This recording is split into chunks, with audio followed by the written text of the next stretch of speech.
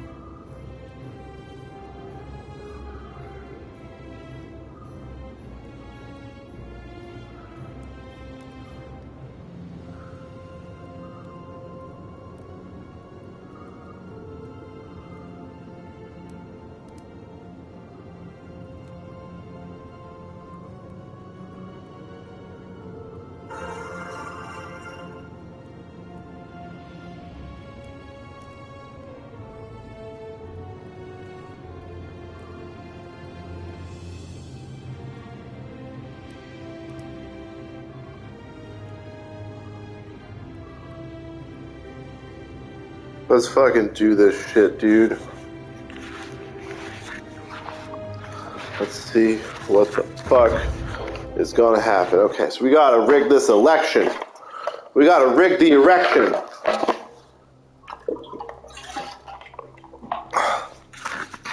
Yeah, who the fuck are you, bitch? Just as the ocean accepts the rivers of... Yeah, we gotta hurry the fuck up. Okay. I'll be going now. Bye. Ugly ass bitch. We gotta run places. Okay. He listens with their ears. Well, that's fucking rude. Where's that goddamn cocksucker, you know? We gotta... What's going on here? Ayo, bitch. You breaking the goddamn golden rule, you stupid cunt. Ugh. Need to fucking murder some bitches or something in here. Alright, whoa. The fuck is this place? What you mean it's locked? Talking about locked. Talking about locked.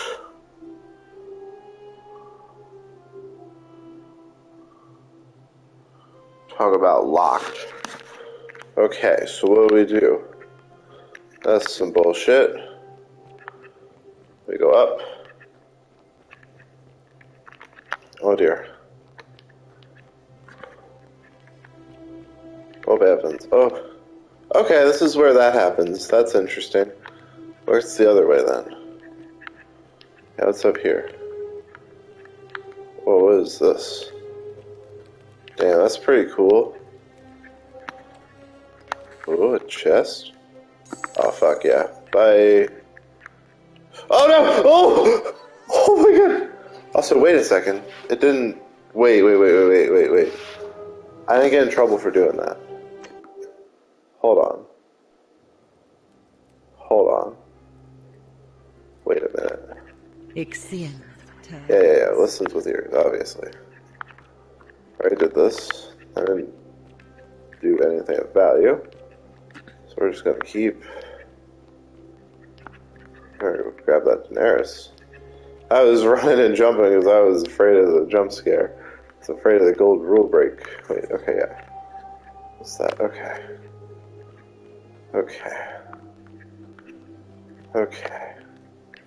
Well, that's mine now. Thanks. Dude. Huh, I guess that wasn't illegal.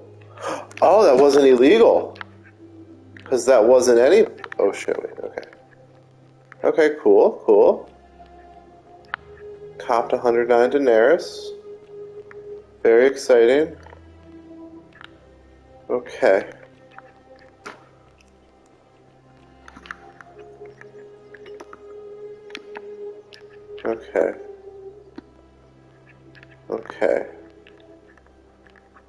Oh? I did not do it. Well, I believe you. I didn't do it neither, though. Hello? Whoa! A prisoner. Hello? My name's Dooley.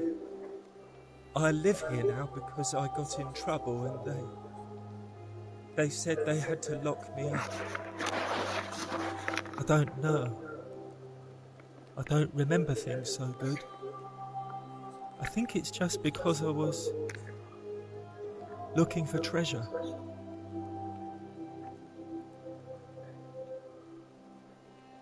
Yes, but I wasn't. I was just looking.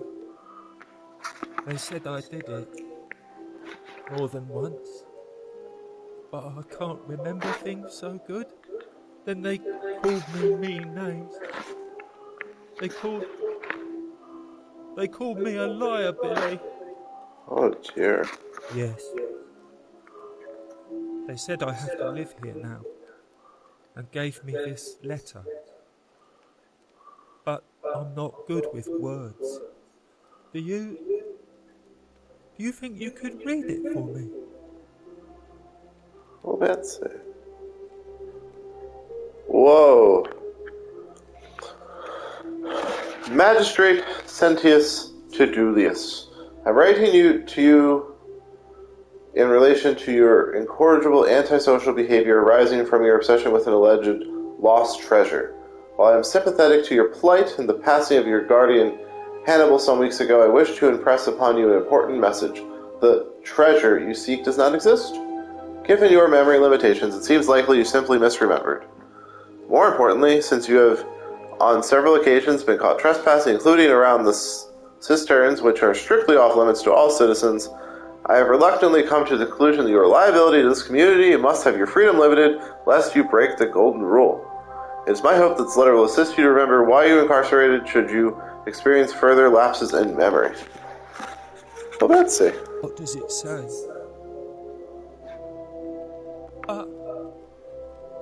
My treasure. Treasure? What treasure? My friend Hannibal used to look after me. And he said he always would. But then, he died. It was very sad. He said, if anything ever happened to him, I had to find something very precious hidden away. He gave me this key and made me promise to keep it safe until I found the treasure. But I couldn't find it. All I remember is he said something about the cisterns, but when I went up to the high one, they put me in here. Now nobody looks after me, except my friend Galerius and Ek, the priestess lady. She's a nice lady.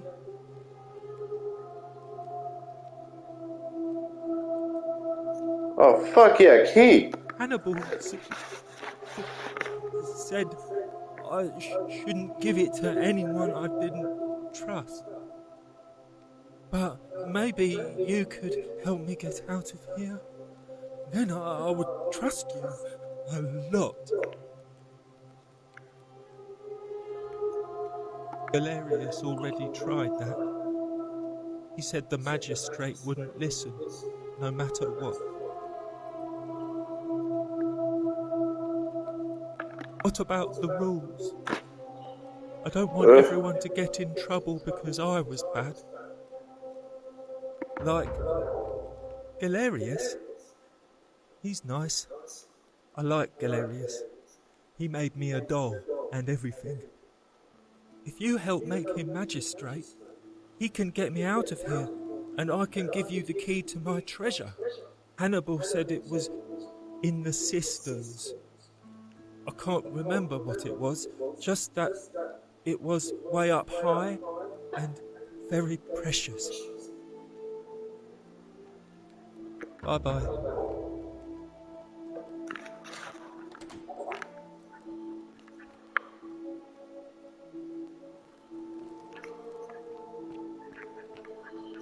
Okay.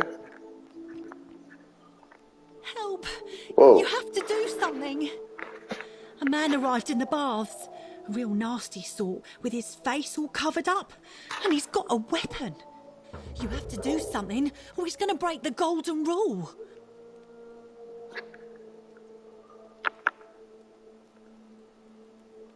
None of us do. The magistrate made us throw them all into the chasm. So now this man's bow is the only one in the city. You'll just have to improvise. Are you daft or just callous? If you don't stop him, we're all going to die. Just callous good luck.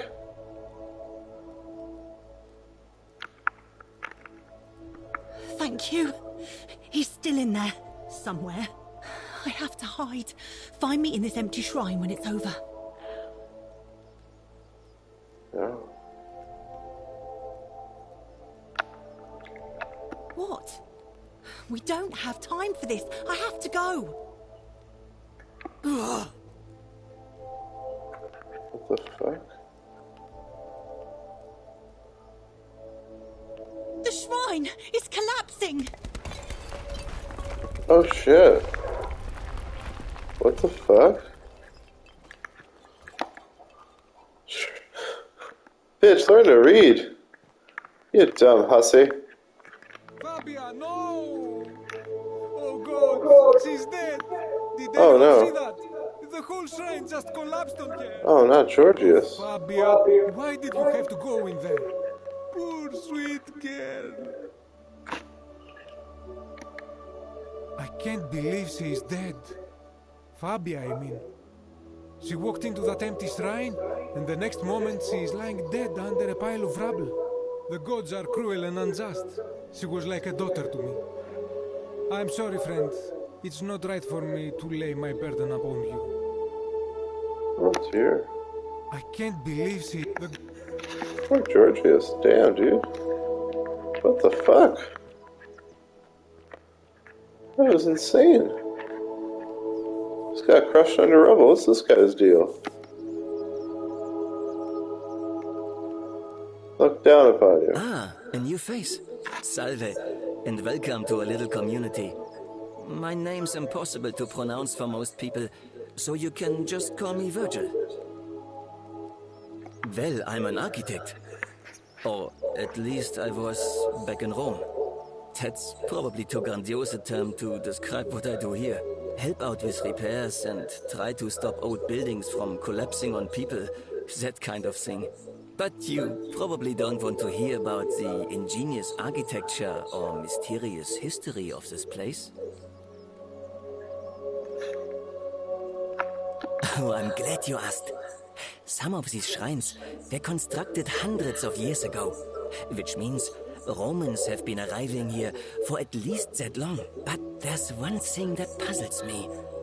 The oldest shrine in this avenue isn't Roman at all. It's Greek.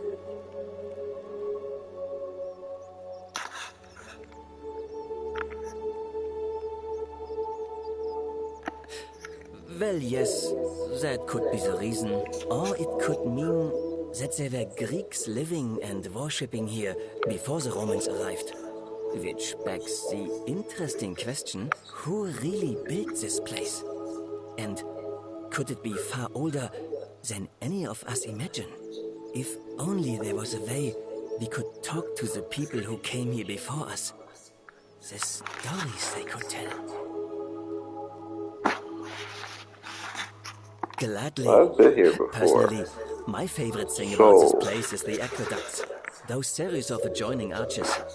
They're an ingenious feat of Roman engineering with a very practical purpose.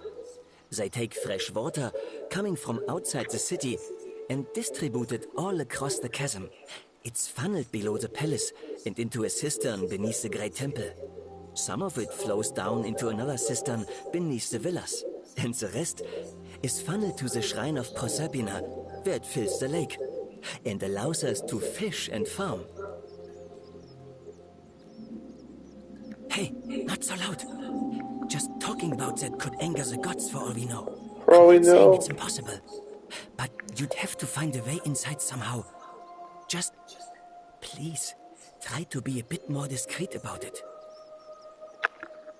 You mean the Great Temple? This one's a bit of a mystery.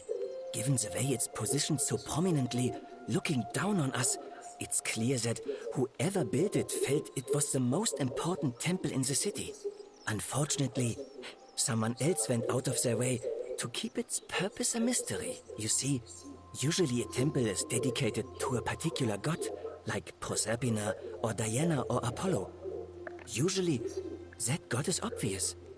But in this case, it's unknown. There's an obelisk out the front, which probably used to bear the name of this unknown god. But it appears some barbarian defaced it. And of course we can't get inside because it's locked up tighter than the Temple of Saturn in Rome. And that contains the treasury. So we're all left wondering, which god is that temple dedicated to? And could it be the one responsible for the golden rule? Unless somebody figures out a way inside, I suppose we'll never know. Of course. That was interesting.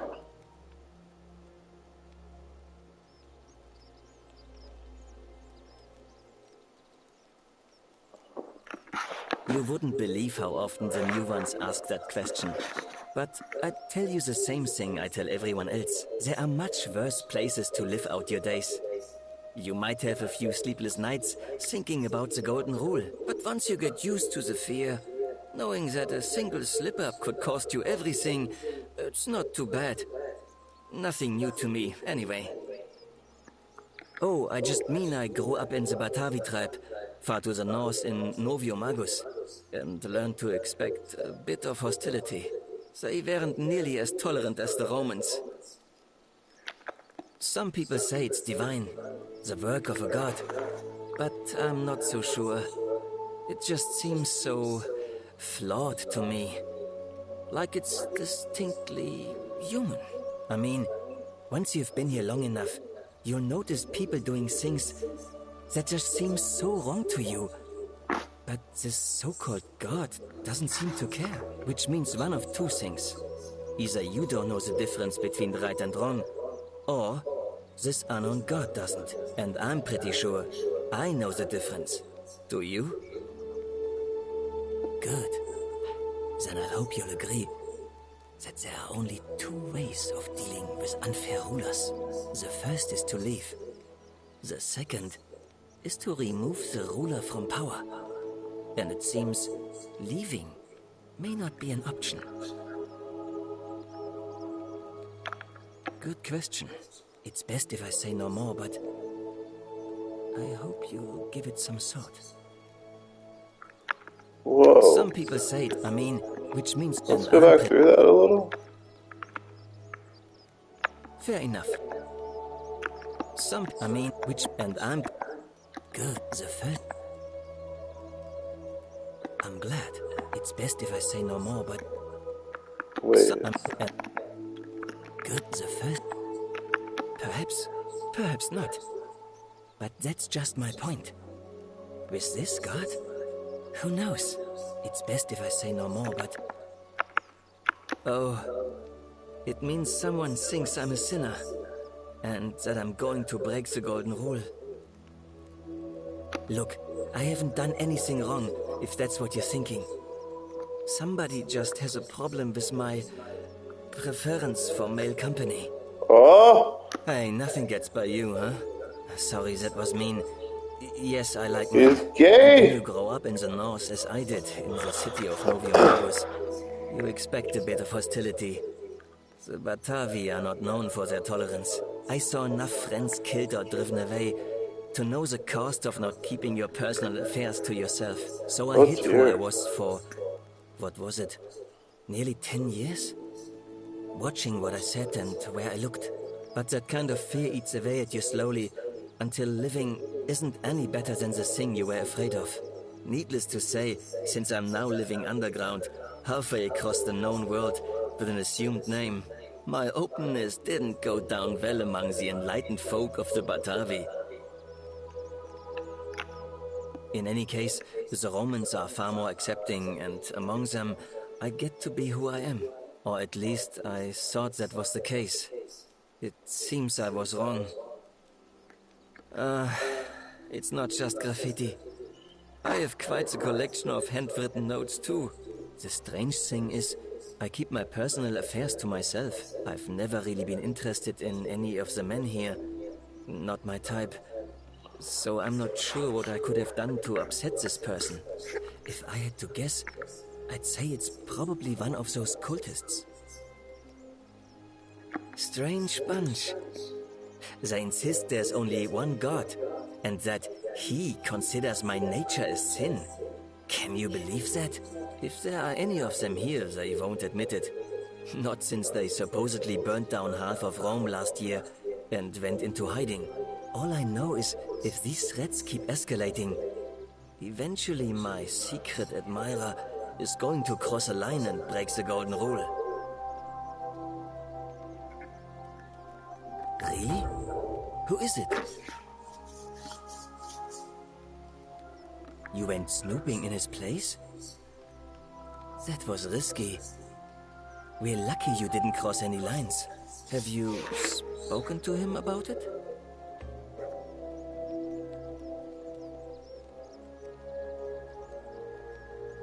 I would talk to him myself, but I think that would just inflame the situation. It's probably best if you do it, if you don't mind. Well, Malleolus is talking about loosening some of the restrictions in this place. And while it's all a bit vague, at least he has a vision. My vote isn't for sale, if that's what you're asking. If I was a dude, it would be. Fuck your slutty ass.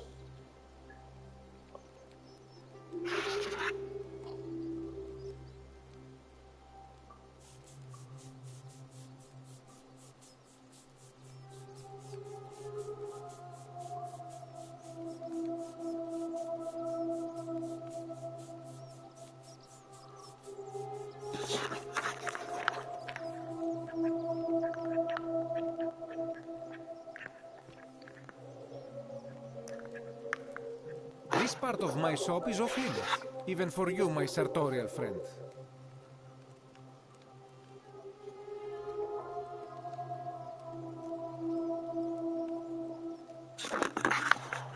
Whoa.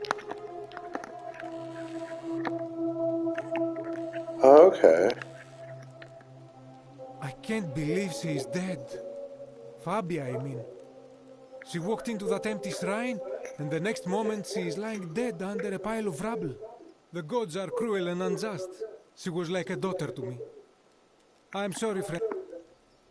He won't even talk to me. This is worthless. Stupid Georgius. I should just steal his gold and be done with it. Wait, where's this merchant? Oh, is that the merchant?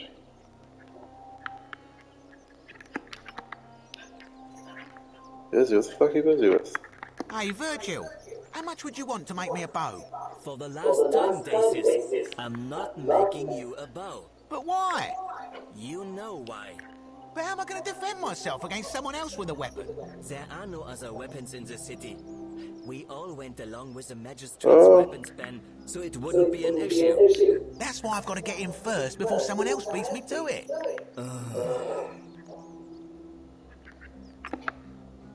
Salve, stranger, and welcome to our idyllic little slice of the Empire.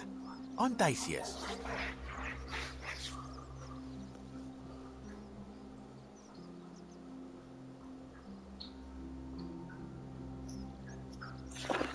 Certainly. All I ask is a reasonable price of 1,000 denarii. What the fuck is this shit? Oh, it's perfectly legal. Simply a question of supply and demand, I'm afraid. Take it or leave it. I don't know what to tell him. Hear what? You sure you're feeling all right? If you're here... She claimed the statue was whispering to her. Nobody else could hear it. Then she shut herself in the palace and we never heard from her again. But I digress. Do you want this Silphium or not? Well, if you did that, you'd break the golden rule, and we'd share the same fate as the last lot who lived here. Is that what you want?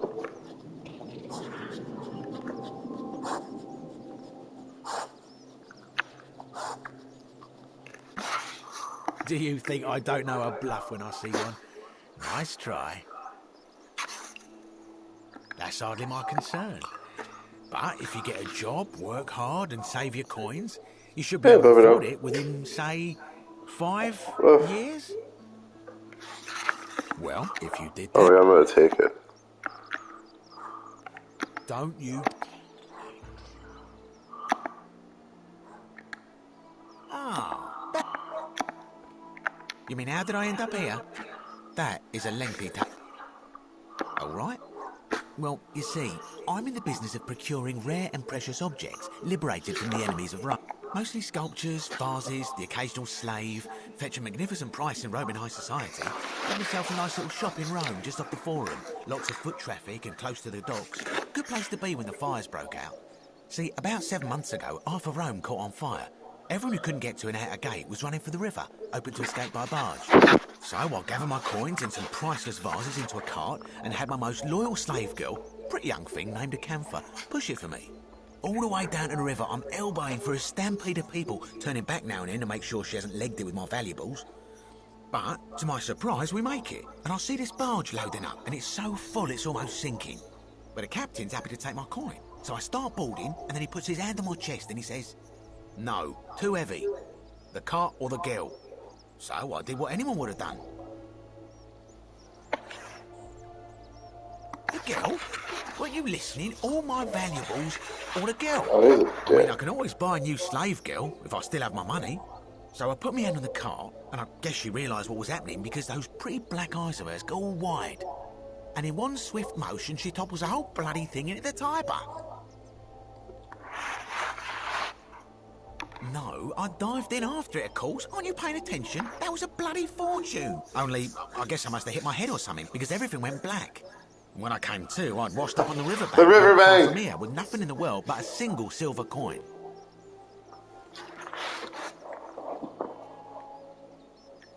Thank you, friend. But it turns out it might have been a stroke of good fortune, because this place is a veritable treasure trove. Look around you. There must be more gold in here than in the treasury of Rome. If I can just figure out how to get it out of here. I'm afraid not. If you're desperate, I did hear that Aurelia down at the tavern claims to know of a way out, but I'm not sure I trust her. Some people here are a little shady for my liking.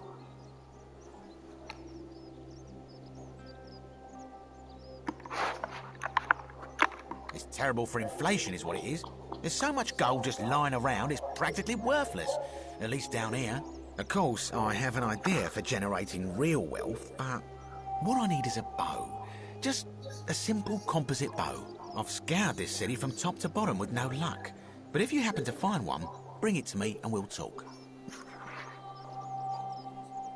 Thank you, friend. Malleolus. I mean, Sentius couldn't even keep his daughter safe. What hope does he have of protecting us?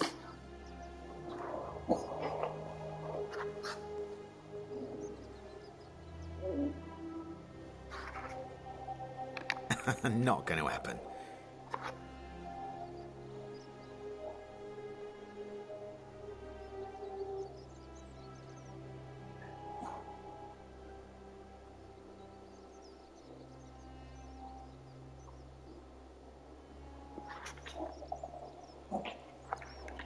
Very well. Another time.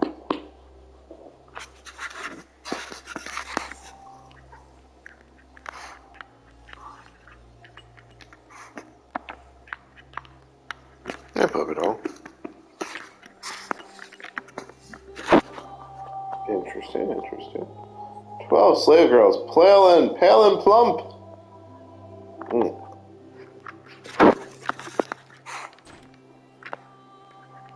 Keeps his chest locked. No, puppy dog. Here.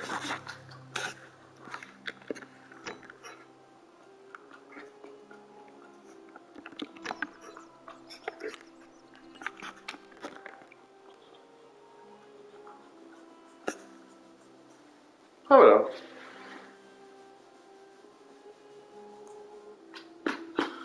You get the pets. You get the pets. Ugh.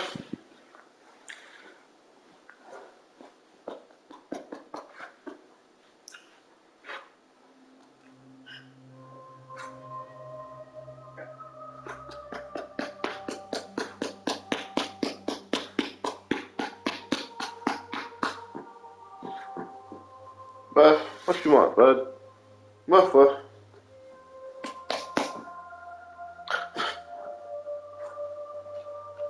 Yeah?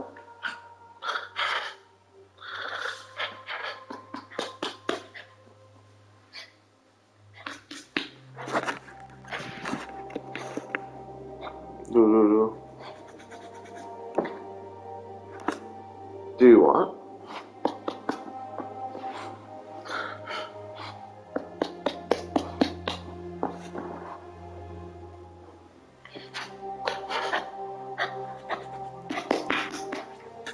Are you a good boy? Yeah? Whatever's in that great temple up there on the bluff, I bet it's worth a fortune.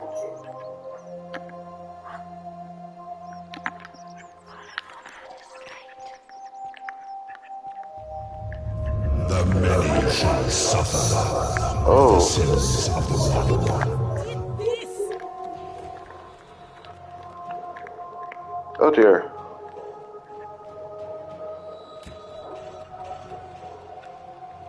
Okay. What was illegal? Run it out. Do, run it out.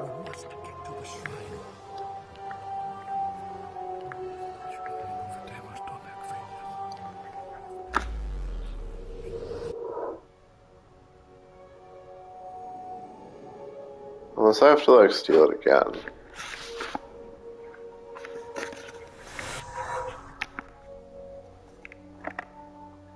No, I've got it. Perfect. Ugh, for fuck's sake. Salve, friend. I'm Galerius. Mind... what? I'm speaking Latin. You are too, although your accent's a little strange. Oh, I see what you did there. Changing the subject like that. Nice try. But I'll ask again. Who are you, and what were you doing in the shrine?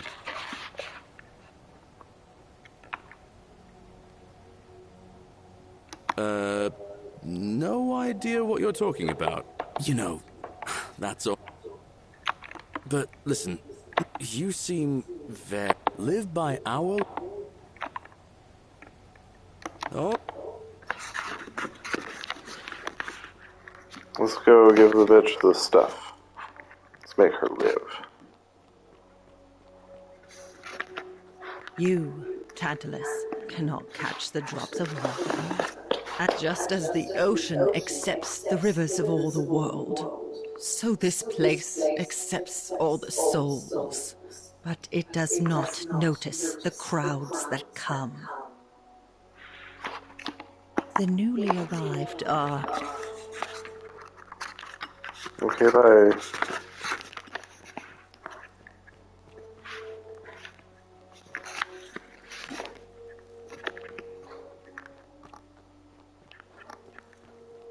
Salve.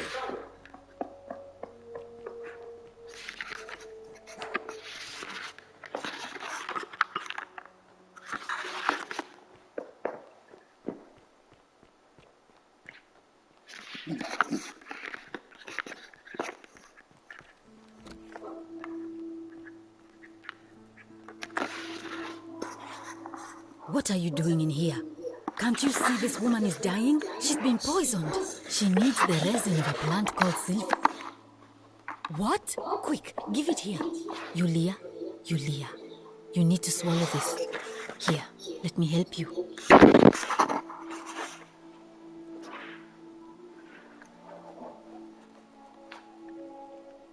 Hopefully, in a moment, she should be able to breathe normally. That was extraordinary. How did you know she needed this exact thing? And at this exact moment? Are you some kind of oracle?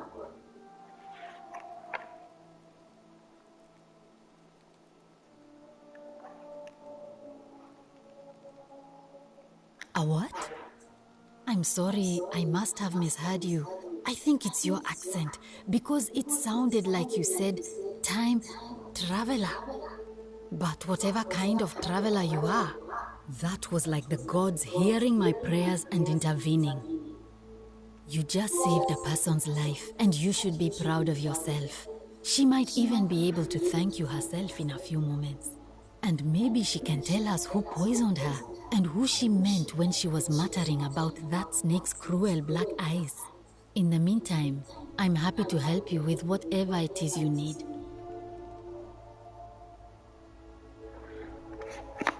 That's a shame. Thanks again.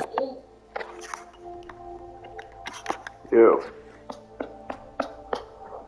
Oh, it's you. Sorry, I'm still a bit out of it. But thanks for trying to help me, I suppose. Was there something you wanted? Lucretia says I'm supposed to rest. As much as I'm grateful that you tried to help me, it's just not safe for me to talk about it. Please, no more questions.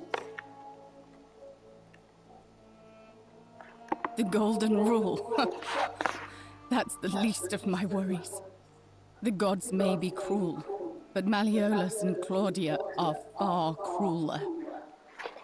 Please, just leave me alone. I don't want to talk about it. Persistent as Nemesis, aren't you? I can tell you, but it's a long saga. All right. I'd been here about a week when it dawned on me I'd be trapped here for the rest of my life. I could hardly breathe, and I knew I had to get out somehow. So when my new friend Aurelia offered me a secret way out, I would have done anything. And then I learned her asking price. 1,000 denarii. She was supposed to be my friend. I told her it would take me years to save up that much. So she suggested I take out a loan from Malleolus. And I did.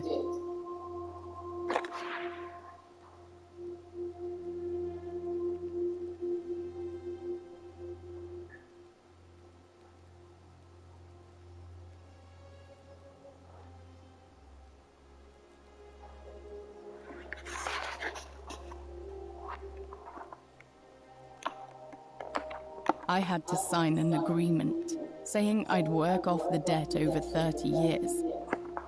But I figured I'd be out of here so soon it wouldn't matter. I paid Aurelia, and she gave me her so-called way out.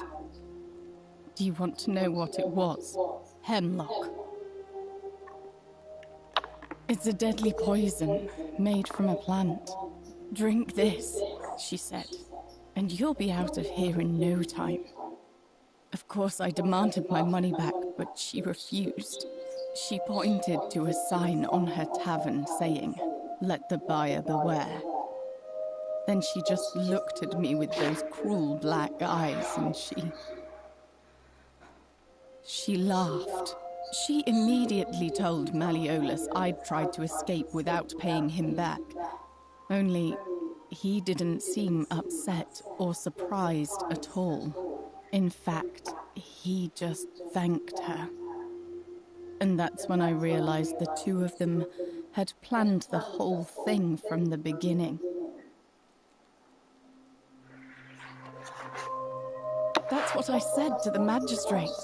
I went to Sentius and begged for help, but he said the law was clear. I'd signed over my labor for 30 years, and there was nothing he could do. I thought about resisting too. But Malleolus said if I didn't submit, I'd break the golden rule. And I couldn't be responsible for all those deaths, so he locked me in his villa.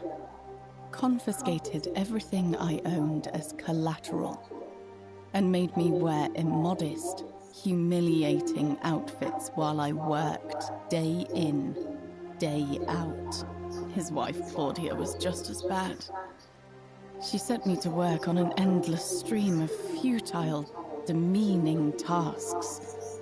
I'd be on my hands and knees, scrubbing the floor clean for hours, only for her to pour slop on it and hiss, "You missed a spot." Those two took everything from me. But they forgot to confiscate one thing. My hemlock. I just wanted it to be over. But it seems I messed that up too. Should have drunk all of it. I brought it on myself. I trusted one of the most callous human beings I've ever met, and tried to swindle the other. I don't know how I could have been so stupid. When I've recovered, I expect their thug Domitius will come for me. He'll escort me back to their villa, and I'll be right back where I started.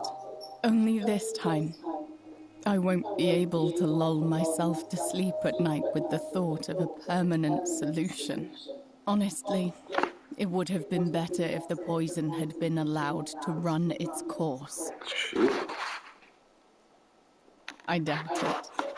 It seems this is the fate the gods have chosen for me, for trying to escape. At least until someone breaks the golden rule. Huh. Maybe it wouldn't be so bad. A lot. But it doesn't matter. I made a suicide pact with Ulpius last night. He's in exactly the same position as I am. Malleolus and Aurelius set the same trap for him a month after they did it to me. He and I are in this together. He's probably already thrown himself from the bluff into Malleolus's villa by now. If so, I'd never be able to live with myself, knowing I broke my promise to him. I doubt you could make it up to the bluff in time.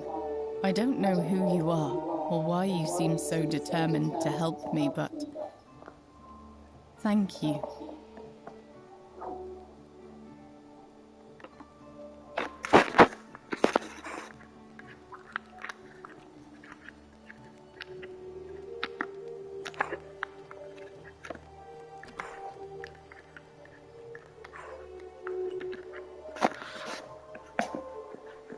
Feeling all right? That's a shame.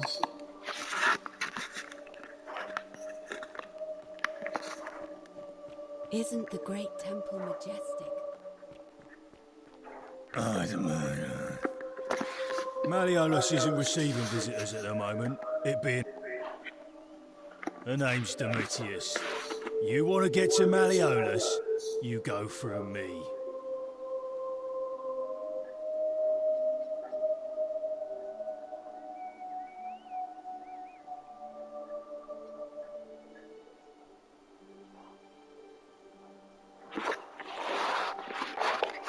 Too bad.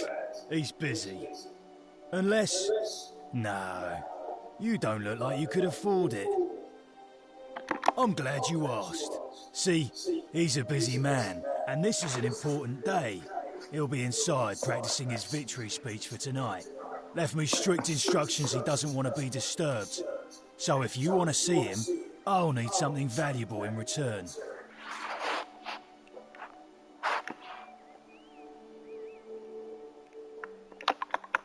Bribe? That's such an ugly word. What I'm looking for is more of a tribute to me, your soon-to-be patron.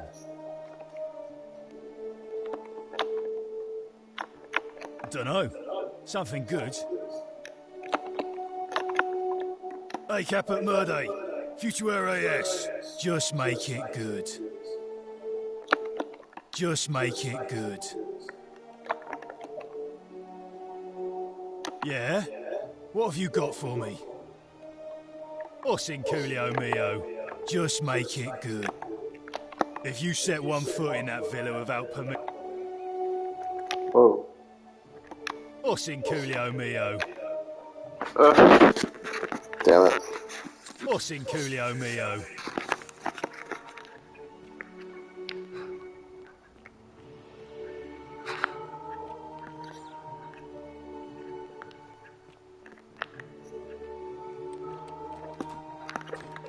Locked?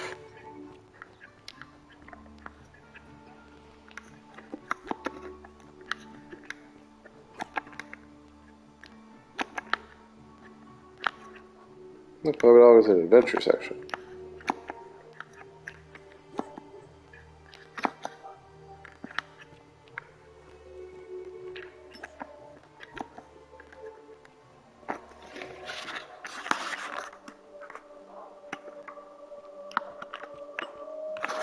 No, we're just gonna let him kill himself.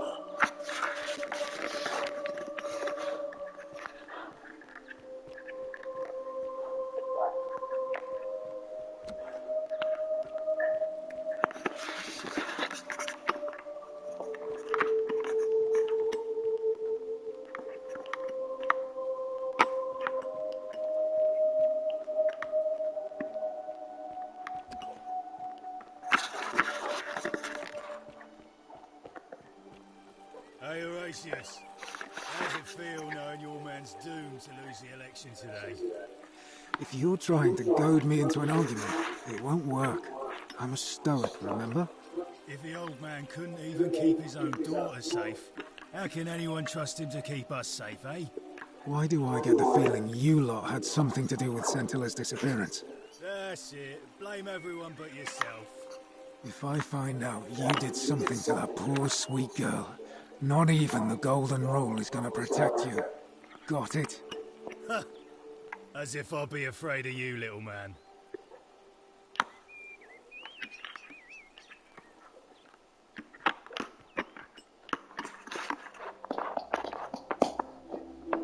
What's in Coolio Mia?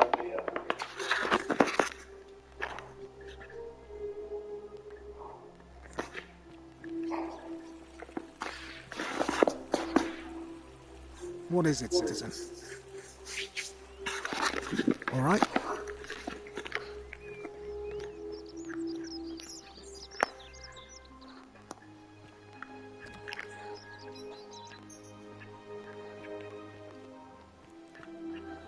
Oh, another one fresh out of the baths, I take it. Hell yeah. I wish Horatius would stop letting barbarians in here. What do you want? You know, some people say it's the creation of an all-seeing God who's watching everything we do. But what kind of an awful, incompetent God would let my sister go missing on his or her watch? Did you hear that? Curse you, you coward! Where is my sister? What do you have to say for yourself? No response. Nothing. That's what I thought. I'm telling you, this mysterious god of ours has to be asleep on the job. Either that, or, like people are saying, it really is just a children's fable my father is exploiting to frighten us into behaving.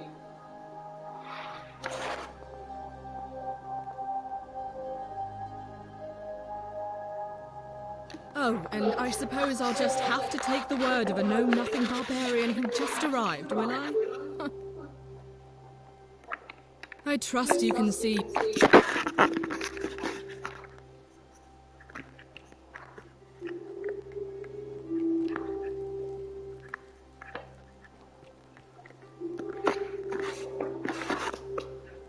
We're finally alone. I assume you already know who I am. May I know your name? Yeah? Wait, if I understand correctly, someone is about to break the golden rule, forcing me to create a portal in time to bring you here? I must have entrusted you with figuring out who the culprit is. Only, I assume we failed, and you had to start over. Is that about right? If so, what happened? I see. Look, it's unfortunate, but all that matters now is that you make use of what you've learned and gathered and do better next time. Now, I assume you've sought me out again for a reason.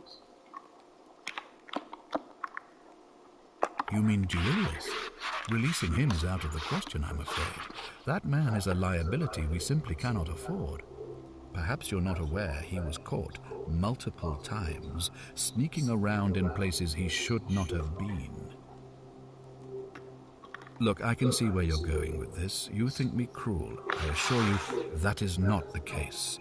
You may not be aware of this, but it was not so long ago, during the Republic, the law of the 12 Tables would have required that he be killed as soon as he was born, owing to his deformities. Here we see to it that he has food, water, and shelter, and most importantly, he is able to continue living. A privilege that would be taken away from all of us were he to be released and commit the crime of trespass. The man has no self-discipline, poor comprehension of what is going on around him, and is an incorrigible rule breaker. I will not jeopardize the lives of my people so that one man can go free. Now, was there something else?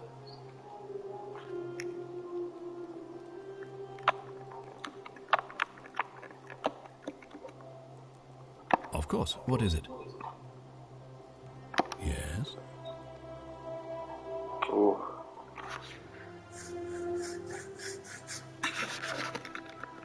Why do you say that? What? I'm speechless. How do you know? Of course, this isn't your first loop, is it? Well then, you must stop him from winning the election. I expect you'll need some kind of leverage on him, but I can't be seen to be involved in this, of course, so you'll be on your own. You better not waste any time, and may Swada, goddess of persuasion, go with you.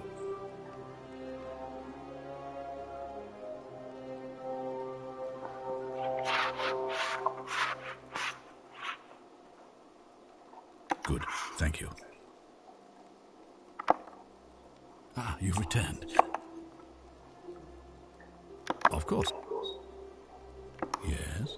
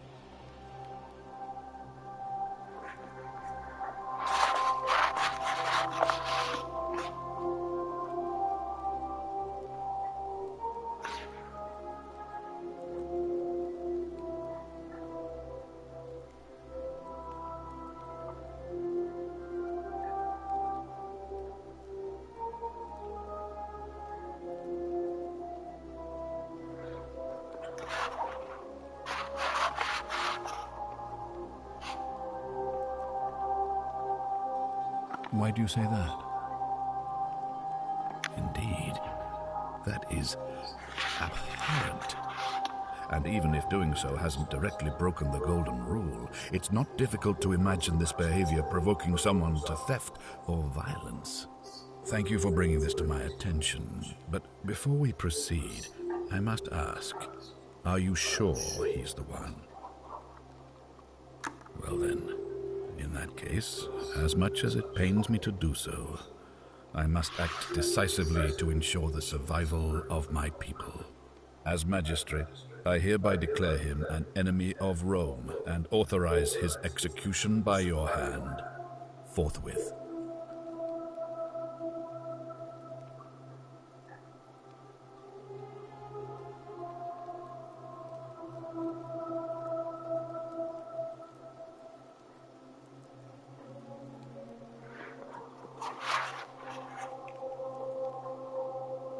Any way you can.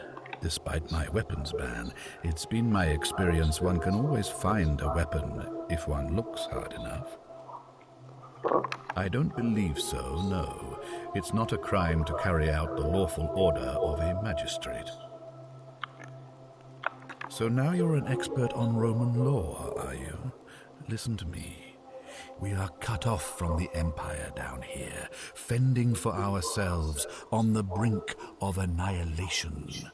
If ever there was a time to dispense with legal procedure, it would be now. Think of it as an act of preemptive self-defense. Think of the lives you'll be saving.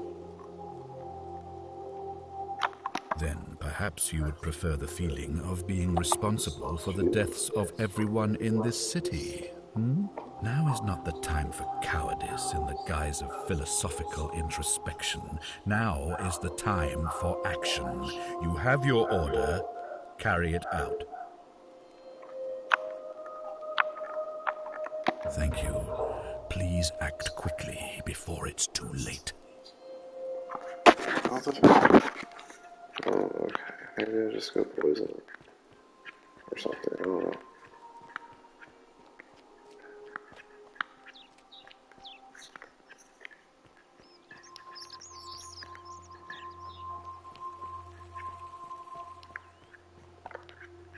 What now? Keep an eye out for Scintilla, would you? A new face, are they? Interesting. I'm not sure why you're telling me, but you've come to the right person. Did you find a pattern then? What have you noticed?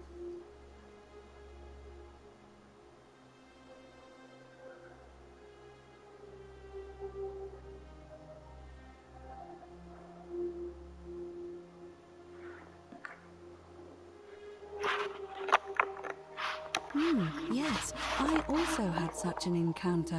What else? Yes, I understand many of our friends were carried here by a river current. What else? That's true. I know I wasn't entirely sure how I wound up here. It's as I feared. I think I understand what poor Livia has been going through. Let me ask you this. Did you happen to encounter a stranger in the forest before you arrived here? And did you happen to catch her name? I see. And was this Karen, by any chance, wearing a hood?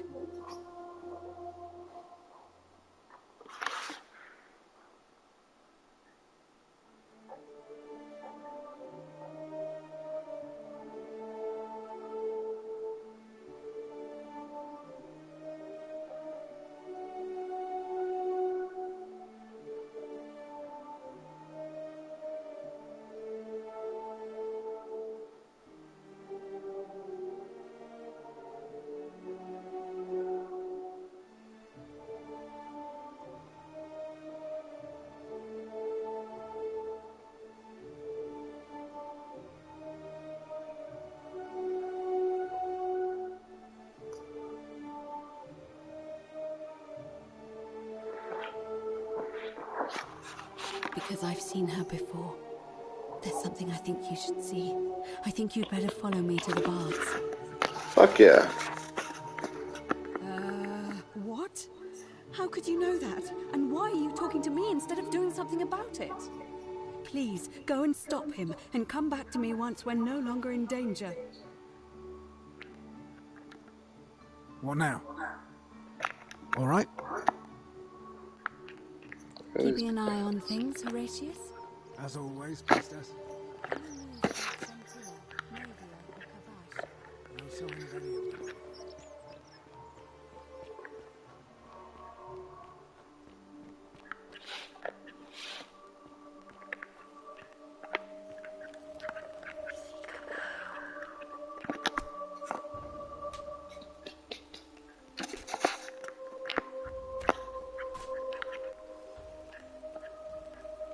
Interesting.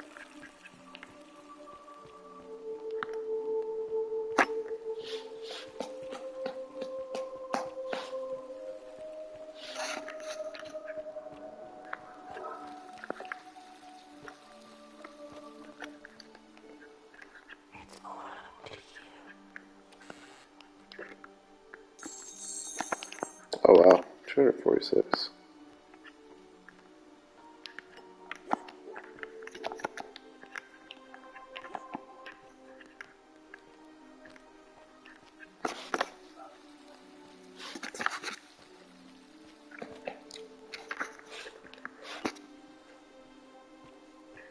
No comfort home.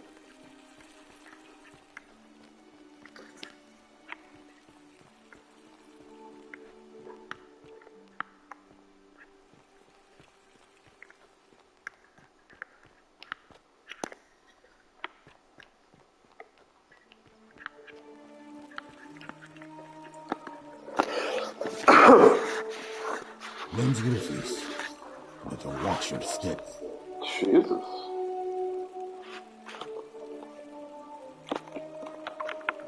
Can't talk long. Got to stay sharp, but...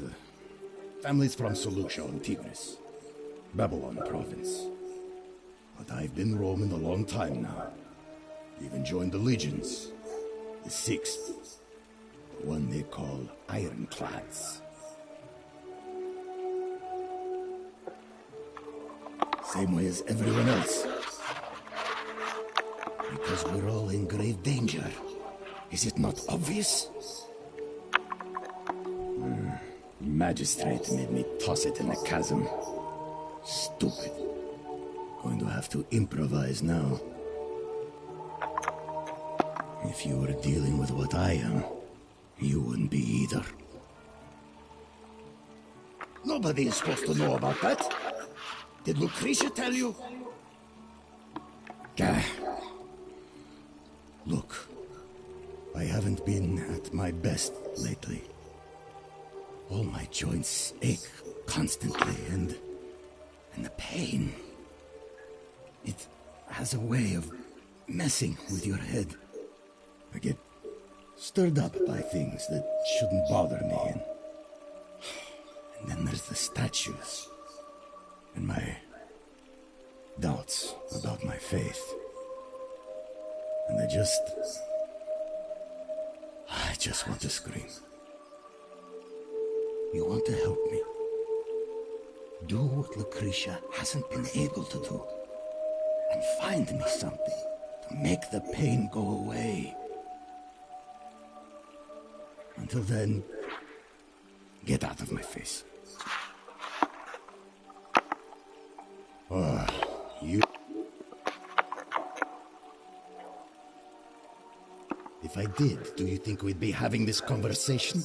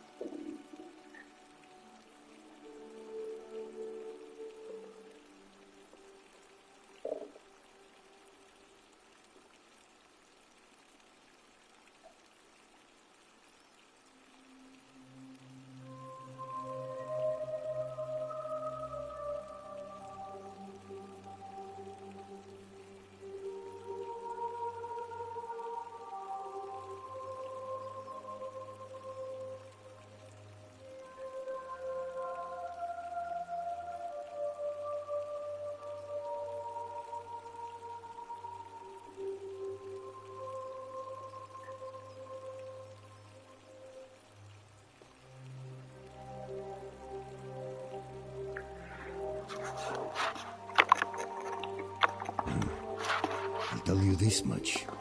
I hate the fact that my survival depends on the common sense of other people. I mean, all these people just bumble along like nothing's wrong, while we're one bad decision away from being wiped out. Like the last lot of people who lived here. Seems like I'm the only one ready for what's coming. Whatever that is. And when it hits, it's everyone for themselves. You've been warned. I don't know. But did you ever get the feeling some of these statues are watching us when we're not looking? Like they're waiting for something. I don't like it. Of course I am.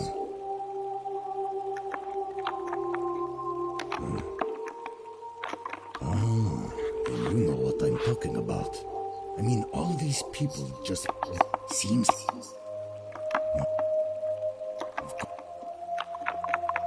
No, no idea what you're talking about. Yes, so what? What are you going to do about it? And why should I?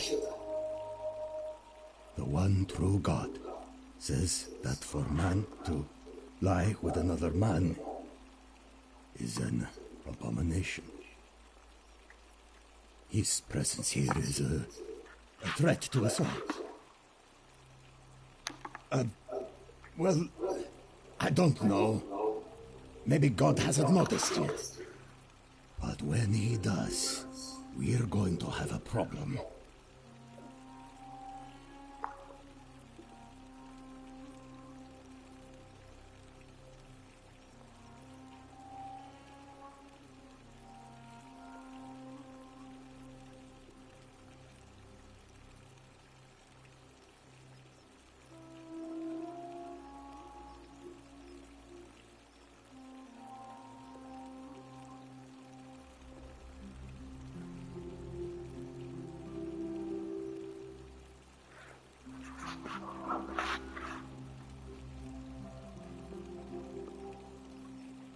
Well, I wouldn't get so angry if he wasn't so... you know.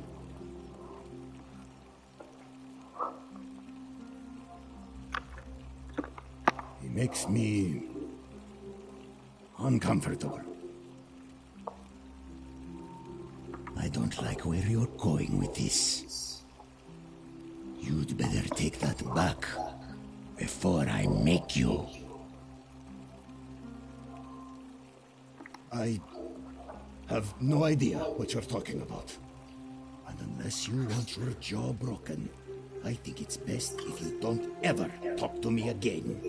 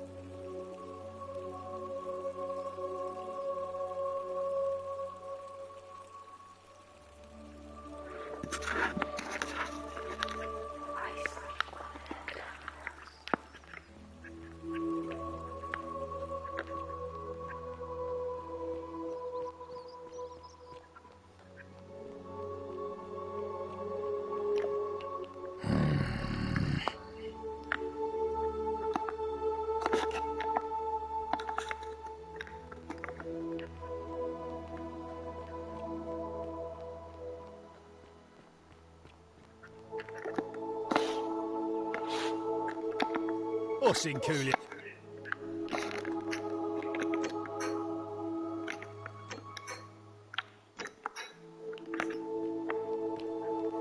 Hey, you're not thinking about going into the cistern, are you?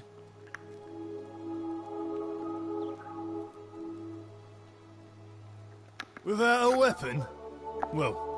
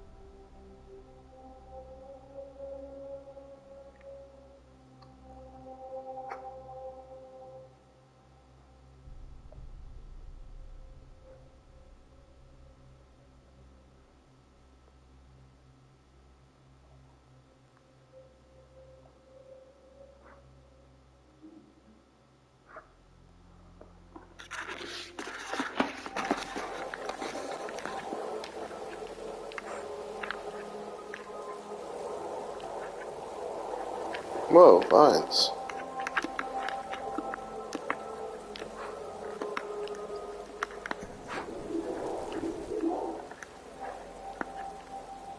God, I'm too fat.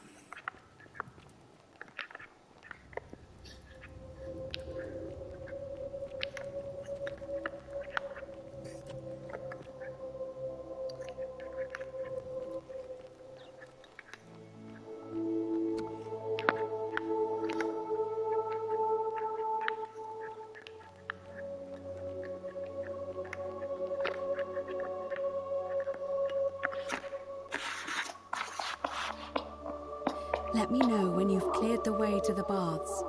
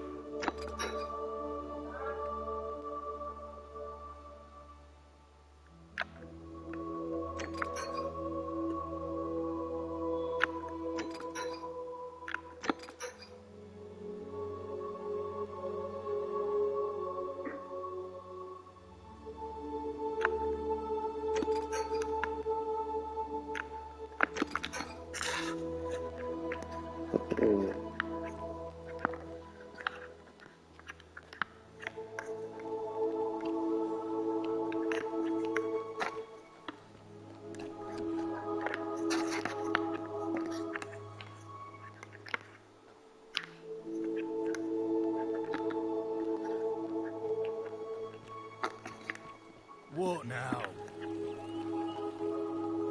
Are they?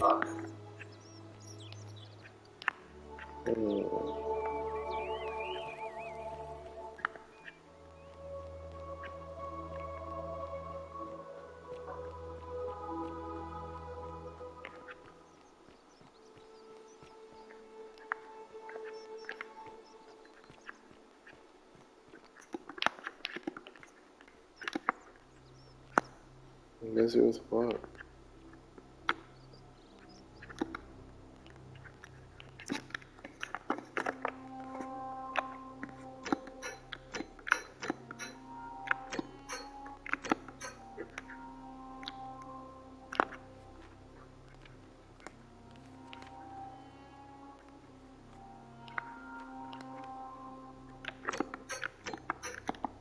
Hey, Virgil, how much would you want to make me a bow? For the last time, Dacius, I'm not making you a bow. But why? You know why. But how am I going to defend myself against someone else with a weapon? There are no other weapons in the city. We all went along with the magistrate's weapons ban, so it wouldn't be an issue. That's why I've got to get in first before someone else beats me to it.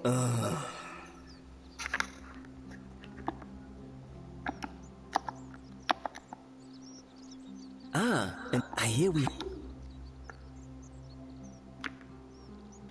Well... Nice... Salve. Salve, stranger. Very well.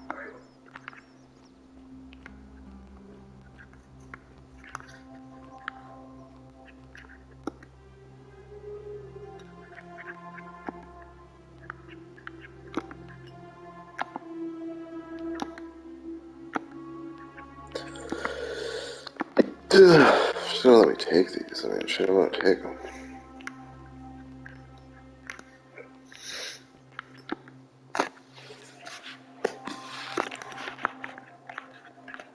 No, I don't.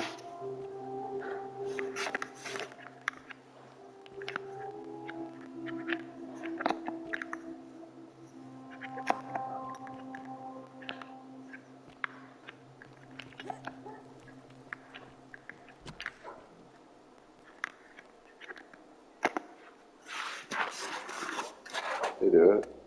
Oh, it's you again. You mean my life story? Oh, well, I grew up as part of a big family in Rome. Me and 3 older sisters. Our father found good husbands for my sisters, but I wasn't, cut out for that kind of life. So he found me a job as a scribe for a prominent merchant. It was a good life for a while, until 7 months ago when the fires came. My colleagues and I worked desperately to try to protect our warehouse. We must have had 100 workers passing buckets of water, chanting prayers to Vulcan, but they fell on deaf ears. The fire was relentless and it claimed everything and everyone. Well, almost everyone. My employer told me to grab what valuables I could and flee for the Tiber with the crowds. I remember diving into the river and then... the next thing I knew, I was waking up on the riverbank not far from here. Thank you.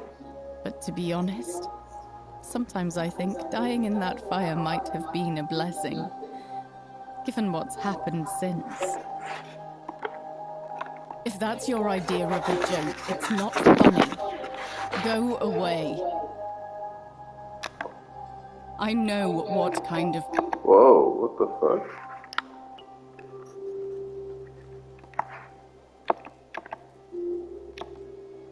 Feeling all... That's a shame. Feeling... Sure. Glad... That's...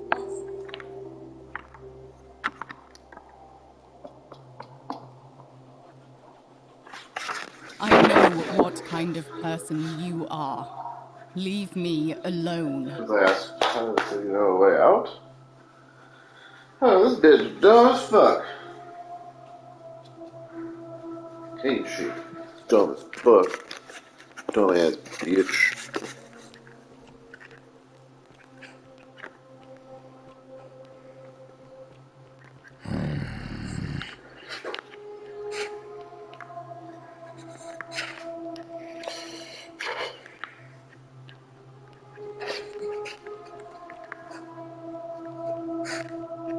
This whole area over here.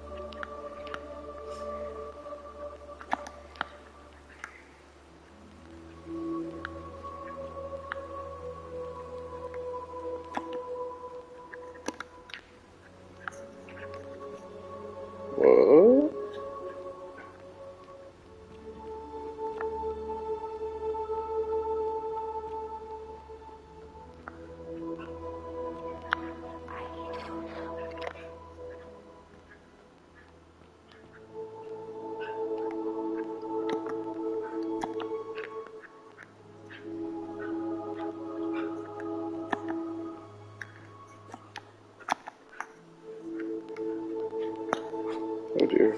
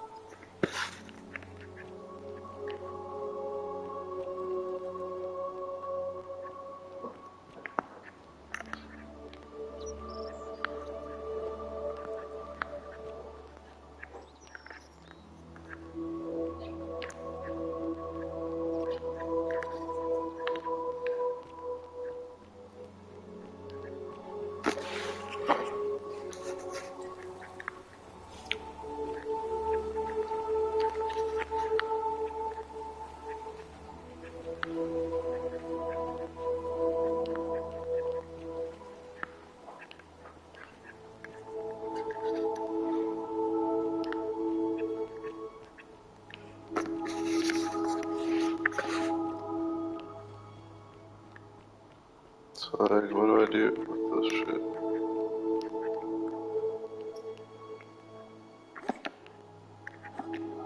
How do I climb across vines?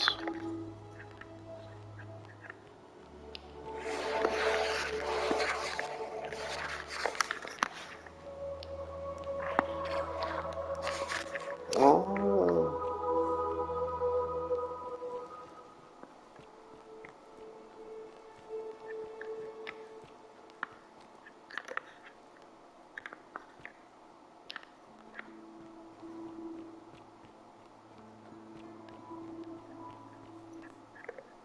Salve, friend. I'm Octavia. Welcome to life under the Golden Rule. It's a ghastly thing, is it not? How are you faring so far? That's good, in a sense. If you're not on edge, you've not been paying attention. But on the bright side, once you've been here a few months, it's slightly less terrifying anyway. We've all been where you are now. I remember when I first arrived. I used to lay awake at night contemplating the big questions. Why am I here? Is there a way out? What is the Golden Rule, and who or what is responsible for it? I still don't have any of the answers, I'm afraid. I don't think anybody does. But I'm happy to share with you what I've learned. Here, in this place, the magistrate has me earning my keep by cleaning and pruning the gardens. It's not quite how I expected my life to go. I used to live in a lovely villa on the banks of the Tiber. I was even betrothed to a handsome young man from a prominent family. But long hours of menial labor for the good of the community has its own charms too, I suppose.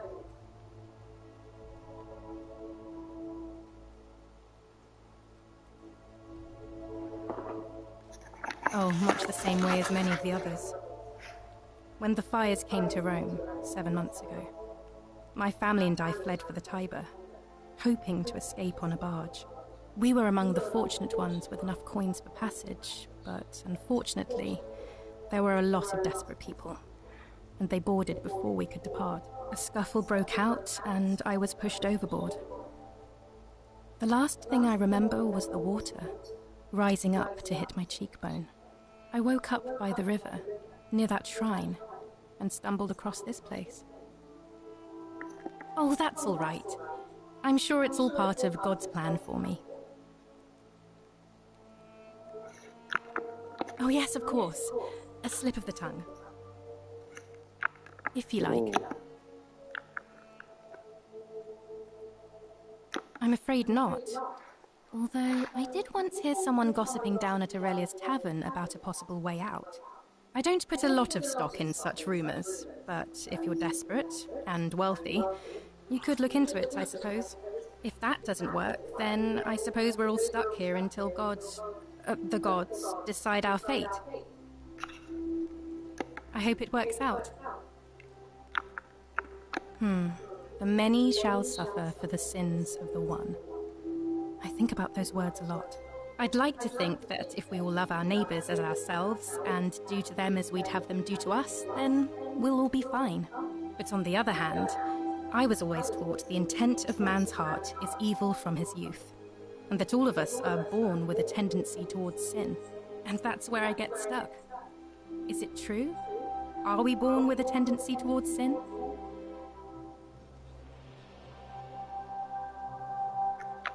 If that's true, then sooner or later, things are going to end badly for all of us down here. Unless, of course, there's some kind of divine intervention. I wish I shared your faith. I'm the fucking Messiah. Please keep that to yourself. I know you're not from around here, but things are very difficult for us right now.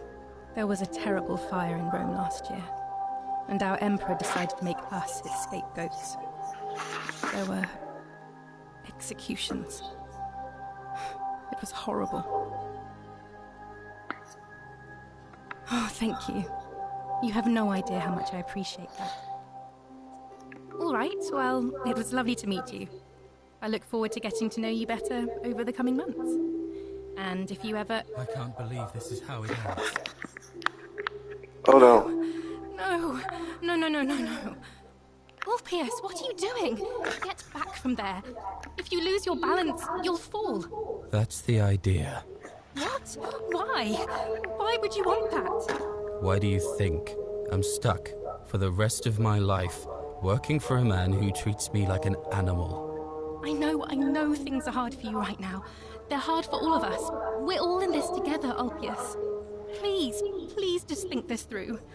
If you do this, it could be the sin that seals all of our fates. Is that what you want? I'm sorry, but I just don't care anymore. Please, Ulpius. Help him. If he goes through with it, it could be the end for us all. I don't know what to do. I've never had to deal with this sort of thing. Please, you need to talk to him. I don't know, but it's a crime for slaves to take their own lives. And a debt bondsman isn't far off. Thank you. And please, choose your words carefully. I'm out. Wherever you are. Scintilla, my love. I'm sorry. Ulpius, no! Whoa! I can't believe he went through with it. That poor lamb. Well, I suppose it means suicide isn't a sin under the Golden Rule. So I guess that means whichever god is responsible for it, it isn't mine. That was not your fault. There's no way you could have given him what he wanted, moments after you arrived. I'll have to let everyone know what happened. And I guess Malleolus will have to clean up the mess in his villa. It's of his own making, after all. And I'd best pray for poor Ulpius.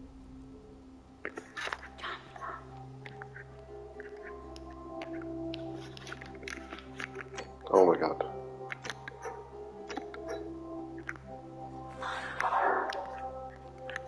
Follow him.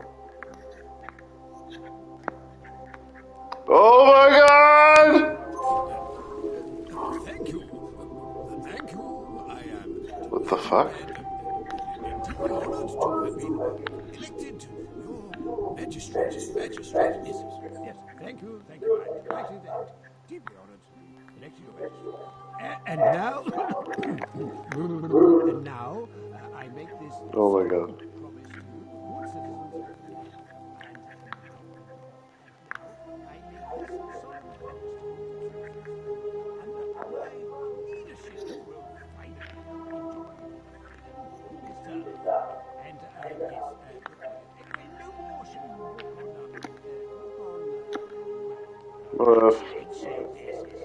No more should walk on eggshells, fearing simply to live and breathe because the tyrant Sentius told you it was forbidden.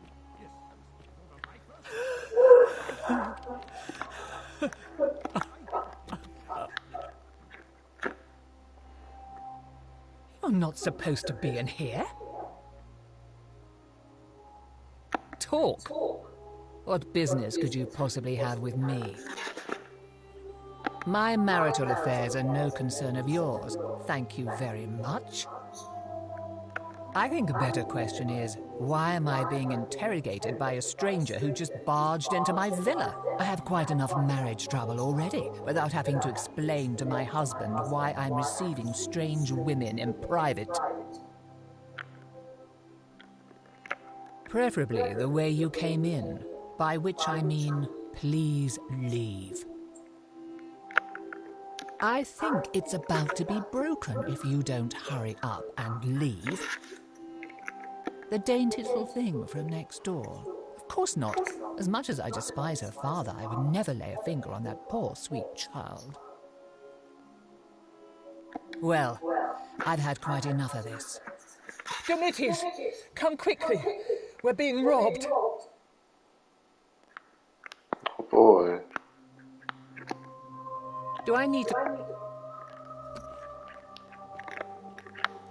Oh yeah, it's getting dark.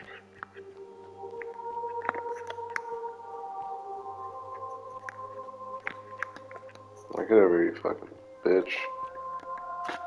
Did you just leap into my villa from the balcony 100 feet above? That was either extremely reckless or impressively clever. Well, why have you risked life and limb to see me? I'm Malleolus, and if it wasn't for this interruption, I'd be practicing my victory speech for the election later today. I'm glad you asked. I'll finally restore freedom to this city, just as I've been promising. These good people have suffered long enough under Sentius's tyranny. By declaring there's no such thing as the Golden Rule, it's a children's fable exploited by Sentius to frighten us into submission. Wait, don't tell me you've fallen victim to that monstrous lie?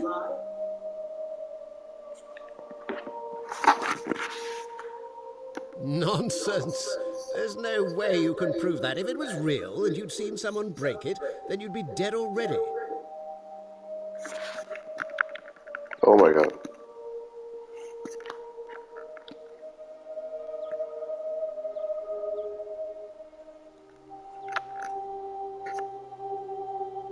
What? Oh, I see what's happening here. Another poor, vulnerable soul taken in by Sentius's machinations. He won't get away with this much longer.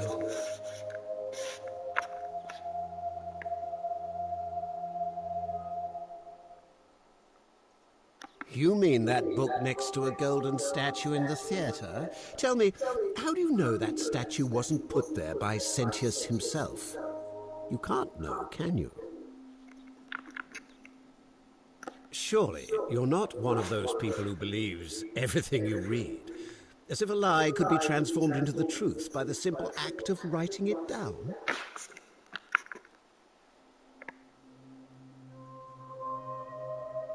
I disagree. I'll be guided by what is best for the city's people, and that means giving them the freedom to do as they wish. True, but that is simply because you are mistaken.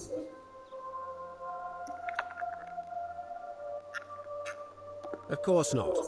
But as I always say, if Sentius can't protect his daughter, how can we trust him to protect this city? Look, if you're trying to find her, you may wish to check the cisterns beneath this villa. Demetrius says he saw a body there some weeks back. Of course, just to be clear, I take no responsibility for what happens to you down there. You mean the children's fable exploited by Sentius to scare us all into doing what he wants? I'm afraid not. We're stuck down here together, for better or worse. We're all going to have to make the best of it. Are you insane? You barge into my villa, uninvited, and then make outrageous demands? Why would I withdraw from an election I'm bound to win?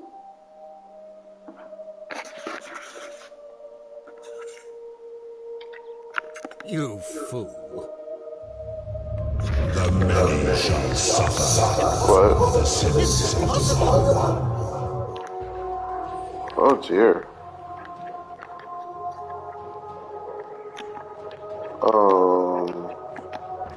Oh, Betsy.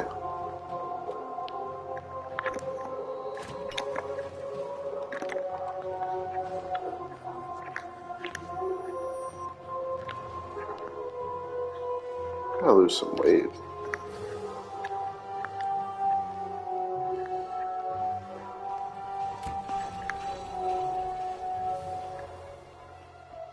Insane.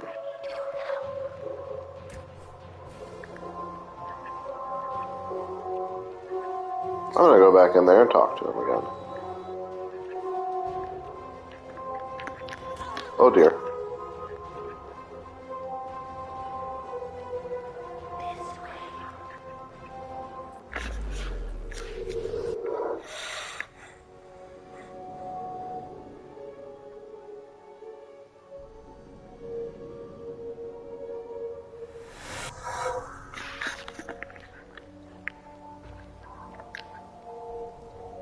Salve, friend.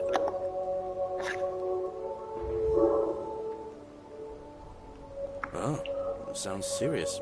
I'm listening.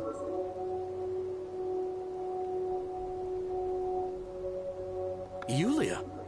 Oh no. All right, I can do that. I'll go, but once I'm done, I'll need you to tell me how you know all of this. Okay.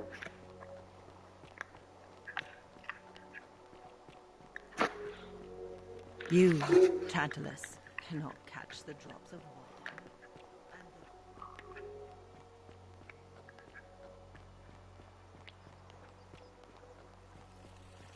On your best behavior, I trust?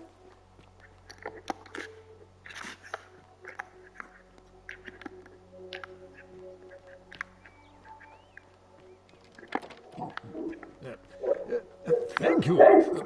Thank you. I am delighted and deeply honored to have been elected your Oh, you know what? Guess I should go save that guy from killing himself. And now, I should have two of them, yeah. Ha, nice. Oi! How did you get in there, you cheeky little stuff? On your best behavior, I trust?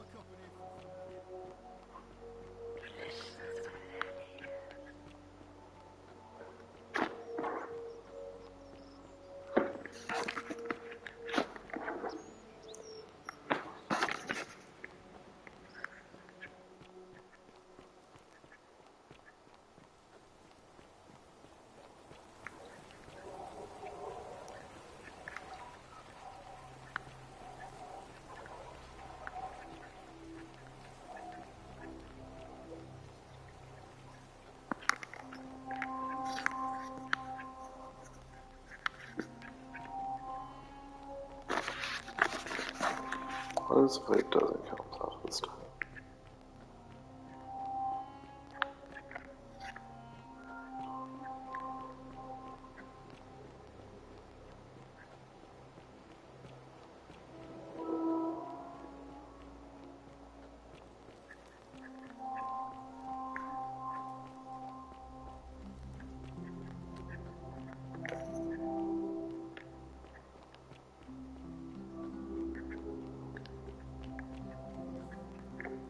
Salve, friend. I'm Octavia. Welcome to life and... Ah, and we've all been... I used to lay... I still do... All right. I can't believe this is how it ends. Let's see. No. No. Orpheus, what are you doing? That's the... What? Why do you think? I know. Please. I'm sorry. Please, help him. Your life... Are you really...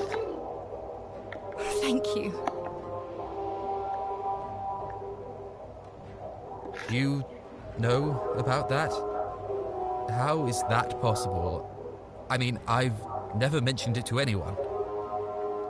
Well, if you say so. You don't understand. I don't want to hurt anyone. I just want it all to be over. It's too late for that. Yulia and I made a pact, and she's already swallowed hemlock this morning. If I backed out now, I'd be betraying her. I can't do that. Oh, really? That changes things a little. But we're still in debt bondage to that monster. Unless you happen to have 2,000 denarii to pay off both That's right, of to our farm debts. 2,000 denarii. Yulia and I are in debt bondage to Malleolus. We might as well be slaves. And that's how much it will take to buy our freedom back. Oh, so it's my fault. Is that it? You know what? Forget it. I am out. Wherever you are. What the fuck? Love. I'm sorry. Ulpius, no! Jesus Christ.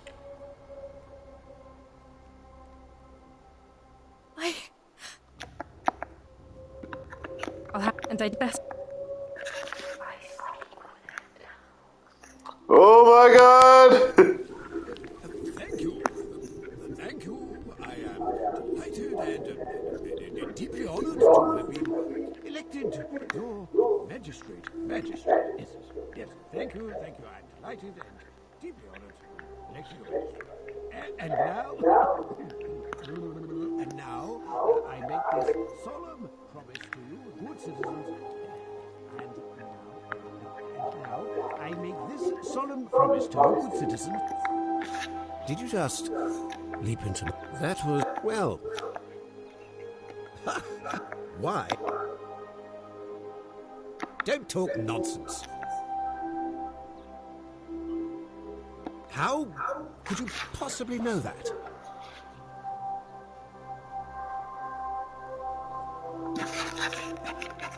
Nonsense! This is nonsense! I don't know how you know about my plans, but I'm absolutely sure Sentius is involved somehow. And now, I'm going to enjoy watching Domitius kill him even more. Now, get out of here! You outstayed your very limited welcome.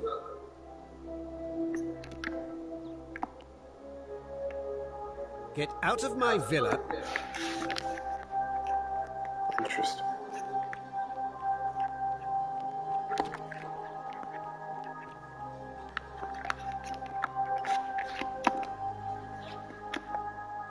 What now?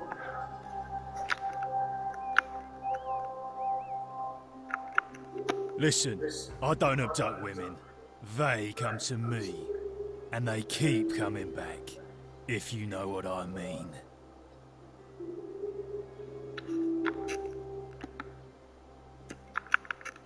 Malleolus, of course. I think it's gone on long enough. And Malleolus is... We've already lined up the votes he needs to win. When Malleolus wins the election, yeah? Listen, you don't know her name. Why? Her name. Why? You want to see me fight? Whatever. Hey, you're not thinking about going into the cistern, are you? Nobody's told you about Hannibal? So, one day, said he could anyway, so I go and hunched over him, a creature. I know what I saw. Good idea.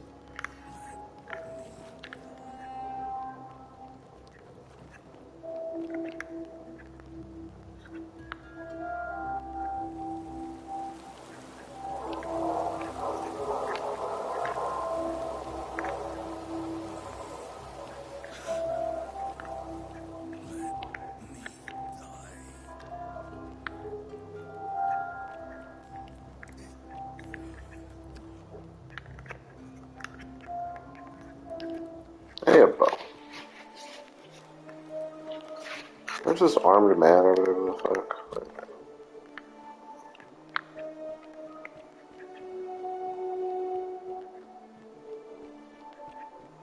Welcome.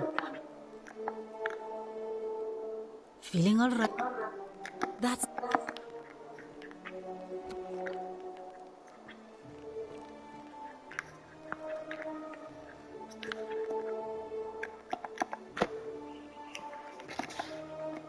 Sorry, was there something you want? Our priestess, but if that's the case, I mean, all it really does is make bad people better at hiding. I've seen Malleolus, Claudia, and Domitius make grown men cry.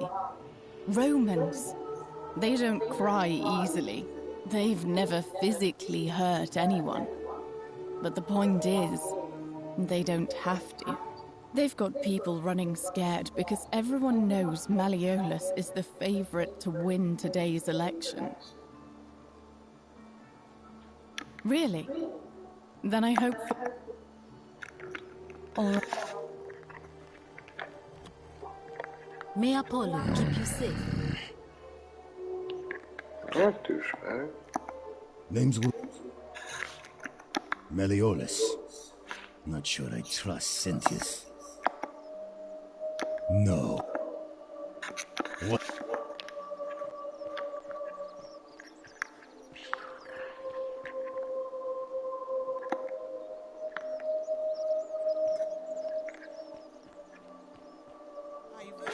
Help! You have...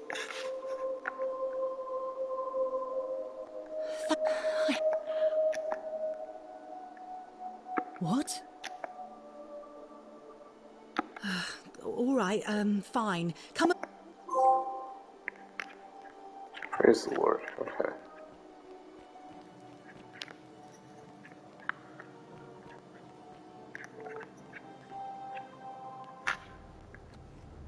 Oh, wow, he's real. Stop right there. I'm looking for Tiberius Quinctius Crispus, otherwise known as Quinctius. Do you know where he is? Thank you. For your service to the Empire, I'll let you live for now.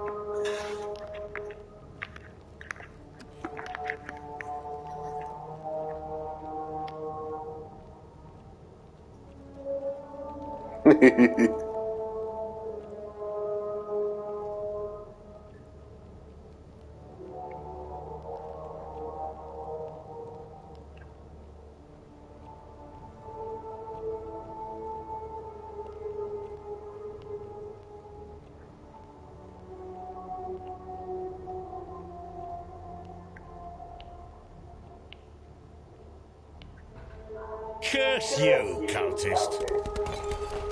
Wow.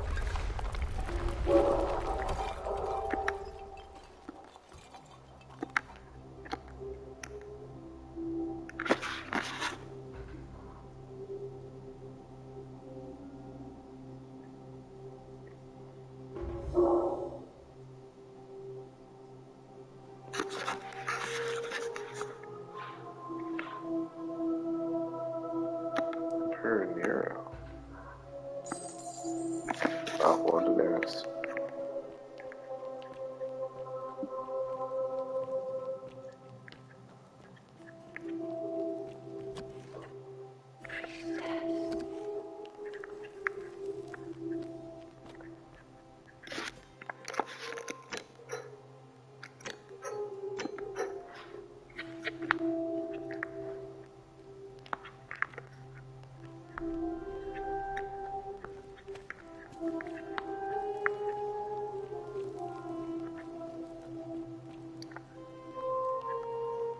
What is this place?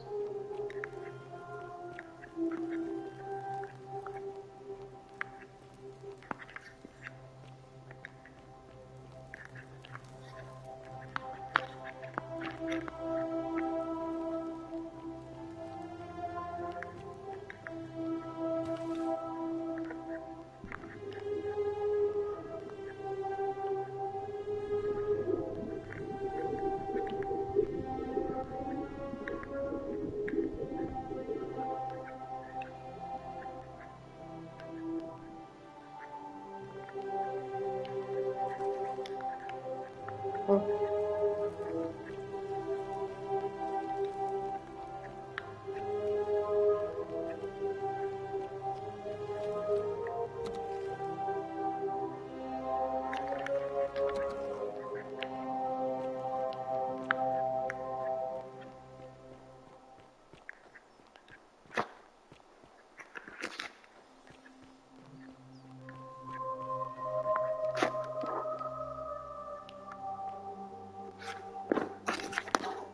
fuck? Why is this door locked?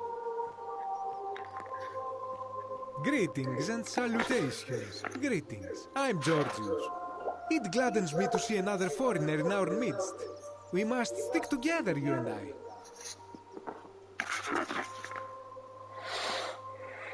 My friend, your words intrigue me more and more. But yes, very well. Ask me what you will. That, my friend, is quite the dilemma. But after some reflection, I'm leaning toward voting for Malleolus. I do not enjoy the thought of another visit from Domitius if I voted the wrong way. Nothing comes to my mind, my friend. My story? Anything... I hope...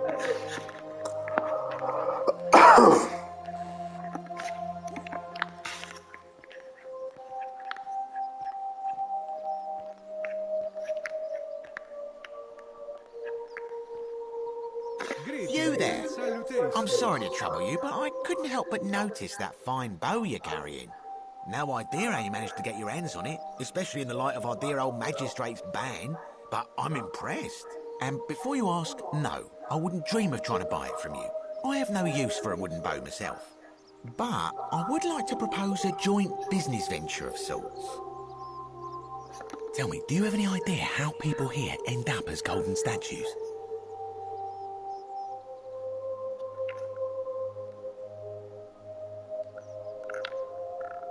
Well, between you and me, I found an old scroll from years ago, hastily written, in which the author claimed something extraordinary and terrifying. He wrote that when the golden rule is broken, statues spring to life all over the city, wielding golden bows and begin firing golden arrows at the inhabitants. Supposedly, one or two of those arrows is enough to turn a full-grown man into gold. Now, of course, that is a travesty, a terrible, horrible waste of human life, which has to be stopped. And yet, on the other hand, I can't help but think of a tale told by that Greek fella Aesop, the goose that laid the golden egg.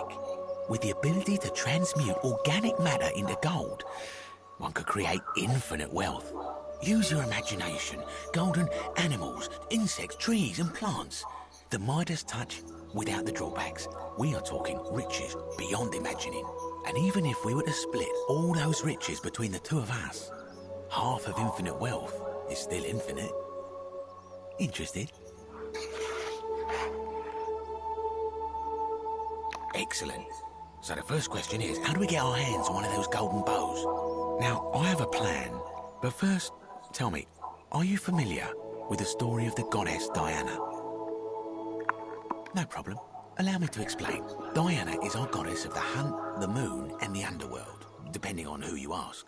The one thing priests and poets agree on is that she carried with her a golden bow and a quiver of golden arrows. And it just so happens that there is a shrine of Diana in this very forum, with a prominent statue of the goddess herself. And would you like to guess what she's holding in her hand? Precisely. I can't tell you how many hours I spent in that temple staring at it, trying to figure out how to retrieve it without breaking you know what.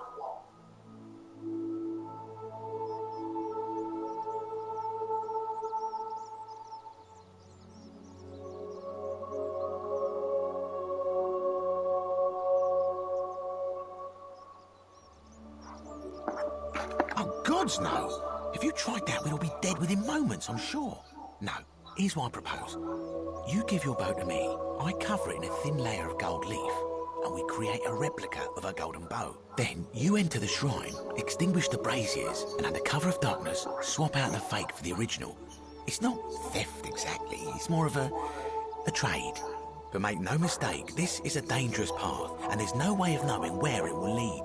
But in my experience, all the best adventures begin with a risky first step. Now, you must have questions. Ask away. Because the gods would see you, of course. Hence my proposal. I'm more of an ideas man, whereas you're obviously the more resourceful and heroic type. I have complete confidence in you. When Prometheus stole fire from the gods and became a hero to all mankind, do you think he was worried about the danger? Only because he was silly enough to get caught. So, are you in, partner?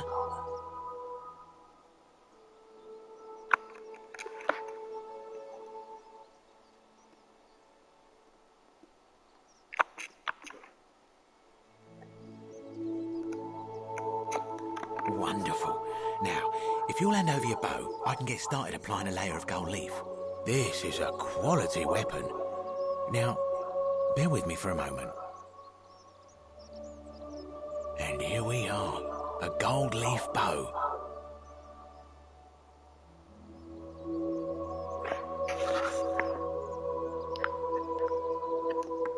Now I've gone and unlocked the Shrine of Diana for you, so as quick as you can, head on inside. It's just at the end of the street on the left. May the gods not watch over you.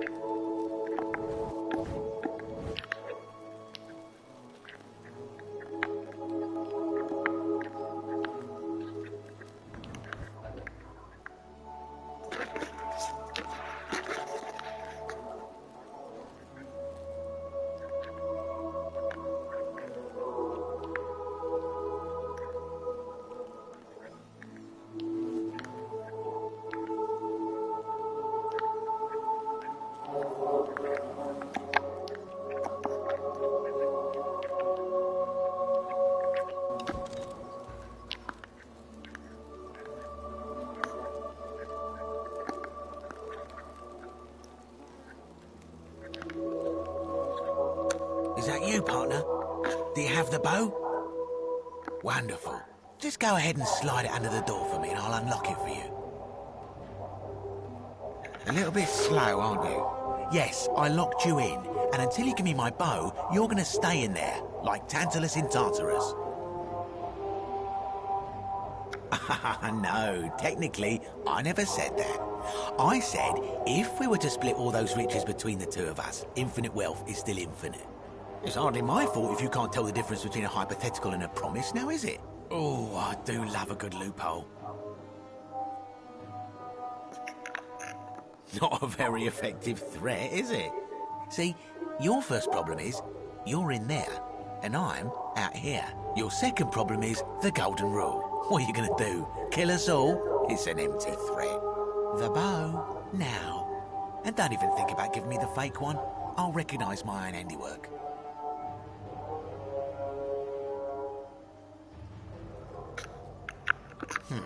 I would reconsider my position quickly if I were you. I'm not sure if you noticed, but you're stuck in there with a hornet's nest, and they can be rather aggressive toward intruders. You know, some say it takes 27 hornet stings to kill a man, but I always wondered how anyone could have known that. Let's find out how many it takes to kill a woman, shall we? Oh dear.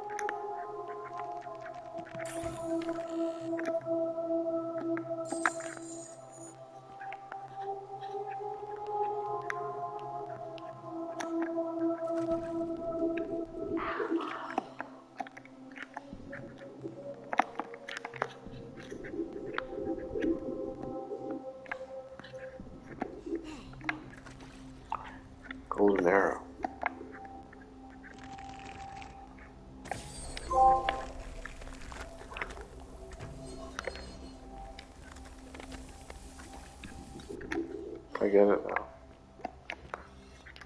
Fuck yeah.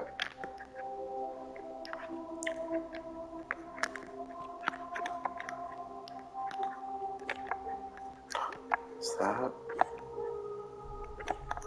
The other side of that.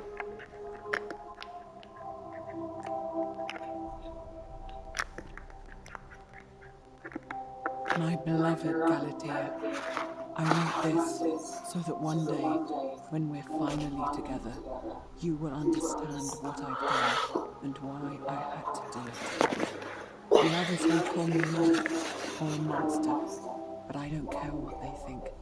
Everything I'm doing here, I'm doing for you. I'll start at the beginning.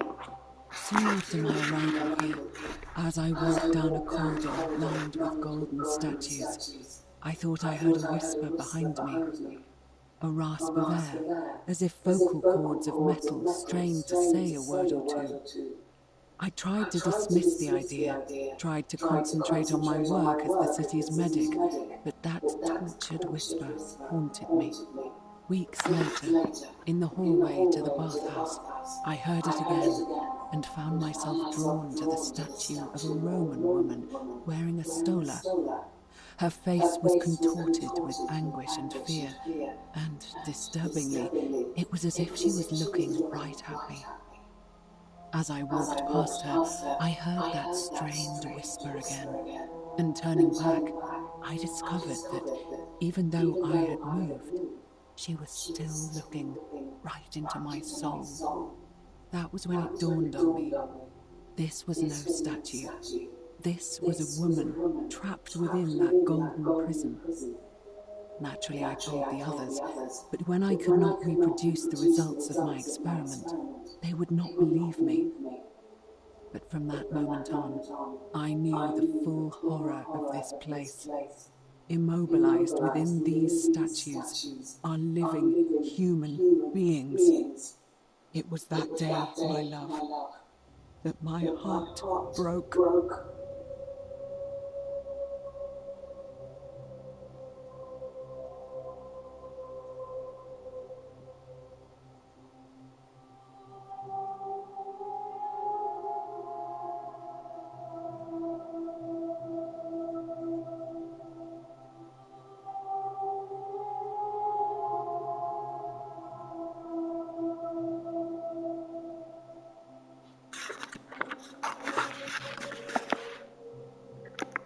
My beloved Galatea, I write this so that one day, when we're finally together, you will understand what I've done and why I had to do it.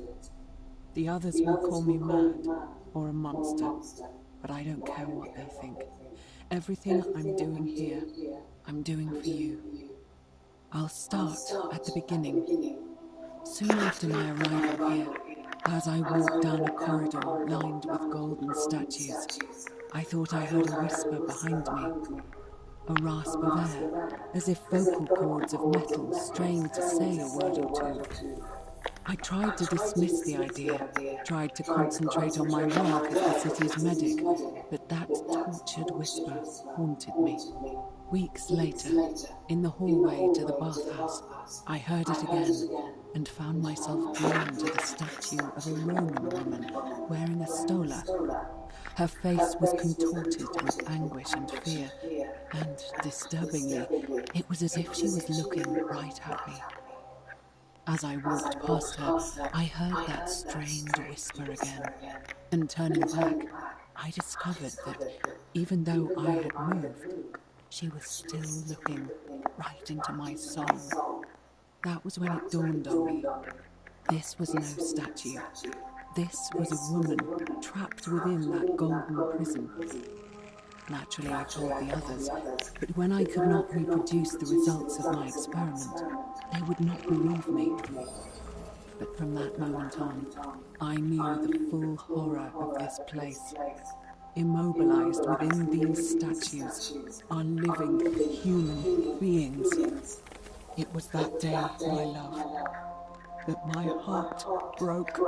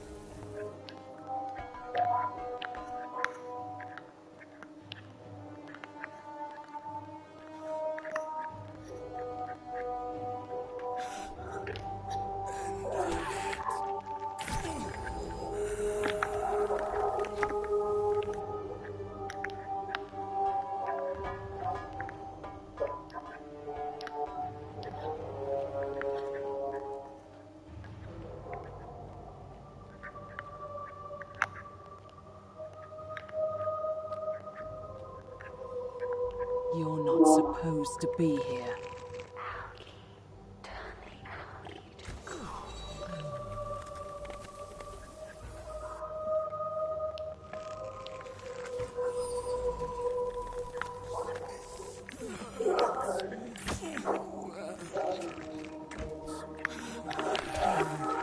The fuck?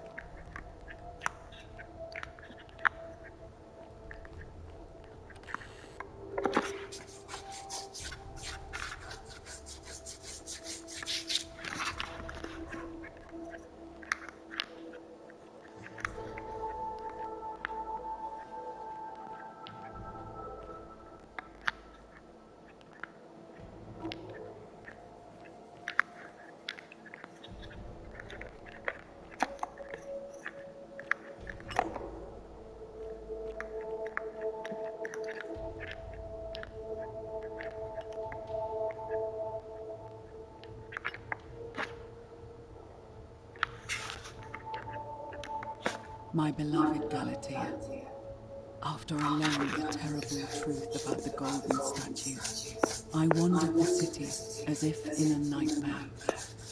What must life be like for these poor souls, entombed in gold, but kept alive somehow? Trapped in their own personal Tartarus, consigned to eternal torment, too horrific for any sane mind to comprehend. I tried to offer them what small mercies I could. I began to talk to them, to keep them company. I'd imagine backstories for them, give them names, and tell them of the world, of the histories and stories I'd learned as a child.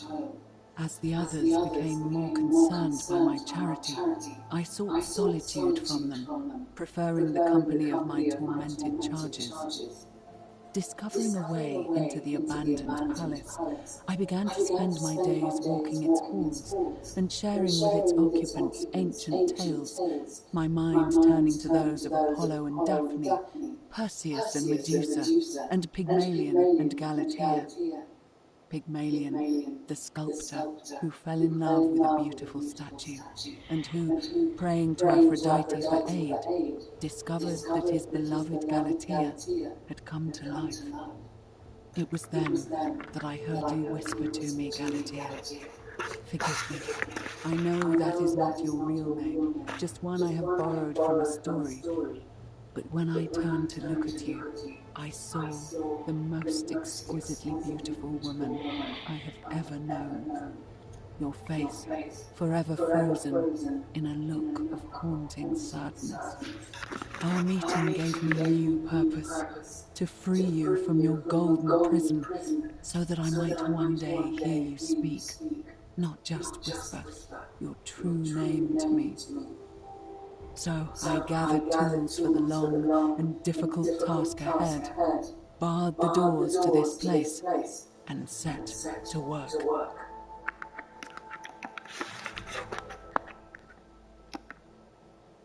Hell yeah.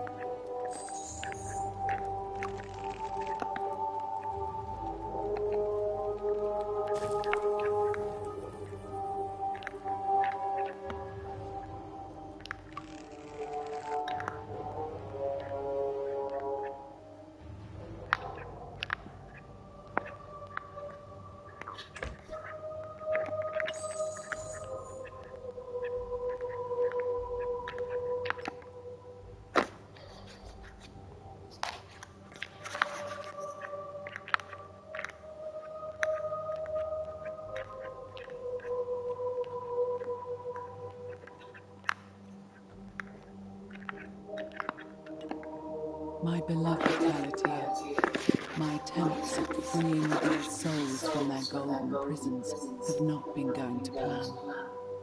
My first charge was a Greek woman who I called Iodame after the Athenian turned to stone by Medusa. Drilling through the gold that encased her, I was vindicated by the discovery that beneath half an inch of gold, which is so rigid it must be some kind of alloy, was living flesh. Unfortunately, this golden alloy seems to have fused with her skin, so removing it exposed the sinew and muscle beneath and appeared to cause her great pain. At first, I braced myself, expecting that inflicting such pain would break the golden rule, and yet, somehow, it did not. It seems whichever god is responsible for imprisoning these poor souls does not care about their suffering at all. They are forsaken. Undeterred, I pressed on, working late into the night, attempting to remove the golden layer that encased her as delicately as I could. Eventually, I was able to free most of her body, but when I released her from her restraints, her first act was to lunge for my throat, clawing at me with all her strength and those sharp metal talons. This was my thanks for trying to save her. Whatever possessed Iodame to attack, she was clearly not a suitable subject for my experiment, and I was forced to lock her inside an isolated wing of the palace and bar the door. As I continued working on others, I could hear her flailing and launching herself at the other side endlessly. Regrettably, my other experiments bore similar results, and after relocating a few times, most of the palace is now too dangerous to work in. Still, as much as my heart aches to know that you're suffering, I cannot risk attempting to ungild you yet. Not until I have perfected a method that will bring you back to me, whole in both mind and body, and ensuring your humanity is preserved. I promise you this. One day we will be together, even if I have to free every last statue in this god's forsaken place.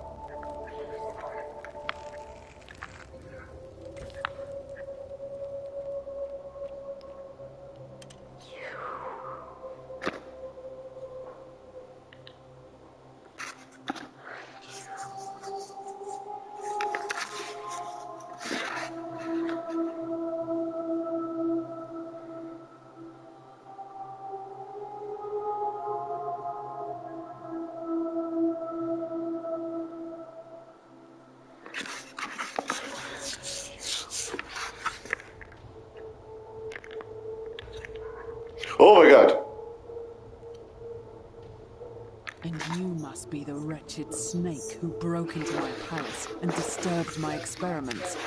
And, worst of all, look at what you made me do to her. This never would have happened if you just stayed away. You're going to pay for that. And you think I care about that? I don't care what happens to me, as long as you get what you deserve. Liar! I locked and barred the gate. I left a message warning you all to leave me alone. I just wanted to do my experiments in peace, for her. And now look at her. You made me turn the most beautiful woman I've ever seen into this. Look at her. She's in agony. All I wanted was to spend my last moments with her, to see her beautiful face, to hear her speak freely, instead of in those cryptic whispers. But as soon as I began my work, she stopped whispering to me. And now I discover she started whispering to you instead. What's so special about you?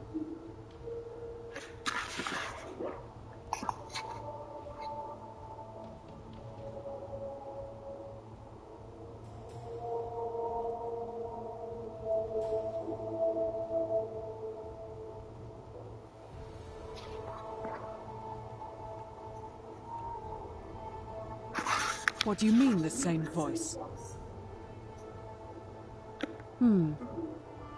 Yes. I remember when they used to whisper to me. They did sound similar. I just thought it was because all voices sound the same when they whisper.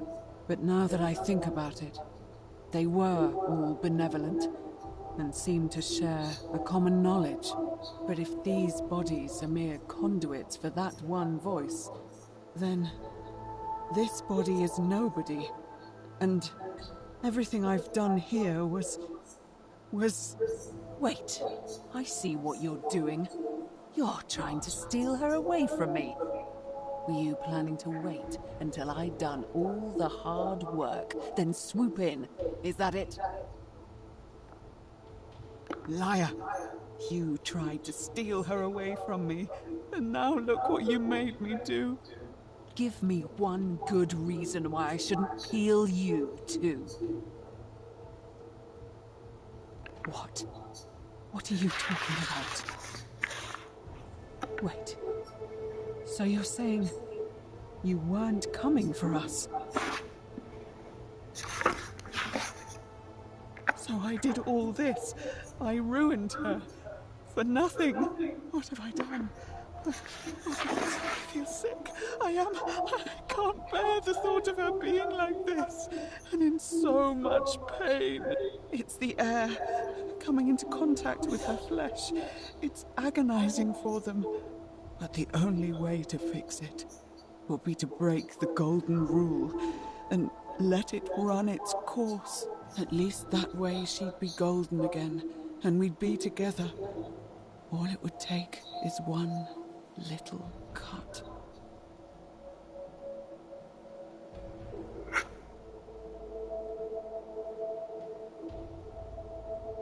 It's too late. There's nothing you can do. I have to do this. I'm sorry. What? How? Really?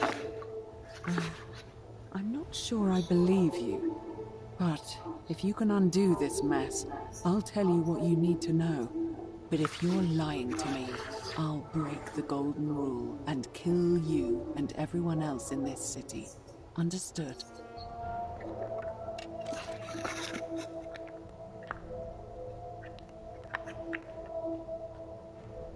Make her gold. Or I'll make us all gold.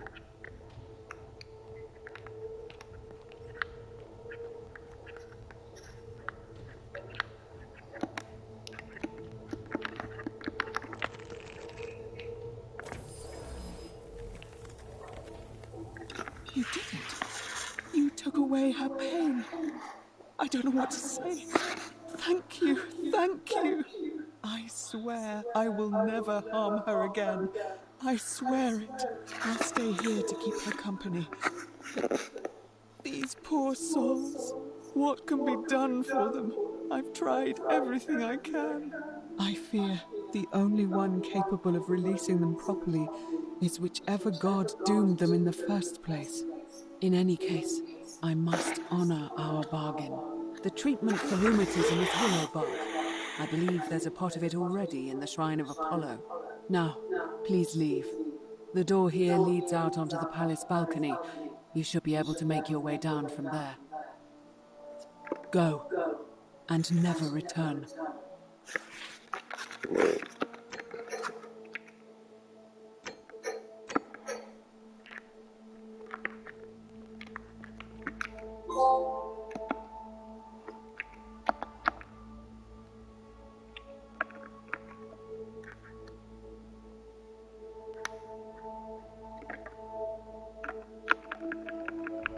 Where the fuck's my bow?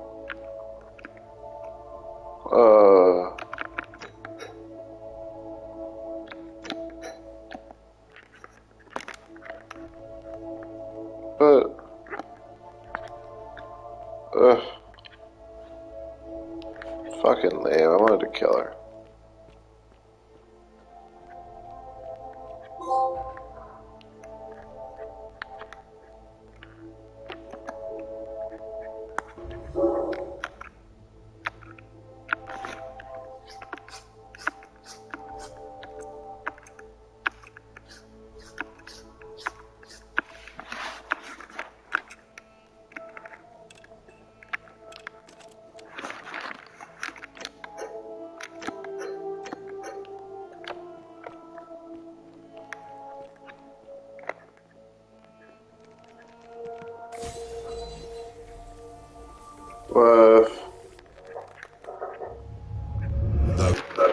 Yeah, the manager software for this ends up with you.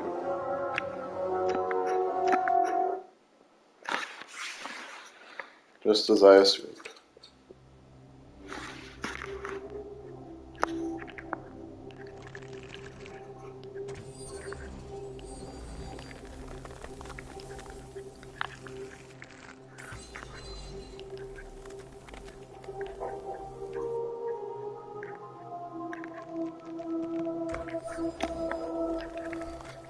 Oh, dear.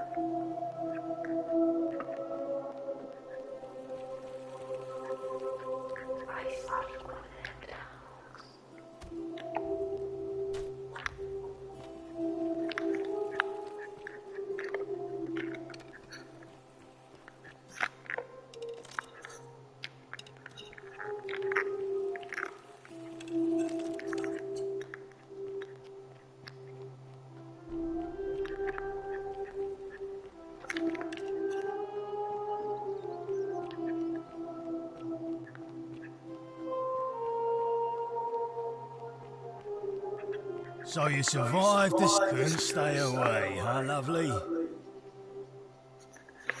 Whatever.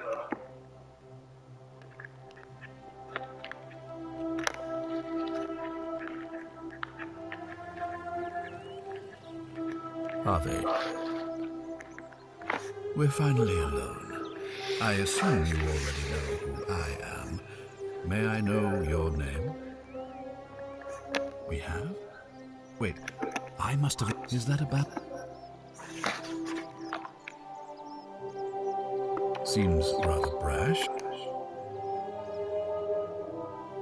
Of course. Well, if you stopped one person from breaking it and you're still here, then there must be someone else about to break it still. Allow me to explain. When I discovered the ritual to Proserpina, the instructions came with a warning about paradoxes. The crux of it is this. If you do anything to change the course of history in such a way that your very being here is impossible, you will have created a paradox. To illustrate, when the Golden Rule is broken, I will open the doorway that will bring you here to prevent it from being broken. If you manage to succeed in saving our lives, then I will have no reason to open the doorway, and you will never have come here. A paradox, you see? The same thing would happen if you, say, inadvertently, allowed me to die. If I can't summon you, then you can't be here, obviously.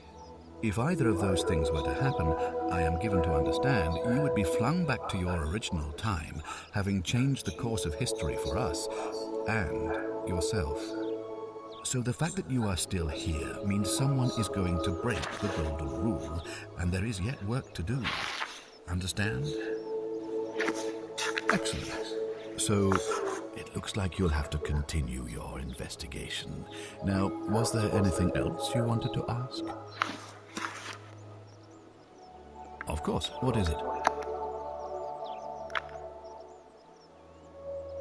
Yeah.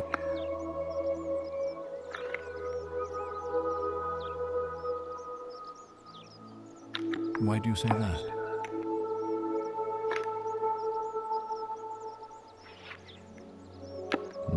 So I'm told. This is... Thank you for bringing the... Well then, as magistrate... Thank you.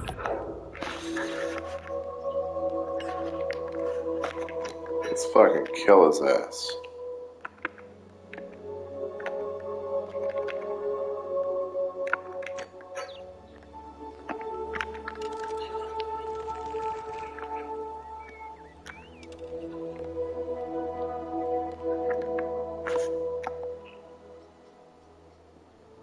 Couldn't stay home. Whatever.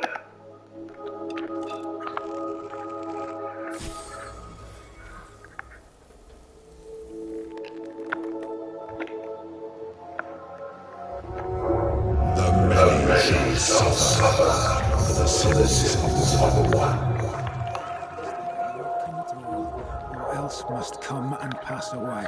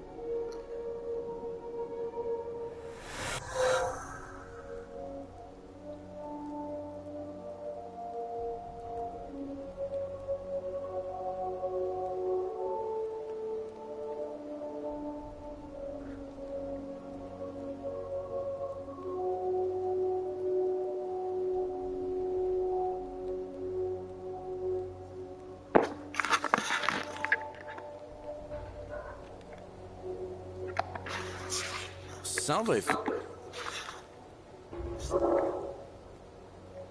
Oh, sounds serious.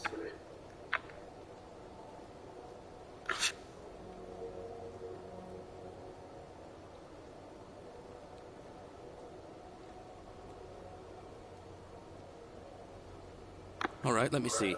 Stop Fabia going in, but send the new arrival to the empty shrine. Understood. Yulia? I'll go, but once I'm done, I'll need you to tell me how you know all of this.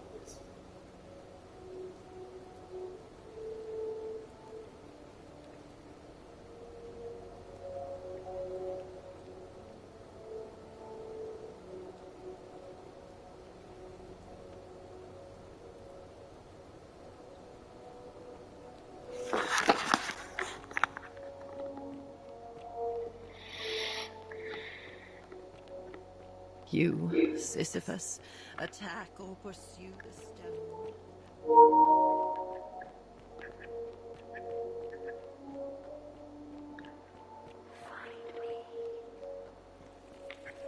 Keep an eye out for Scintilla, would you?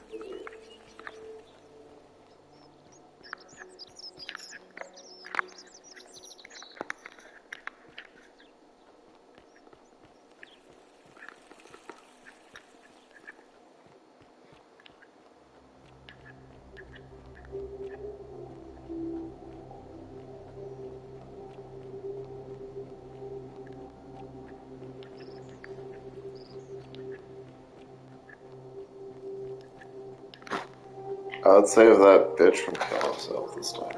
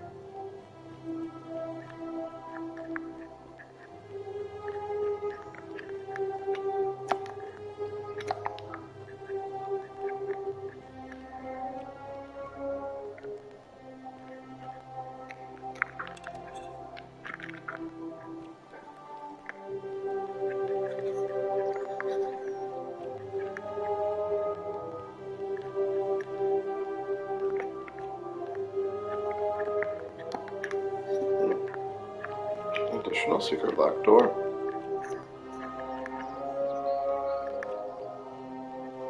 What else is down here?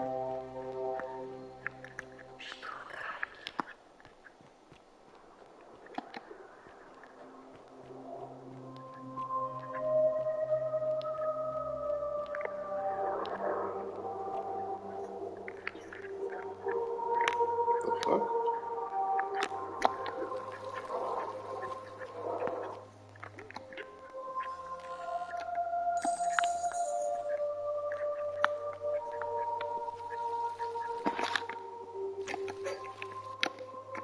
Why do I have apple in it? Okay.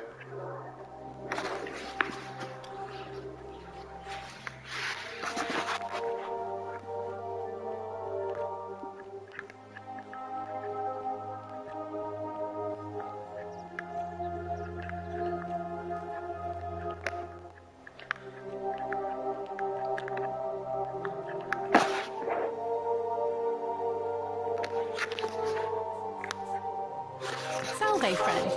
Welcome to... All right. I can't believe this is how it ends. Oh, no. No. No, no, no, no, no.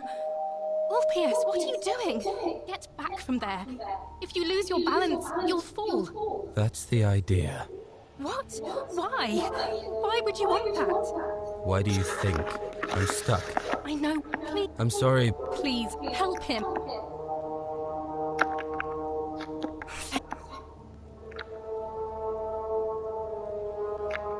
Let me guess.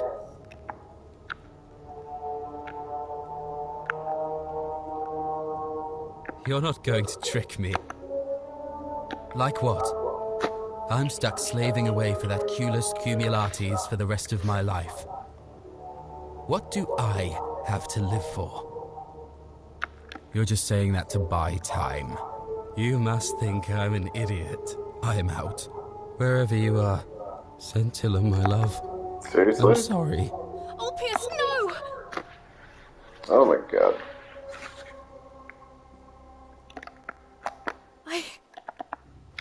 I'll have... and I'd bet...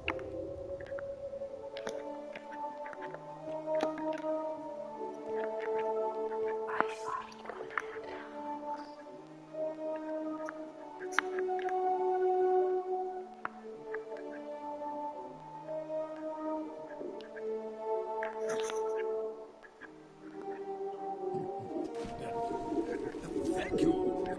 Thank you. I am delighted and deeply honored to have been elected your magistrate. Did you just... That was... Well...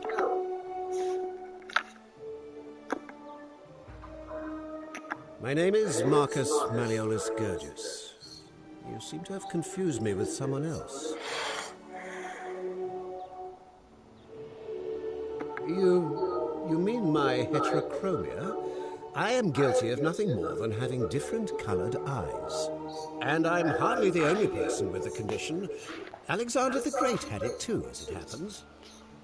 I like to think it is simply the way the gods have chosen to mark a natural-born ruler. Nothing more.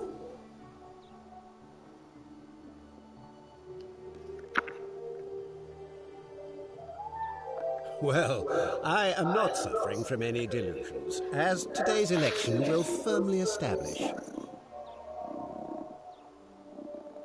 Unlikely, because it simply isn't true.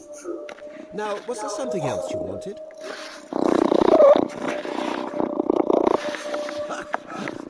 Why? Don't talk. How?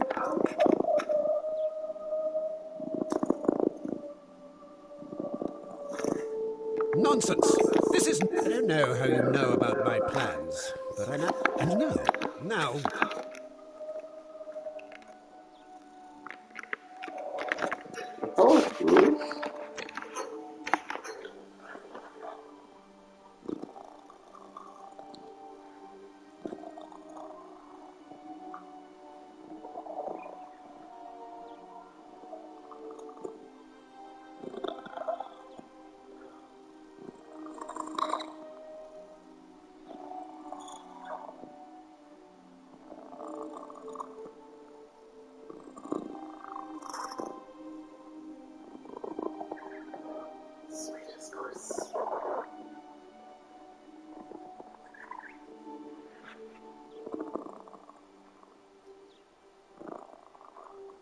Yes, come for a bit of snuggles.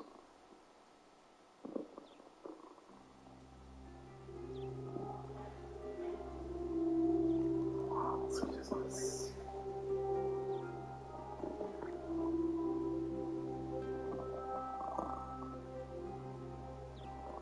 The most loving mother baby than ever mothered and beat.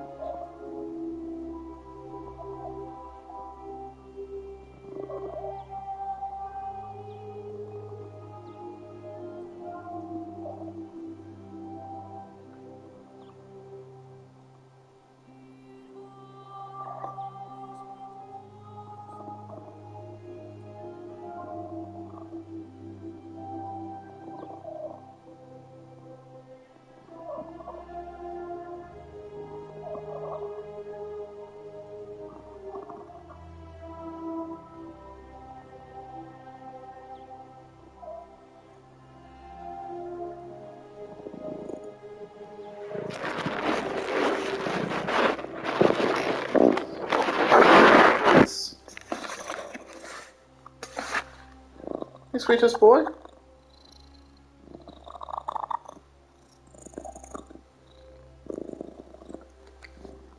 Okay. Okay, hello, Chris.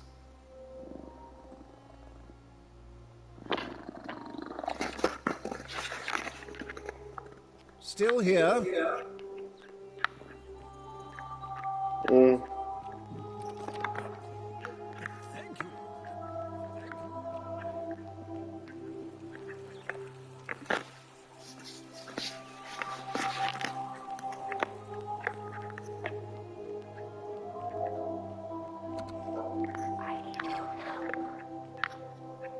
I'm sure you do.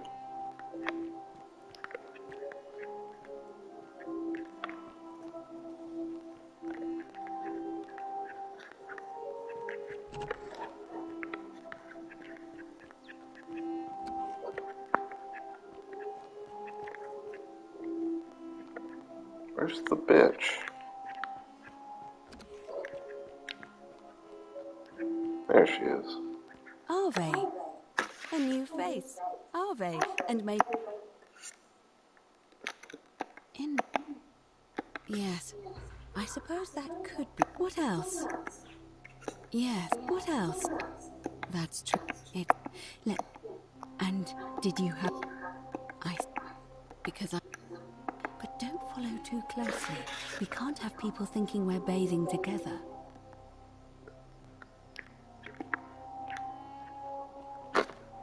Okay.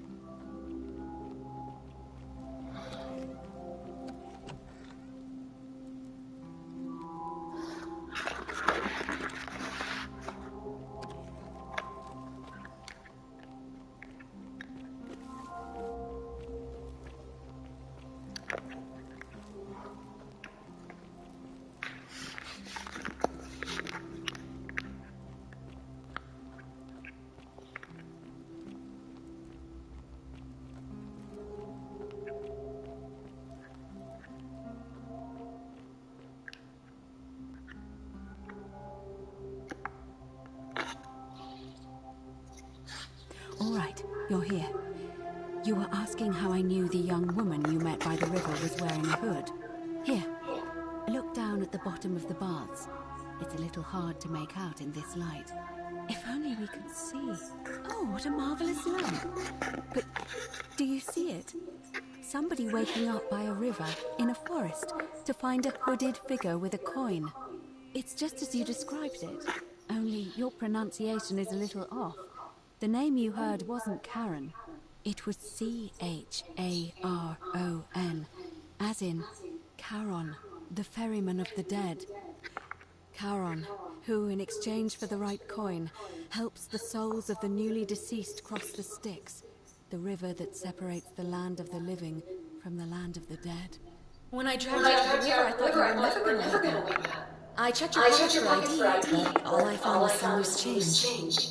Feels like I've spent my whole life in a dead-end job with an endless commute. Sorry if I sounded cagey, it's just that I don't always get the best reactions when I introduce myself. My name's Karen. I'm so sorry, my friend. I'm so sorry. I take it you know what this means. I'm afraid so. It's all starting to make sense. All these people whose last memory was running from the fires toward the river. It seems none of them escaped with their lives after all. Perhaps we should be grateful they don't remember their final moments. It also tells us that the Golden Rule is the work of Pluto, the god of the underworld, and why his epithet has always been Father of Riches. I know it's a lot to take in, and you look as if you have questions, so I'll try to answer them if I can.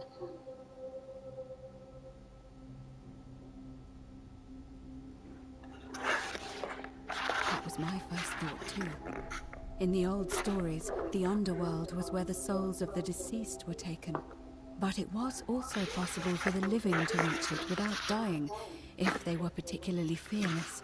So I'm afraid I don't know. Oh, I'm sorry.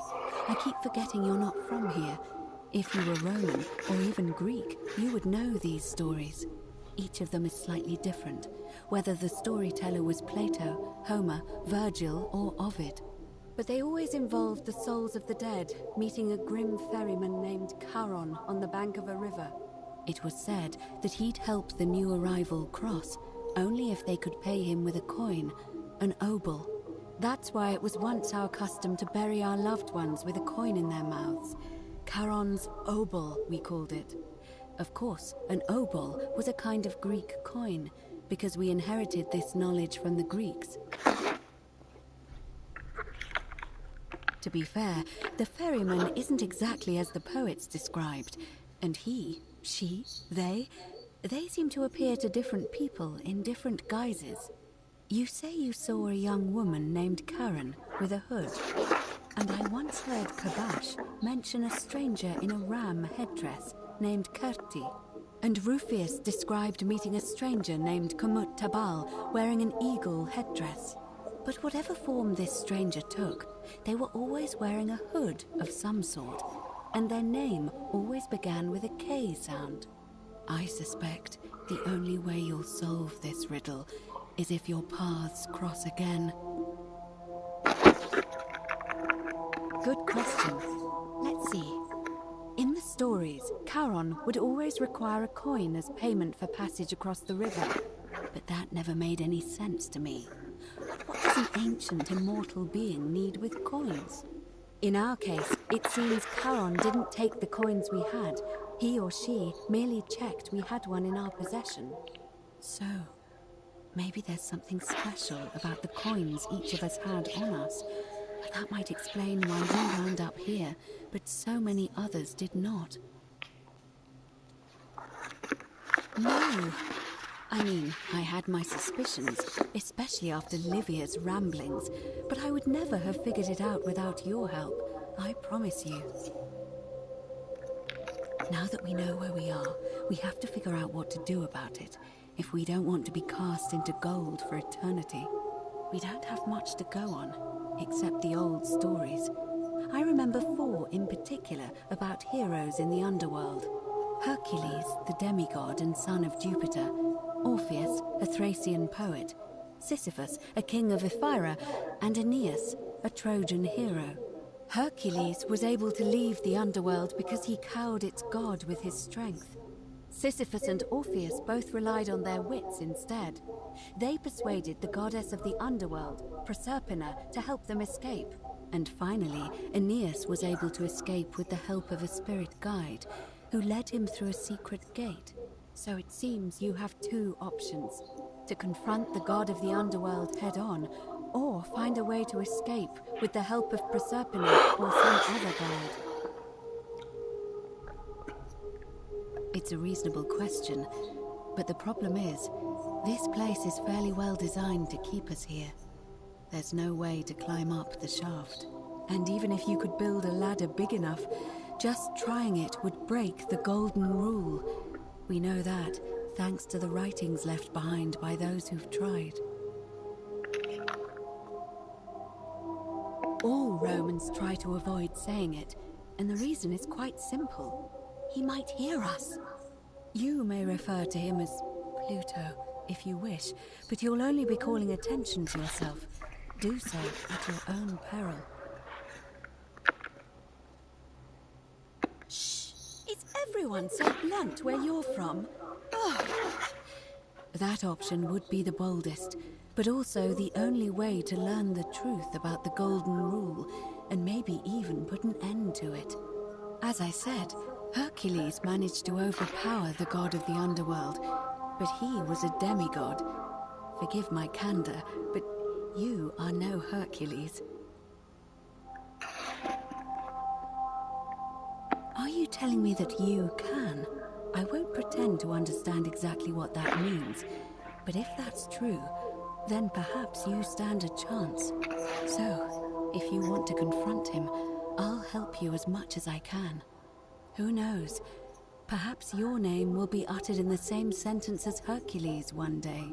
But first, you'd need an audience with you-know-who, and for that, you'll need to enter the great temple overlooking the city.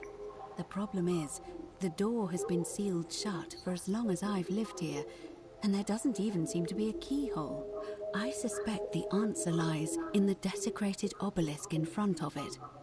I'm not sure if you noticed, but there are 4 plaques missing from its base. It looks as though somebody, or a series of somebodies, forcibly removed them, and in doing so, dishonored and angered our divine keeper. If you could recover and replace all 4 of those missing plaques, I imagine he might be willing to receive an audience again. It's the towering stone monument with 4 sides and a pyramid-shaped head that stands before the great temple, a dedication to the god of this place. You'll find them all over Rome, but of course they were looted from Egypt many years ago.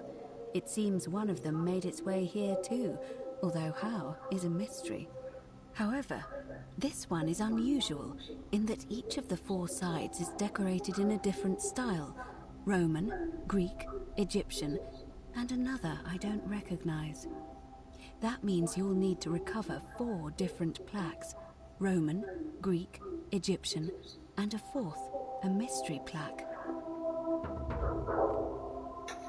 Good question. To answer that, we first need to ask who would have defaced the obelisk in the first place. It would have had the god's name engraved into it, so it may be that whoever desecrated it wanted that name to be forgotten. And there's only one group of people I know of who might want to do that. There's a cult in Rome that often argued there is only one true god.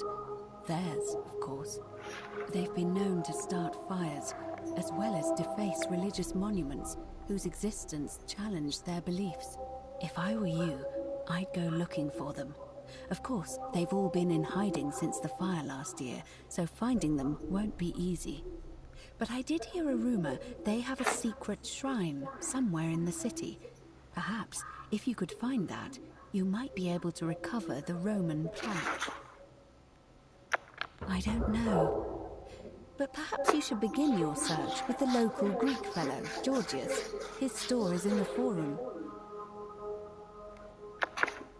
Perhaps Kabash, our Egyptian resident, would be able to tell us. Unfortunately, he disappeared weeks ago. But I did hear Aurelia is peddling rumors about him at the tavern, so perhaps you could talk to her, or just take a look in his room. I'm afraid you're on your own with that one, but perhaps finding the other three will illuminate the way.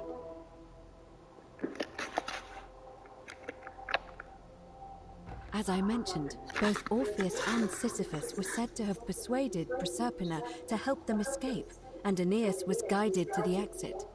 The problem is, those are the stories of a poet, a self-aggrandizing king, and a brawler about their own heroic deeds, so they should be taken with a grain of salt. First, Proserpina. What we do know about her is, well, it's a grim tale. It's said the god of the underworld abducted and dragged her here against her will, forcing her into marriage.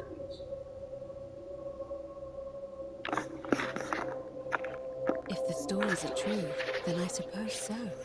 The problem is, how do we communicate with her without being noticed by her captor? Leaving that aside for a moment, there is also the possibility of a spirit guide.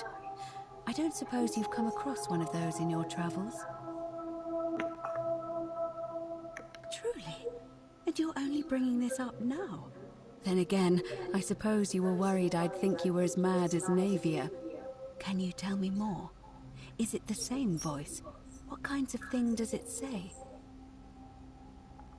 Fascinating.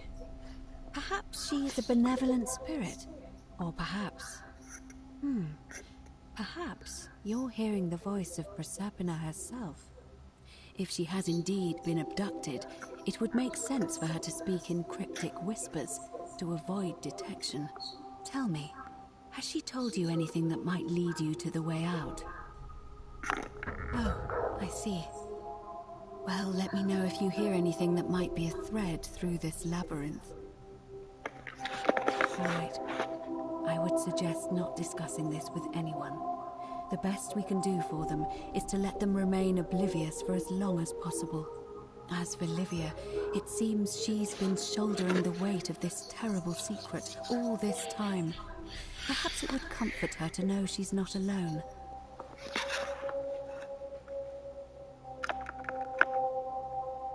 In any case, time is of the essence, so you'd best begin. May Fortuna guide you. Although you may not need her with Proserpina on your side.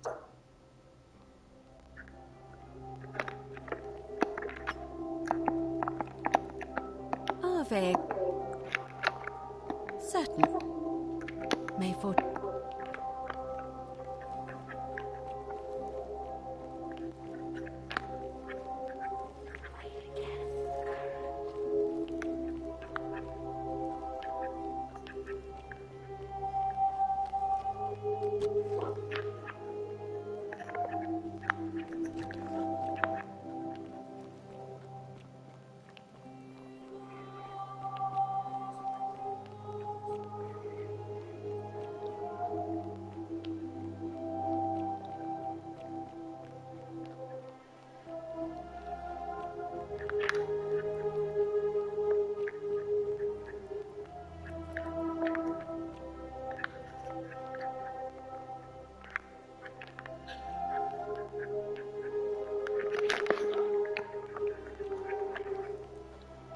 The 49 melodies fetch again, with it just as the ocean accepts the rivers of all the world, but it does not note. Say it. Speak its name. Then it is true. I was right. I thought I saw it, but when the rest of them could not, I kept thinking I must have gone insane. I had to tell myself it was true over and over again, until I wasn't sure if I was deceiving myself. I must apologize if my words seem cryptic. I'd found comfort in reciting the Metamorphoses by our great poet Ovid. He gives such an uncanny description of this place. I cannot help but wonder if he himself came here. Would you like to hear it? I will do my best to remember the relevant verse. There is a downward path, gloomy with fatal yew trees.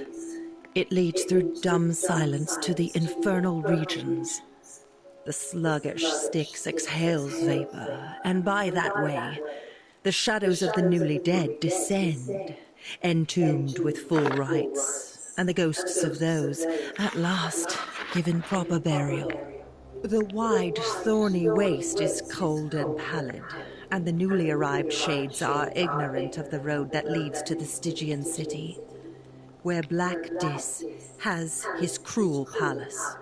As the ocean accepts the rivers of all the world, so this place accepts all the souls, and is never too small for any populace, nor notices the crowds that come.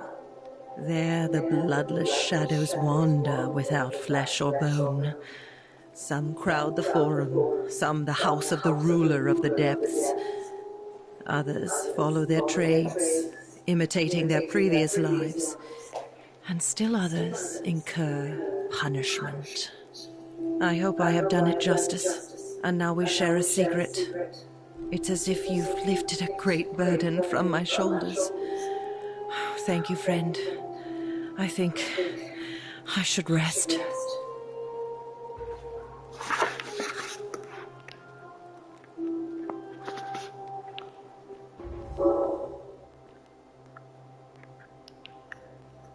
Wow, isn't that a big long bow?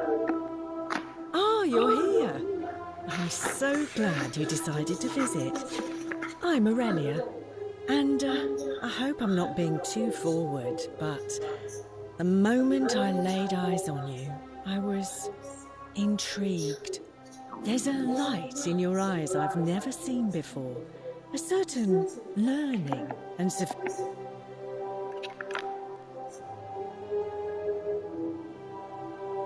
What was that? Some kind of I take back what I let's just forget. Not for a few weeks now. Last time I saw him, he was sitting at a table with Georgius, whispering about some job. I remember because they kept looking over their shoulders as if they didn't want anyone else to know. So, naturally, I hovered. The one word I kept hearing was vanishing, and then, the next day, Kabash just disappeared. Coincidence? I think not. Certainly. Have you met Livia? Now? I hear that if Malleolus is elected, he's gonna throw a small festival to celebrate. Whatever you... All right.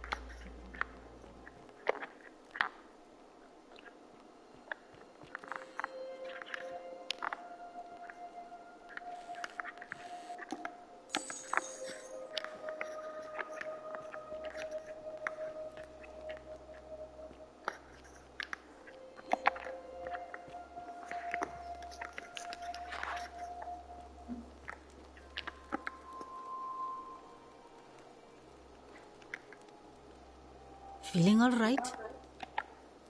You made it into the palace. I'm impressed.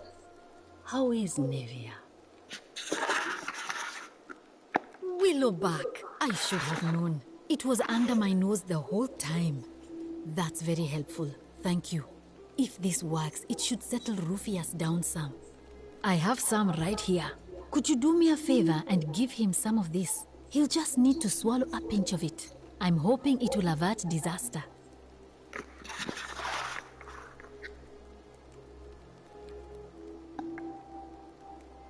Thank you. I'm really glad you arrived when you did. That's a shame.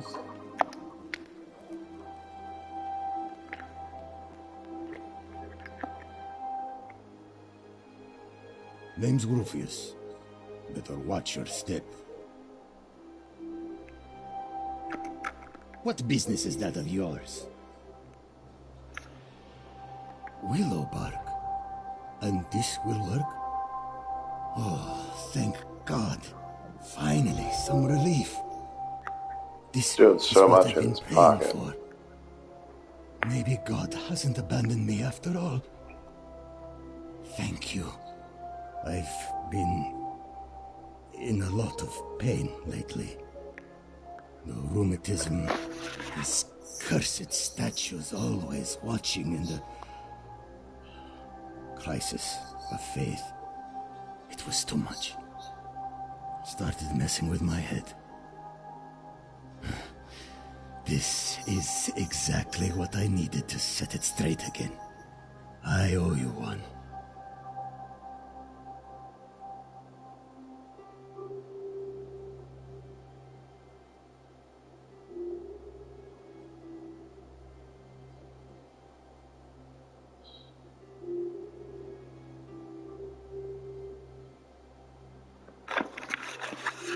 No idea what you're talking about.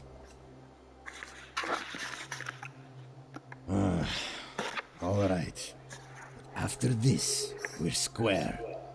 I think I have seen that plaque. Sorry I lied. Can't be too careful these days. Head into the caves behind the theater. Turn right, then right again. Oh, and here. You'll need this key.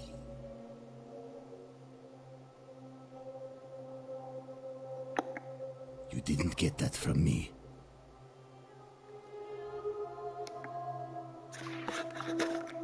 See you around.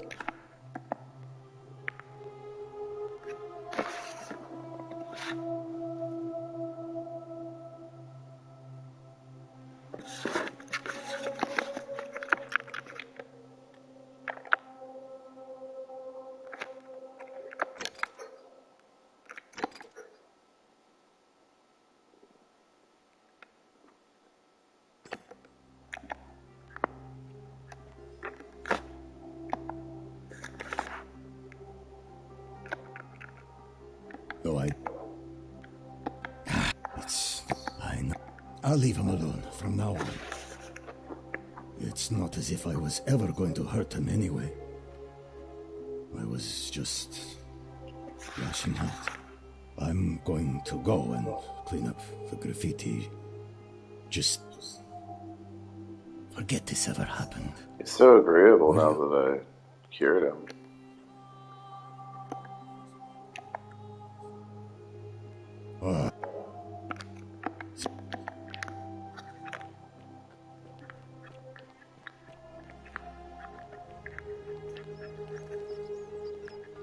Sometimes I stare at the great temple on the... Ah, a new face. I hear we have you to... What demon or spirit told you about that? You went snooping in his place? That was risky. We're lucky you didn't cross any lines. Have you spoken to him about it? Really? How did you manage that? Poor fellow. I've heard that can really mess with a person's head. Well done for figuring that out. Really? That's promising. I'll keep an eye out for him. Nice to talk to you.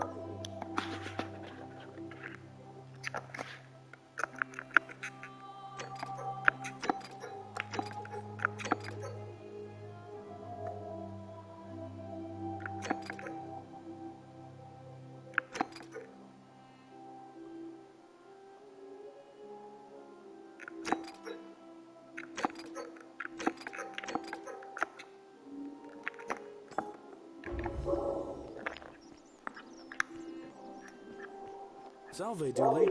How are you doing today? I'm sad. Am I going to die in here? I don't think so, my friend. It's election day today. Perhaps our new magistrate will be kinder than Sentius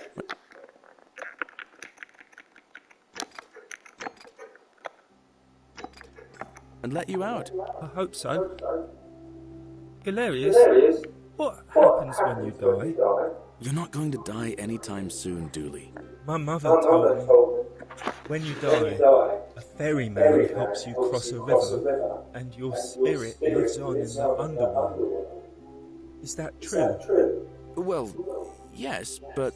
Is it true that if you were good, you get to go to Elysium, but if you were bad, you get punished forever and ever in Tartarus? Something like that, but... What if I die and go to Tartarus because they say I've been bad? I'm not going to let that happen to you, Dooley. I promise. Thank you, Galerius. Thank you. Hello. My friend Hannibal used to look up. He said, if anything ever happened to him, I had to find something very precious hidden away. He gave me this key and made me promise to keep it safe until I found the treasure. But I couldn't find it. All I remember is he said something about the cisterns. But when I went up to the high one, they put me in here. Now nobody looks after me. Except my friend Galerius. And Ek, the priestess lady. She's a nice lady.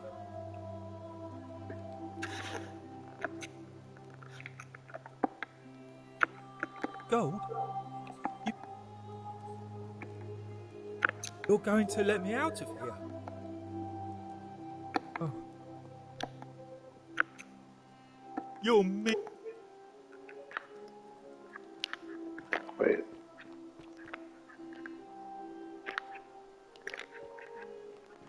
Back here, you son of a bitch.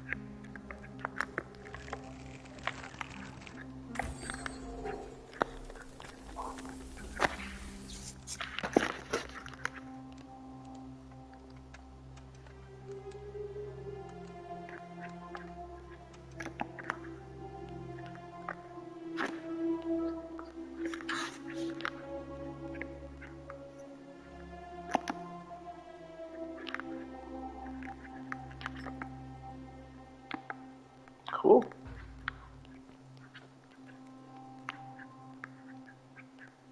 I said, please leave. You're trespassing.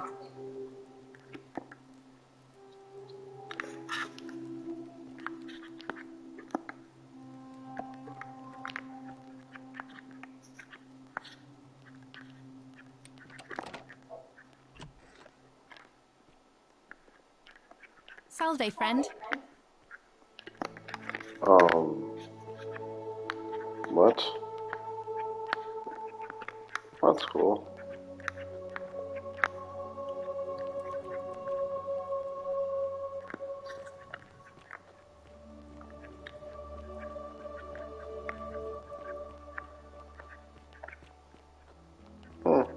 That's cool.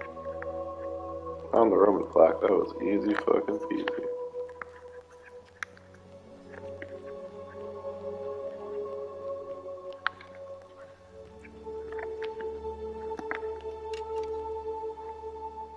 Salve again, friend. I went... How is it possible that you've just arrived here and you all... You're a bit like... Sisyphus.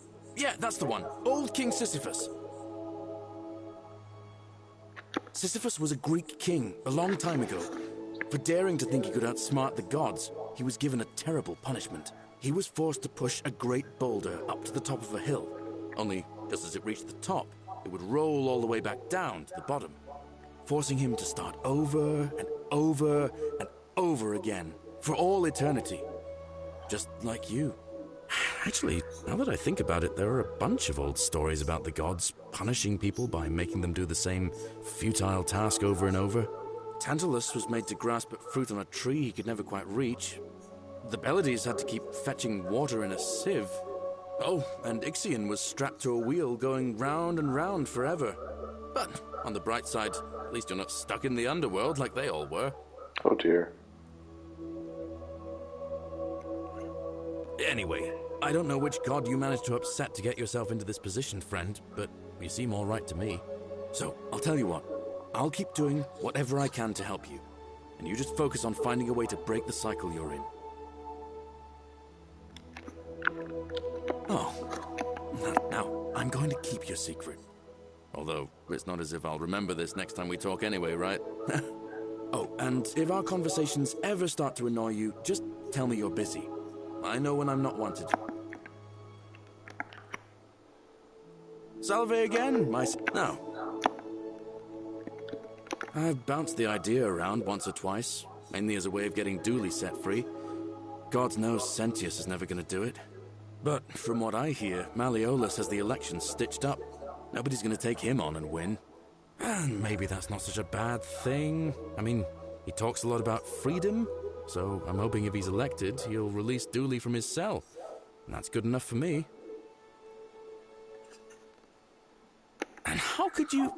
Oh, wait. You've seen it in another time loop, haven't you? Well, in that case, we need to find a way to make sure Malleolus loses. Better yet, get him to withdraw altogether. If you can do that, and Sentius is the only candidate left, I'll run against him. Deal? All right, friend.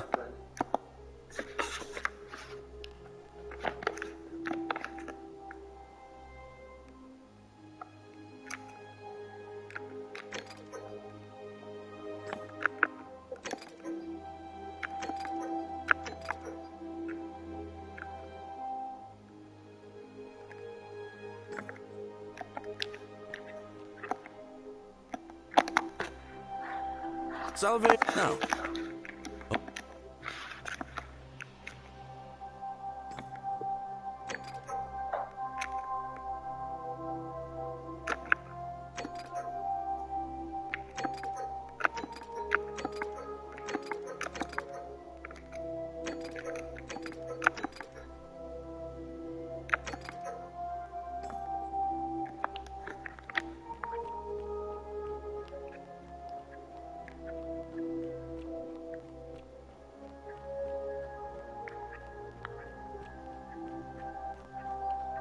Greetings and salutations. Greetings. I'm Georgius. It gladdens me to see another... My friend. And in a city full of Romans, you are asking me? Because I am. My name is Georgios, yes. But the Romans, they do not care. They hear me say Georgios, and they think, ah, he must mean Georgius. Good Roman name. They do this all the time. They see us worshipping Zeus, they copy us, but call him Jupiter. They take Hades and call him Pluto, Persephone, Proserpina. I am flattered that they copy our ideas, but why must they change the names? Do they want credit for making it all up? Do they want to forget where it came from? At first, I pull my hair out. After a while, I give up, and I become Georgius the Roman. I accept the world is Roman now. Plus, I have no hair left to pull. But my point is this. If you want to know who stole an old Greek name, look no further than the sticky-fingered Romans. The plague you seek was pilfered from a collection of old Greek relics by none other than Duli. He cannot help it. Like a typical Roman, he likes shiny things, especially those that once belonged to my people. And besides, it makes him happy. So I say, let him keep it. I believe he still has it with him, in his cell, just opposite the Temple of Demeter.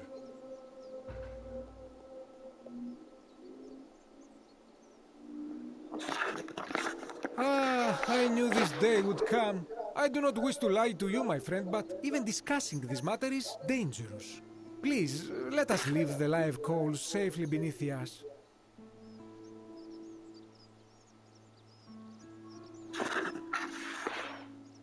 Very well, but the magistrate would not look kindly upon this, so please keep it to yourself.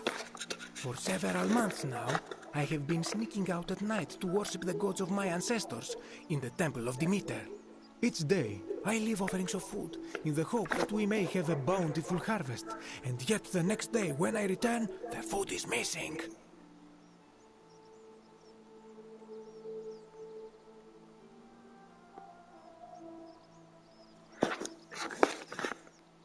The offering, it is symbolic, you see. It is never eaten. So I ask, who or what is devouring the food in this temple? Stranger still. Once I sat in front of my shop like the 100-eyed Argus until dawn to see if I could spot a thief going in. But do you know what I saw?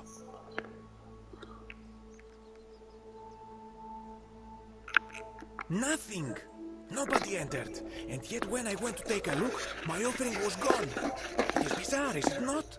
When I told my friend Kabash of this at the tavern, he offered to help investigate. He went in, and to my dismay, he was never seen again. It is the only Greek temple in the city. Head towards the baths, and it is the last building on your right. Gladly. Please. For several... It's dead. So I... Nothing. When I do not think you should pursue this, my friend. It would... But you do not strike me as a kind of person to be deterred by such warnings. So just be careful. I beg you. Hey. That is... I hope...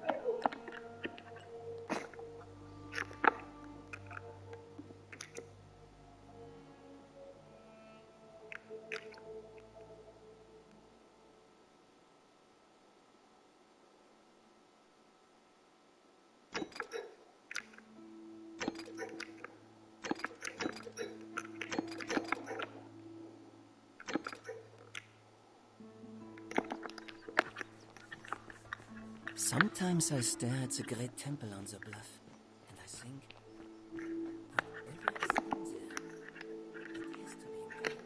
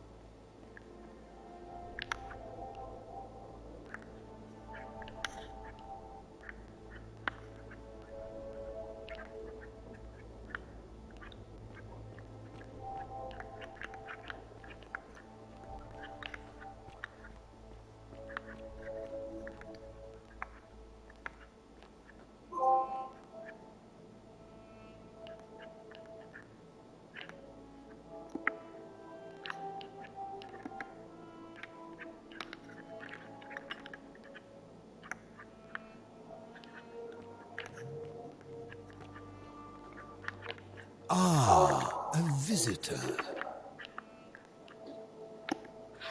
Welcome, welcome. May I ask your name?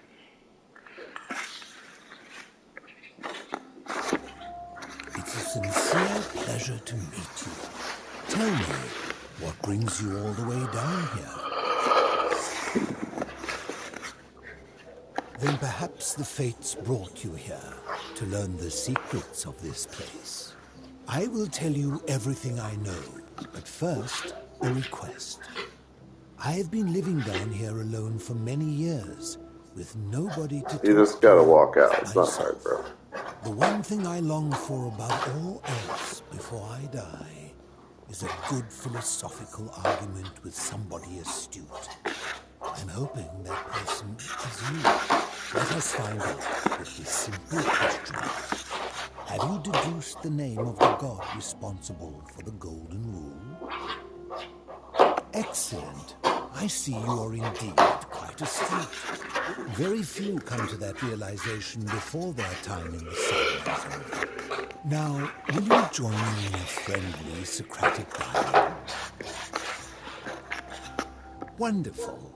Then let me begin with a question. Would you say you know the difference between right and wrong? You are an overthinker too. We're the same then. It is probable. But if you struggle with right and wrong normally, then down here with the Golden Rule, surely your struggle can only have become more difficult.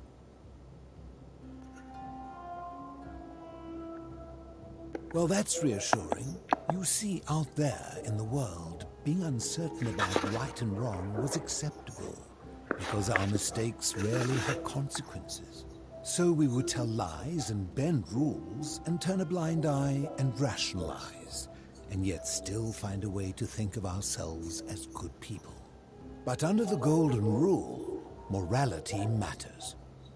The slightest wrongdoing could result in a mass execution. So to navigate this maze, we would have to be certain about the difference between right and wrong. Wouldn't you agree?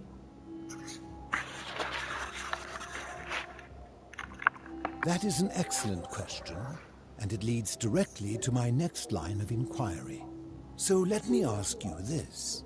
Is there one system of morality which is always perfectly correct, which you could follow in every situation and always do the right thing?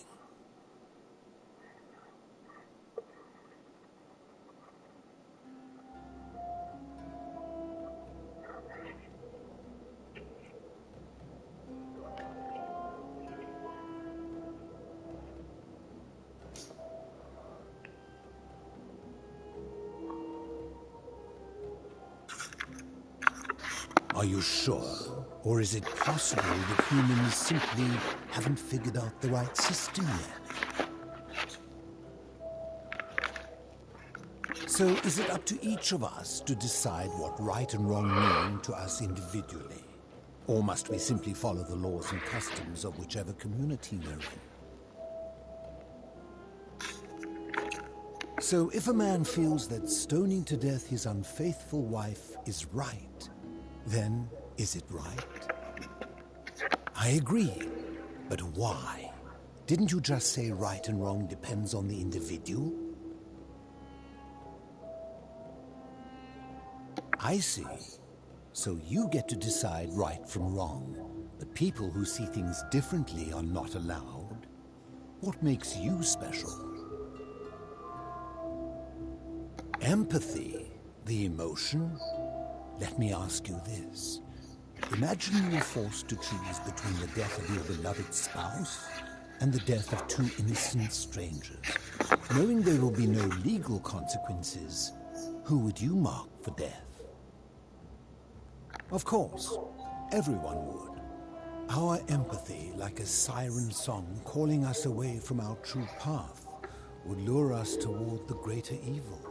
Can such a beguiling thing be a reliable cornerstone for anything, let alone the perfect moral code? My point is this. I don't think anyone alive truly knows any hard and fast rules about right and wrong.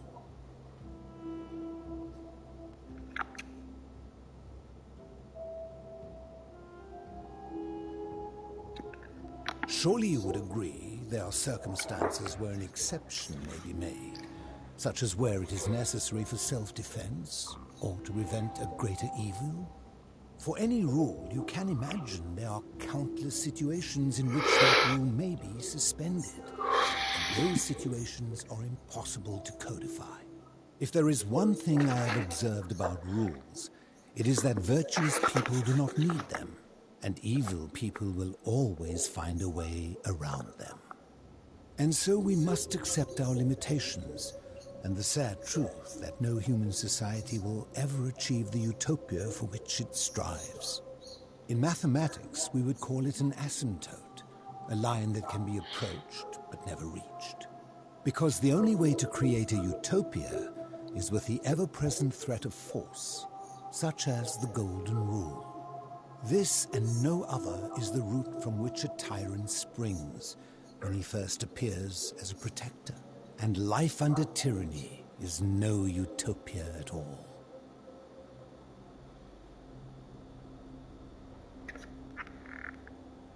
I'm glad to hear that. In any case, thank you for humoring an old man. That was interesting. I would be happy to answer your questions.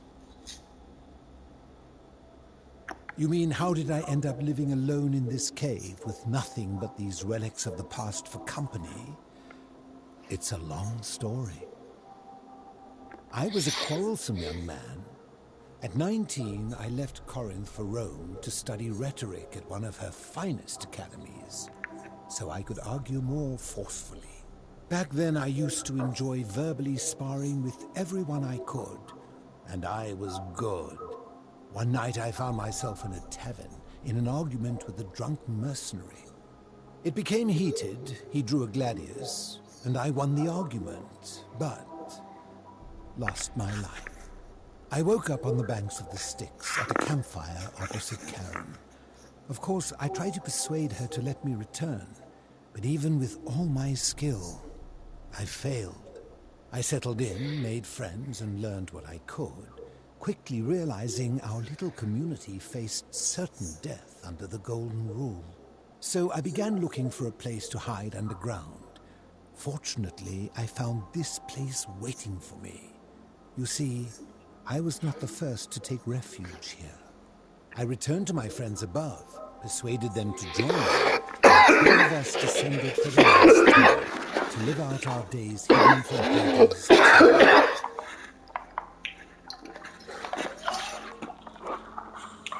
They are one and the same. The Romans call him Pluto, but long before that, my people called him Hades. My generation was wiped out, turned to gold, many years ago. My friends and I were able to avoid the same fate by hiding down here. I think it's safest to assume that if I was to return, Hades would realize that his furies hadn't finished the job, and he'd send them after me again. I fear that if you were to utter my name in the city, even by mistake, that Hades would hear you and know I am still alive. I'm afraid I am the only one left. There were 12 of us in the beginning, but one by one, my friends passed away. Some from malnutrition, others from madness and despair. It has been lonely.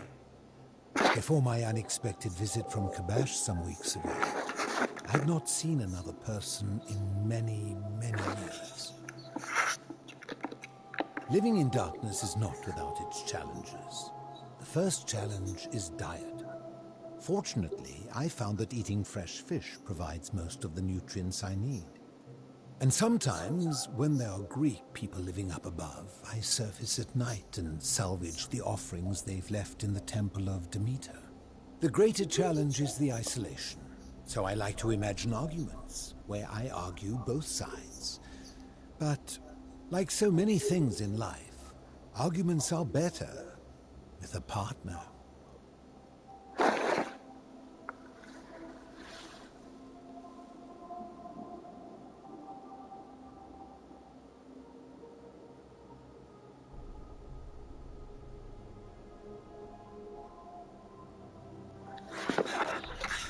As you wish. I did, would I be living like this? Did we not discuss it at length already? You seek the plaque bearing the Egyptian inscription. It is a cursed object, and I would be happy to give it to you, if Kabash had not already taken it. I will take it, but you may find him hostile. To prepare for your encounter, there are certain things you must know. Very few know this, but before the Romans came to this city, it was once entirely Greek. The architecture, the temples, and the people. When the Romans came, in typical fashion, they claimed it as their own, built over everything that could be built over, and renamed the things that could not. Thus, the Shrine of Persephone became the Shrine of Proserpina. And when they found an obelisk bearing the name Hades, they tore it off and replaced it with Pluto instead. And the city's dwindling Greek residents, witnessing this compulsive Roman conquest, decided to preserve what they could of their heritage. They gathered their art and valuables, secreted them away through the Temple of Demeter, and hid them here, out of reach of the Romans. However, there was one thing that always seemed out of place to me, and it is the very thing you see. An even older plaque bearing an Egyptian inscription.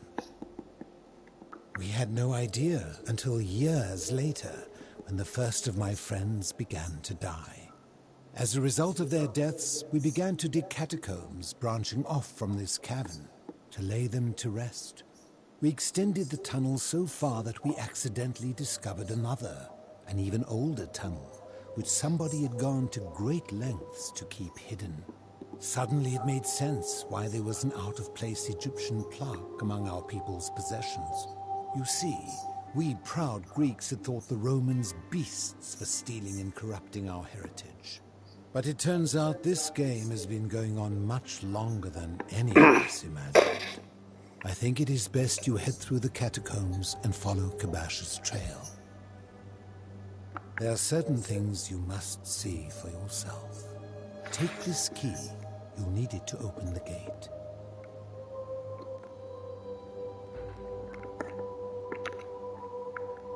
I enjoyed our chat, but please, keep my presence here a secret.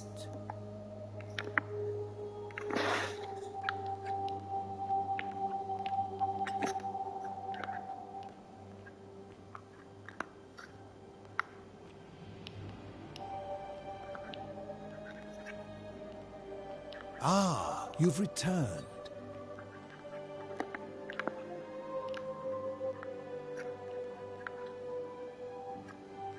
It's kind of nice down here, actually.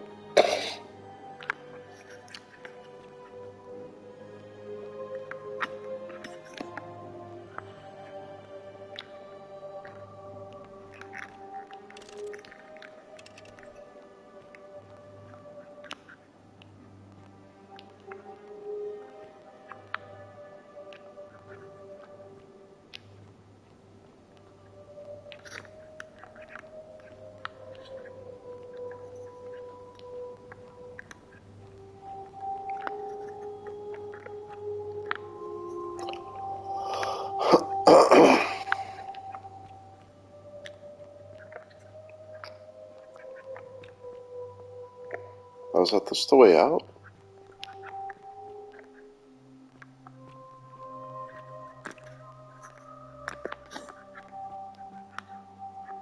That is, okay.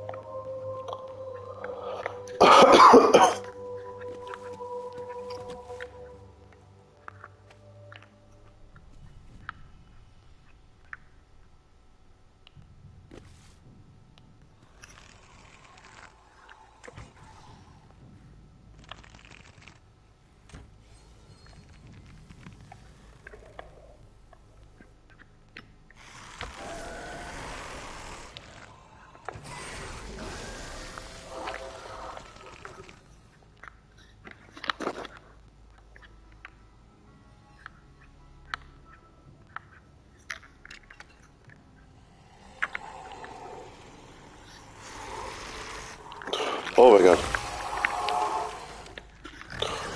Oh my god, I need to run.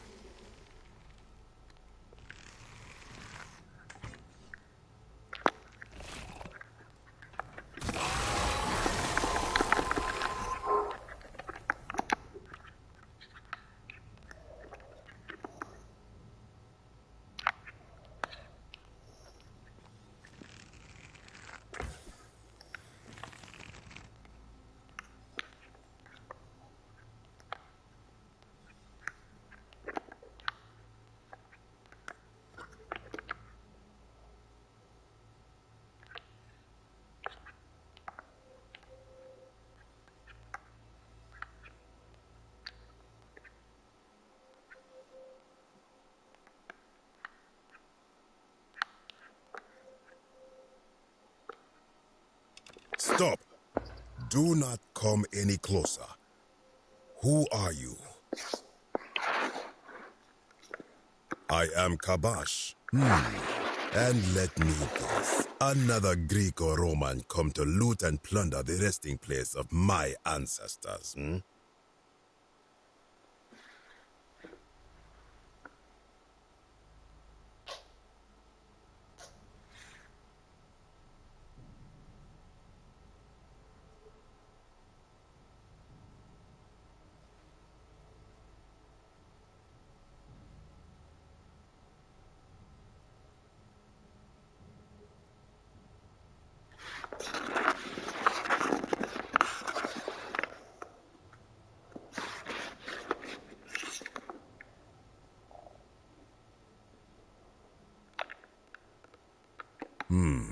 Trousers, boots. To what end? That is welcome news. You really are not Greek or Roman, are you? I was planning to return it myself, but for now, I must remain. Here, take it, and restore the honor of Osiris. Praise the Lord. Now, as for the other plaque. Indeed, I have it right here. I stumbled across a collection of dusty curiosities while searching for a place to hide from the hungry children of Amit, and there it was. You may not. In fact, I am about to destroy it. Because it speaks a treacherous, blasphemous lie. I will tell you, but first, do you know what this place is? Indeed, and I see you know our history. This is the Duat. See what has become of it. I have been down here for weeks, piecing together its story. And here is what I have learned. As Egypt declined and the Greeks had their turn to flourish, their souls came here in great numbers. But instead of adopting our ways, they copied and corrupted them. When they found the obelisk bearing the name Osiris, the true god of the underworld, they desecrated it, removing his name and replacing it with Hades.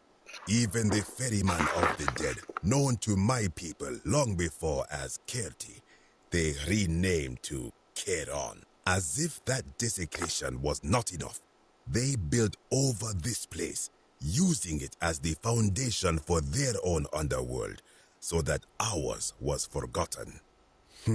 My only solace is that the Greeks then suffered the same fate when the Romans rose to power, renaming Hades to Pluto, and the cycle began anew. It is inscribed with a script I do not recognize, but it is ancient, almost as if it is older than the plaque bearing Osiris's name. But if that is so, it would imply the gods of Egypt are mere imitations too, copied and corrupted from an ancient people who prospered even before us, and that my people did to them what the Greeks and Romans did to us. But this, I cannot accept. I sense a deception. Perhaps it is the work of Set, the usurper, seeking to undermine Osiris once more. You will never know. This work of sacrilege must be destroyed, thrown into the black abyss below in Osiris' name. Okay, time to kill this guy.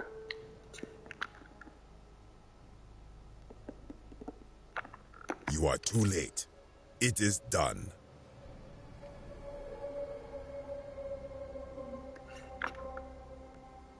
You would plunge into the depths of the Duat with no way back up. Madness. If it will help you to see reason, then ask.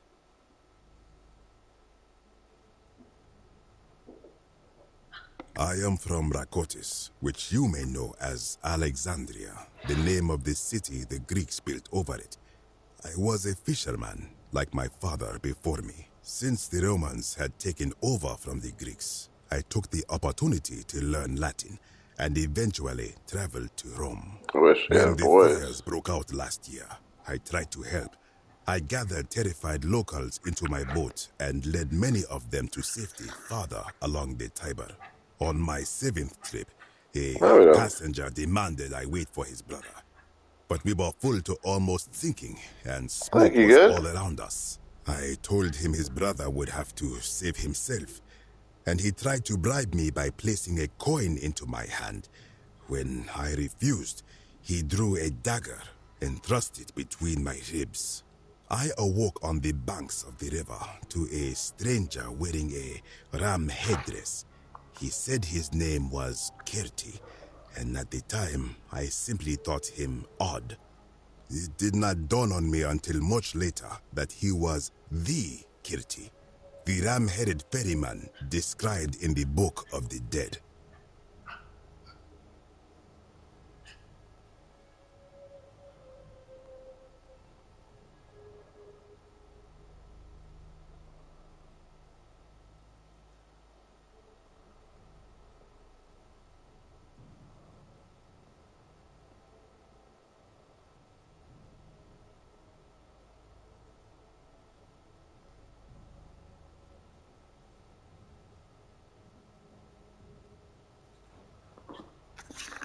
This is where I belong, as caretaker of the memories of my people.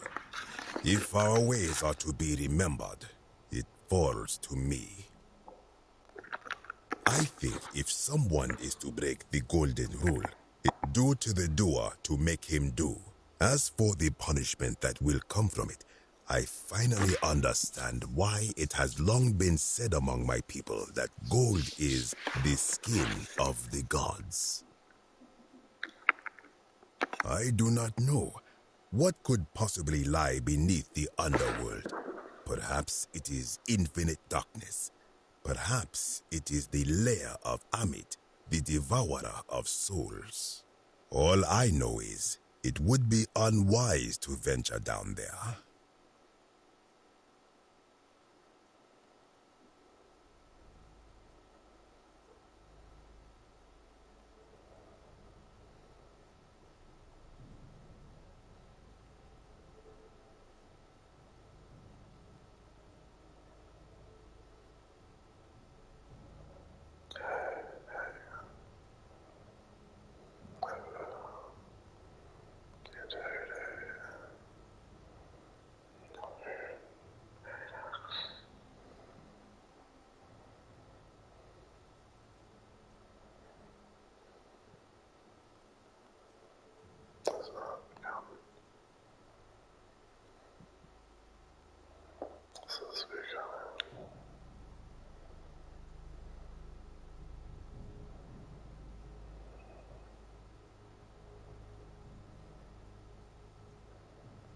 Most aggravating.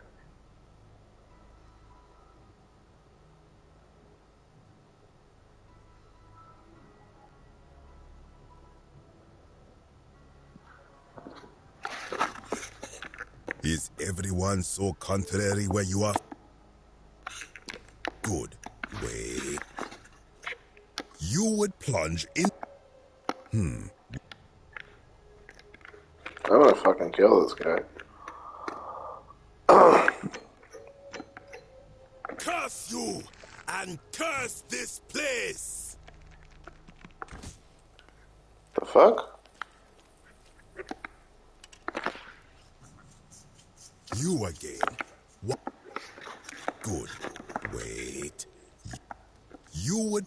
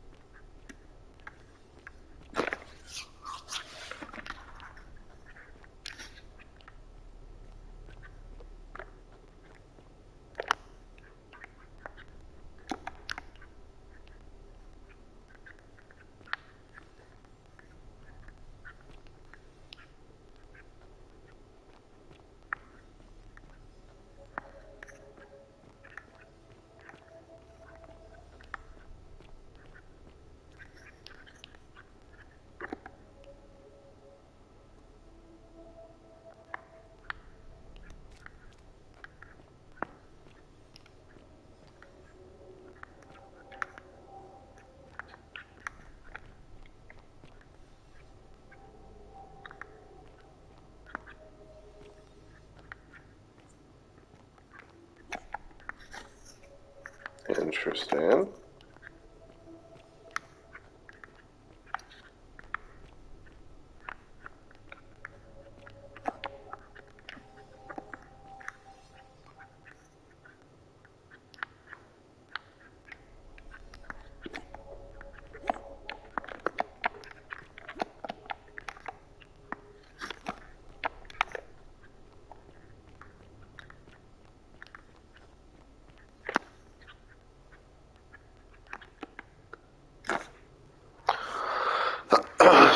heed the final words of Namkuza, bear witness to our aftermath and lament us. We did our best to live as the gods commanded. We planted and harvested together. We shared bread and beer. We accepted newcomers with open arms as a family, but with each newcomer, the bonds of our family strained, and soon we were as strangers to each other. And when these bonds were finally broken, my brothers and sisters planted only for themselves and ate and drank alone. And it was there in the empty space between us that sin took root. Nigel sentinels have awoken and clamor at our barricades. Learn from our mists.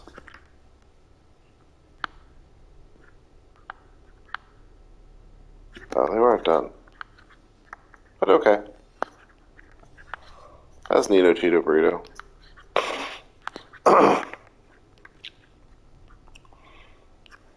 No.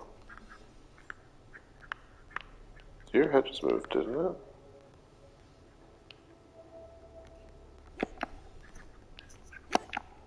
I want to let me over there. Damn, these invisible walls.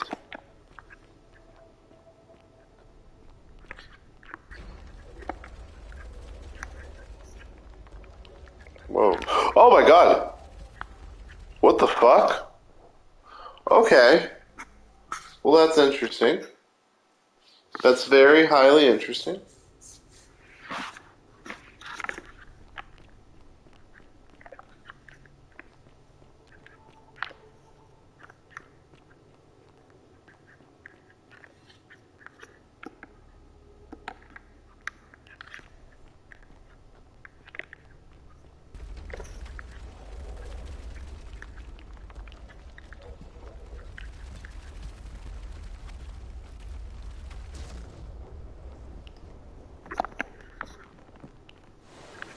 Is there another one? Okay. Those are like spiky spikes.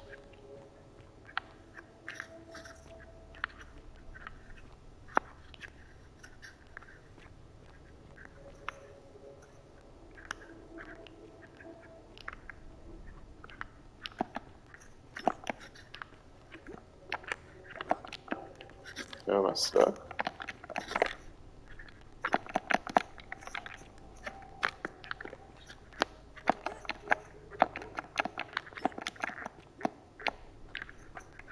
Well, that was frightening.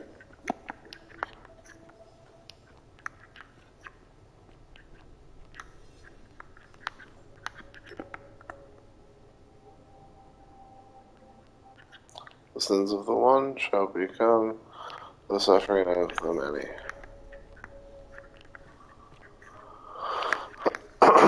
You look kind of scared.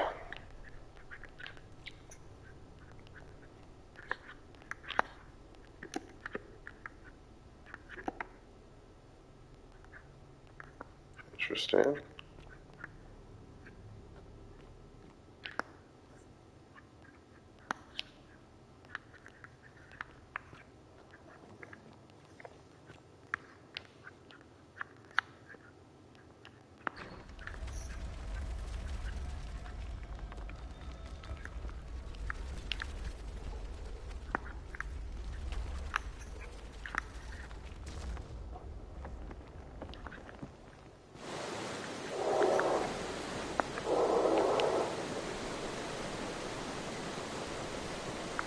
Interesting.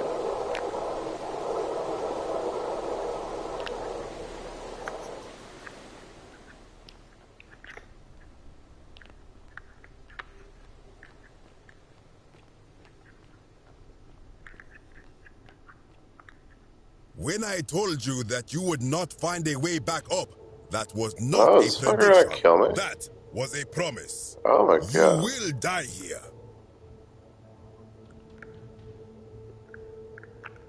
Do not be a fool. Oh. I have the higher ground.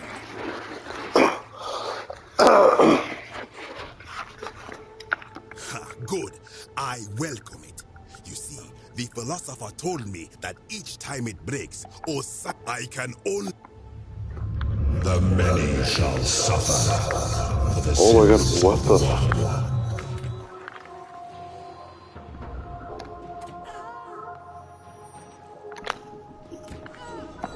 Oh my god, okay.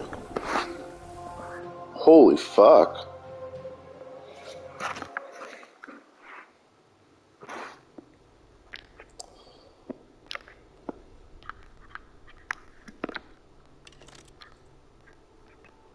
When I told you that you would not find a way back up, that you will... I disagree. You have undermined and...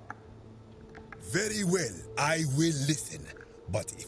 Why should I let you live after you...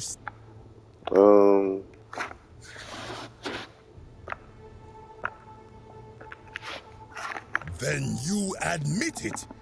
Many we prepare to have our... And yet, I arrive here to... Did our priests...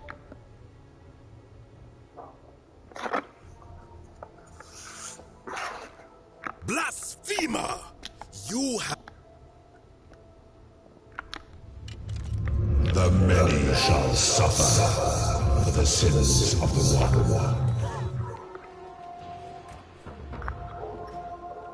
Hold on, that way. Oh, I have to talk my way through this, huh?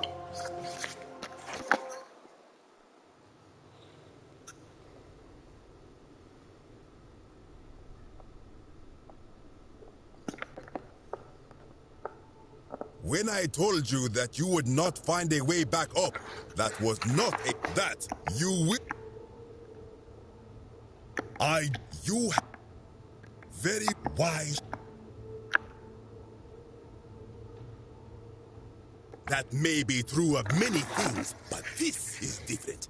If our gods work, does that not mean our prayers...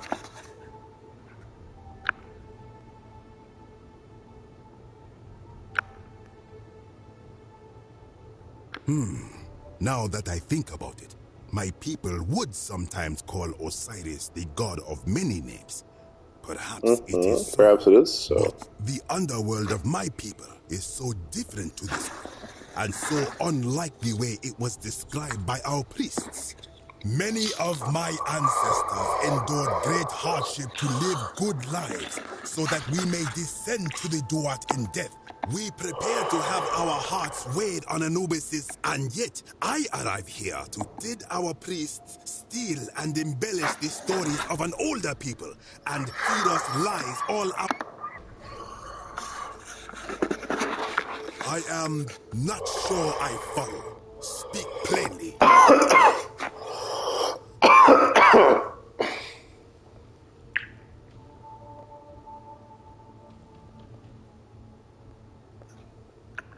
Now you insult me and all you have...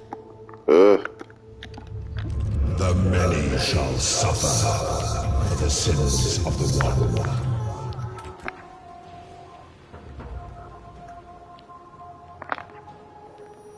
Wait, I want to talk about it. Fuck you, kill me.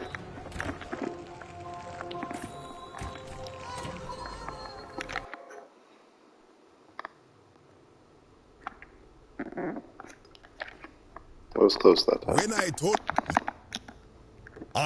You... Why? Why? To what end?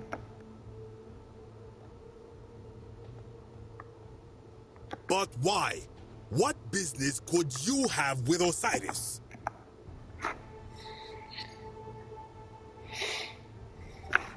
Blasphemous fool!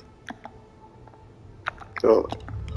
The many shall suffer for the sins of the one. I want to win this.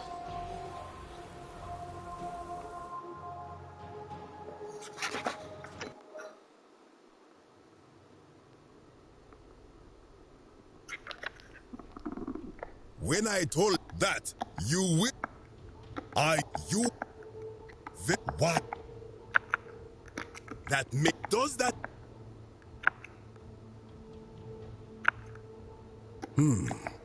But the underworld of many we and yet did our... I am...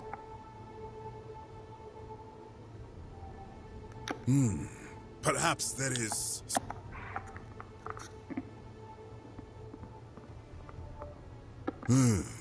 You are persuasive. I will remain here for a while and attempt... Jesus.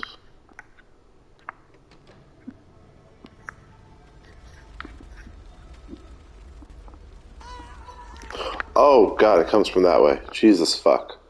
Ah, I thought it was gonna come from above somewhere. I will remain here for a while and attempt to learn...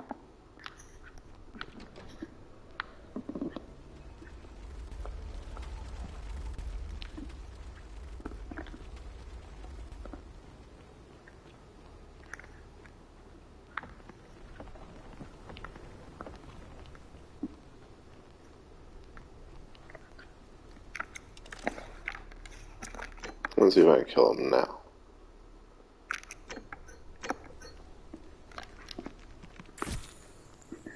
What the fuck? You... Of...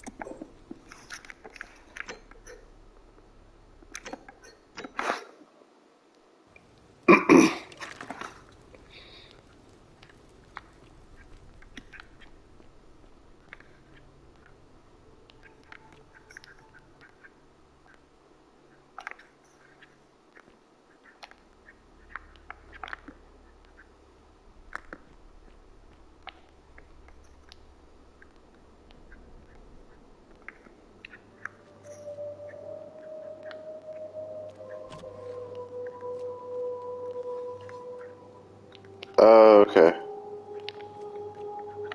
We're out of here, bitches.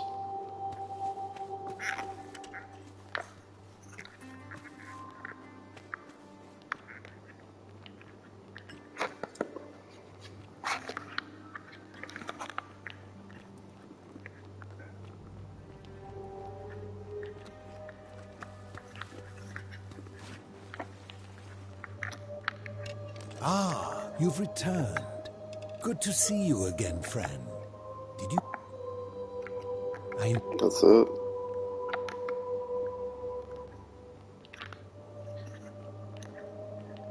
Alrighty then.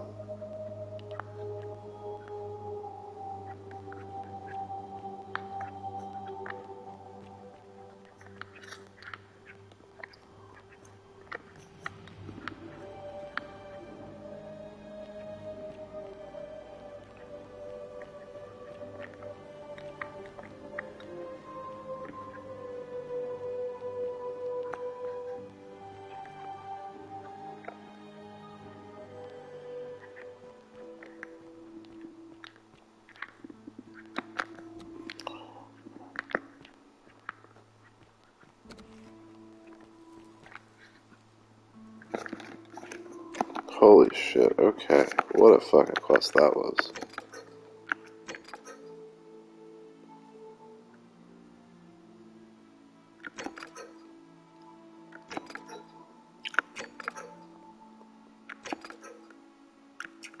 Ugh, I need Dooley, but he hates me.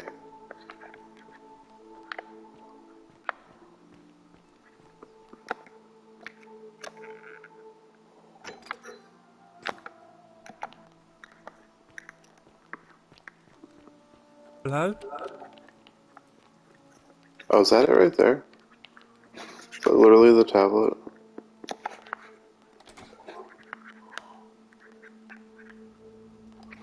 Okay,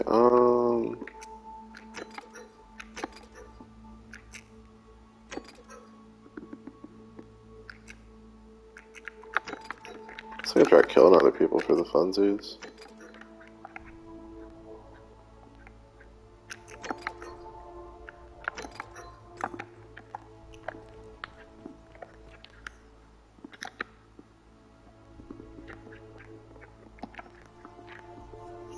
Talk to Sentius.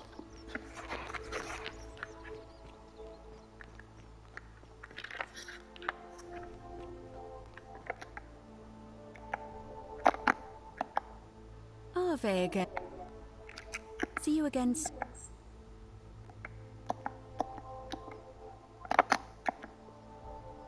Oh, Vega.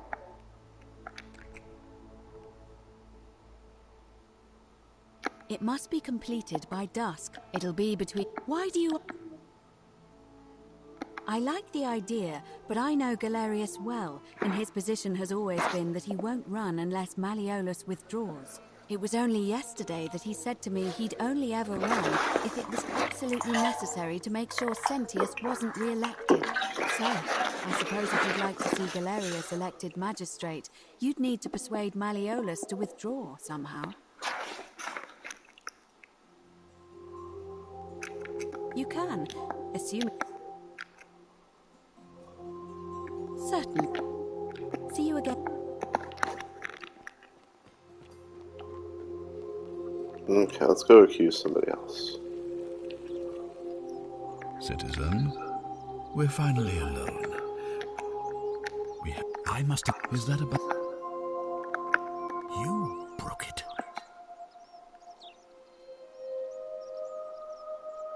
And it broke the golden rule? I see.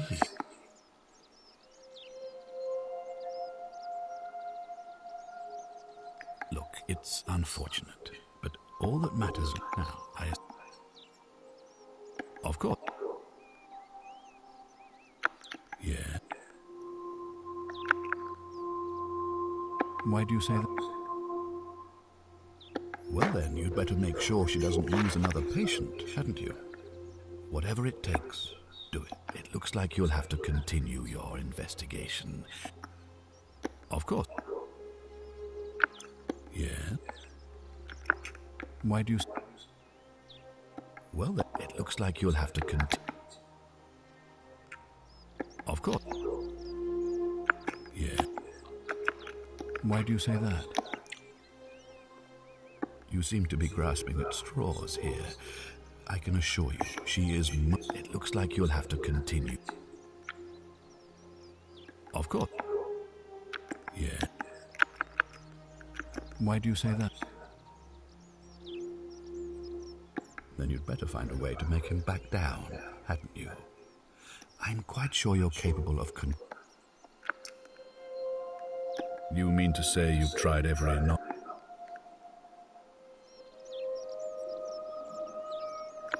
Well then, in that case, as magistrate... Thank you. Let's go.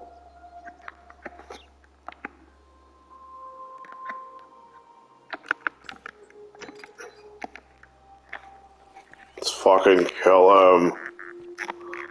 Let's go. I gotta reset the day so that guy won't kill himself. Temple majestic. Yeah, you stupid bitch.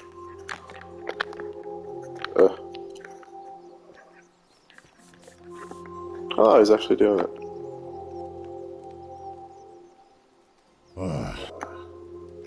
See you.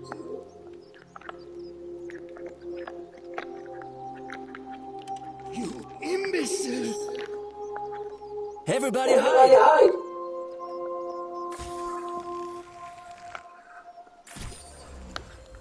Worth. Sins of many.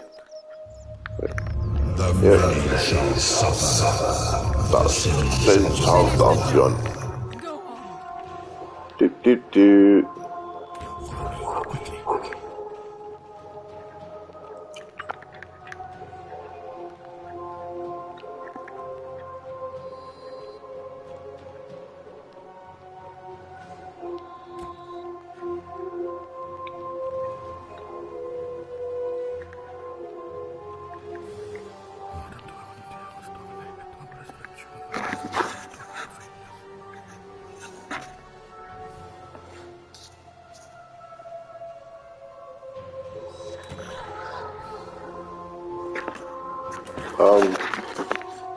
What? Oh my god, did I just die?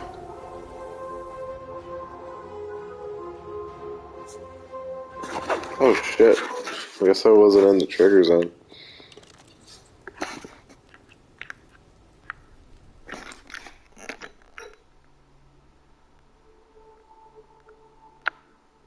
Oh. It didn't auto-save me at all. Okay, sure. Let's go run through all that again.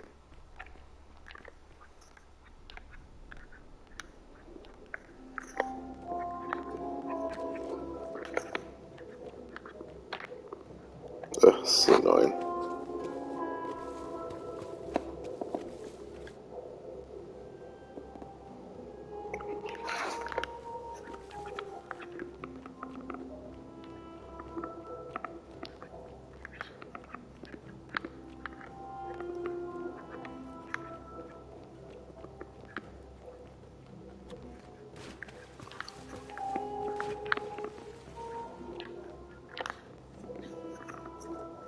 Ah, you've returned.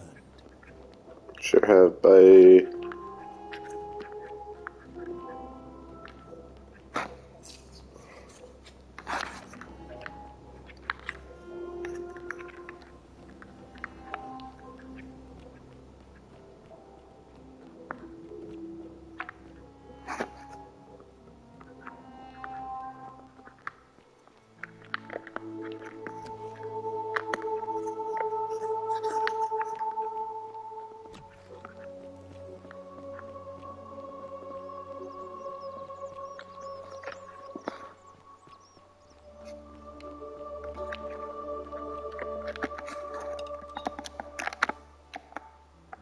Ave again.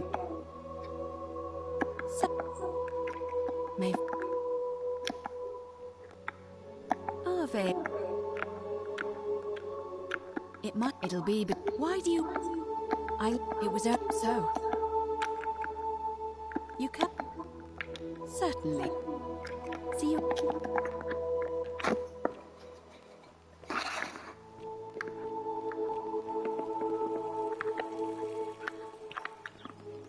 Citizen, we're fine. I must. Is that a? You?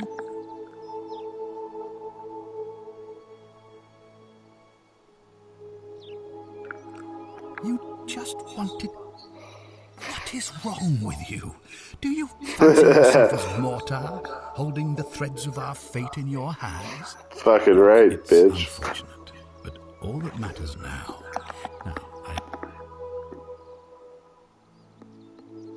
Of course. Yeah. Why do you say? Well then, it looks like. Of course. Yeah. Why do you say? You seem to be grasping at straws here. It looks like you. Of course. Yeah. Why do you say that? Then you'd better find. You mean? Well then, as magic. Thank you.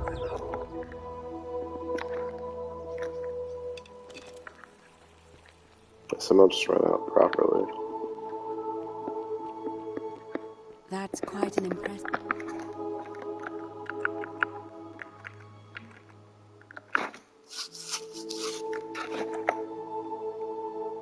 Bow you have there. Just like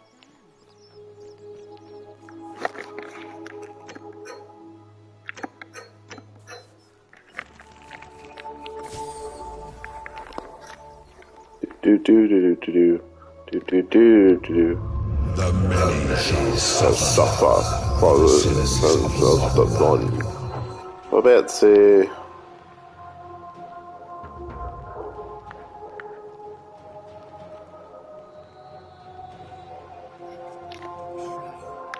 Come on, slow ass.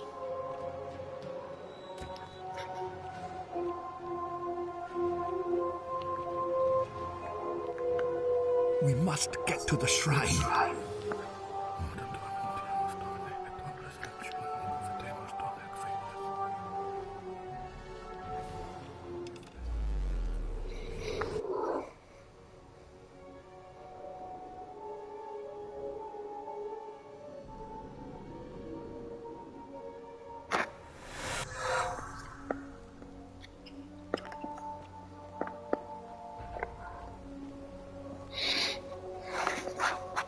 Salve, friend.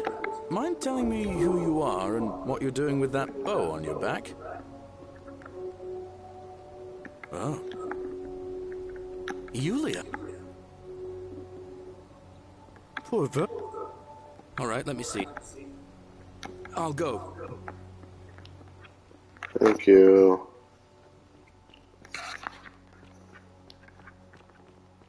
So let's get homeboy to not kill himself.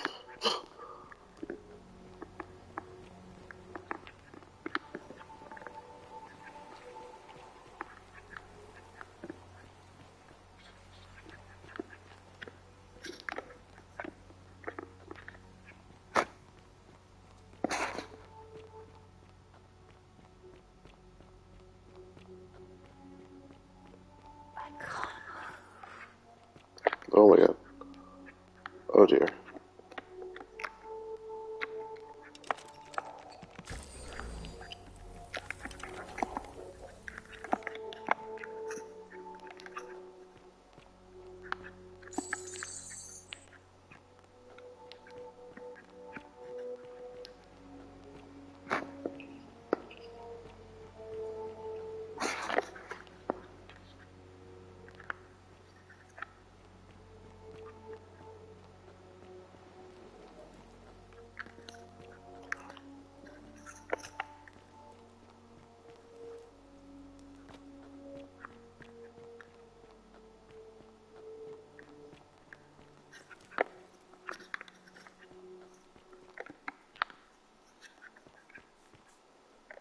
Salve, friend. Welcome to...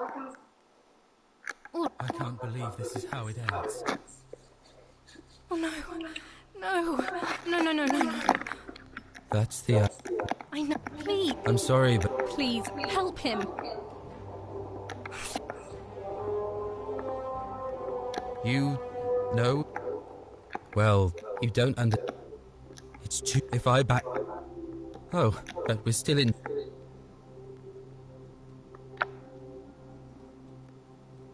Really? Wait. So, I guess you'd want me to work for you then. I own. For a moment, I'm out. Oh my god. That's so funny. I'm sorry. Oh, Pierce, no! I can't believe he went... That's funny. Ugh.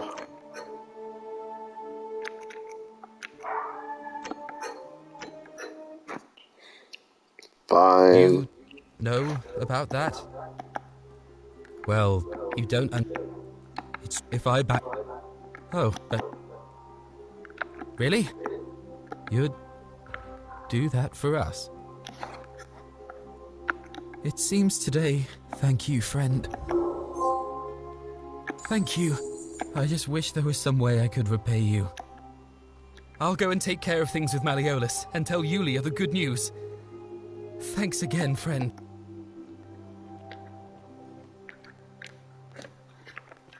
Wait. What you did was extra... Ah.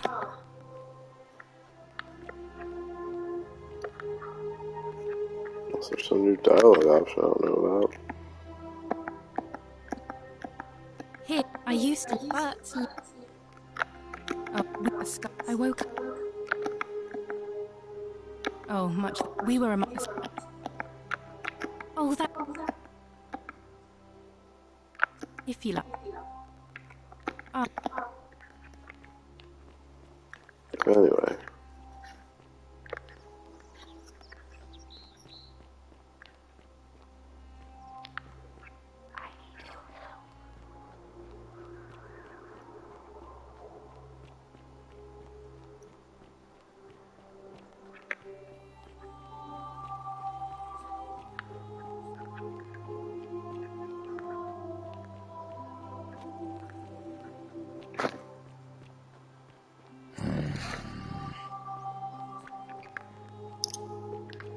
You don't need to say anything. Salve. We'll celebrate properly when you're ready. I will. Welcome. Thank you, Albius. I will. How much would you want to make me a bow? For the last time, Dacius. Shalom. You mean where am I from and all that? Judea, originally. But when I was a child, I moved to Rome with my family, Romanized my name, and spent most of my life in the Jewish district of Trans-Tiberim, across the Tiber from the main city. That's where I was when the fires broke out. Everyone was running toward the river, and I, listening to my inner contrarian, ran the other way. Every road leading out of Rome was in chaos, full of people with all their belongings in carts and brigands preying on them. Several hours down the Appian Way, I saw another Jewish family being attacked by 3 opportunists. So I picked up a branch from the side of the road and went to defend them. I can only assume they got the better of me, because the next thing I knew, I was waking up in a forest, by a river not far from here, with no memory of how I got there. It's strange though, because I still had my purse on me. Why would a robber knock me unconscious and throw me in a river, but not take my coins? A lot of good it did me, and that family. I sometimes wonder what happened to them. I don't, but even if I did, I'm not going anywhere. I have unfinished business. Oh.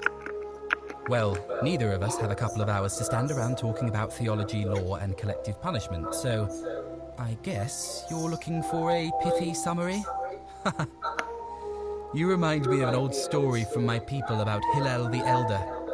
He was approached by a Gentile and asked to explain the entire Torah while he stood on one foot. Obliging, he replied, "What is hateful to you, do not do to another. That is the whole Torah. The rest is commentary. Go and learn." Of course, what I want to know is, what kind of a god sees a young woman abducted and does nothing about it? Not my god. That's for sure.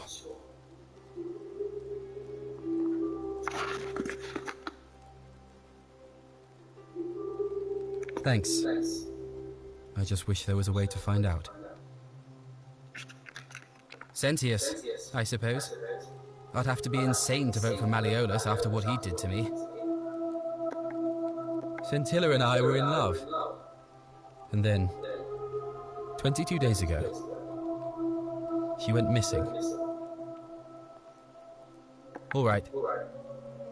One night a few months ago, when I was cleaning Malleolus's villa, I heard a young woman singing. It was the most beautiful thing I had ever heard. I wasn't allowed out, so once everyone else was asleep, I climbed up the inside of the villa and onto the roof, just to see where that sound was coming from. And that's when I saw her.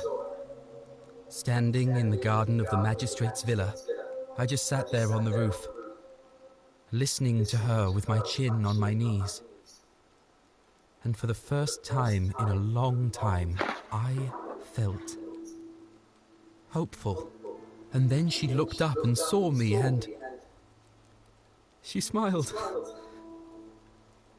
I knew at that moment the fates had brought me to her. And from the moment she asked my name with this warmth and curiosity, I knew I'd have done anything for her. And so for weeks on end, each night I'd climb out of the villa and into her father's garden. We'd hold hands and talk about all the things we'd do once we got out of here, like having our own vineyard. And then one morning I woke up and everyone was out searching for her. They said she'd vanished in the night. All I could do was keep my head down and try to hide how beside myself I was.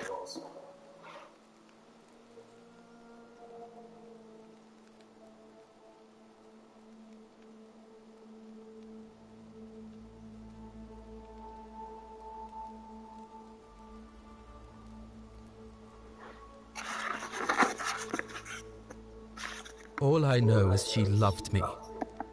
She'd never have taken her own life. I can't prove it, but I just know she's still alive somehow. Even now, it's as if somebody abducted her. I have no idea how, or who would want to do something like that to such a sweet, lovely girl. But what else could have happened? My guess? Malleolus had something to do with it. He is without doubt the most evil man I have ever known. I have no idea where he'd be keeping her, but there is one room in his villa, upstairs, which is always locked. I've never seen the inside of it, and I haven't been able to steal a key without breaking the golden rule. But I have a feeling that if you could get in there somehow, it would shed light on a great many things. Really? I was sure he was hiding something in there. I feel like I've looked everywhere. At least everywhere I could get to. There are still two places I've never been able to reach. First, the palace. If Navia managed to get in, then I suppose Centilla could have too. The only other place she could be is somewhere in the cistern network. I remember hearing that Dooley had been poking around in the upper cistern before he was locked up. So you could ask him about it, I suppose. All right, friend. Thanks for the chat.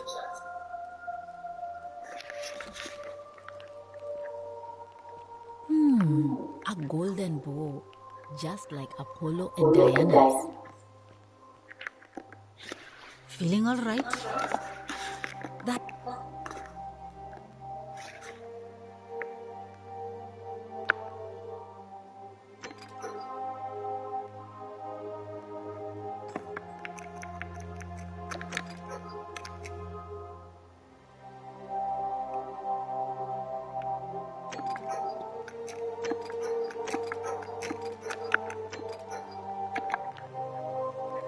Citizen?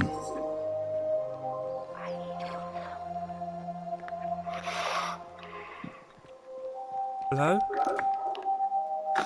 Hello? Do you like it? It's shiny, innit? It makes me happy just looking at it.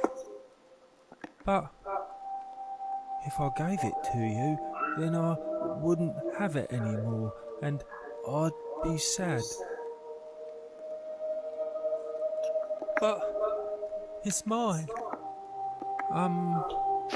Well, if you get me out of here, then I wouldn't need it anymore because I'd already be happy. Then you could have it, and you'd be happy too.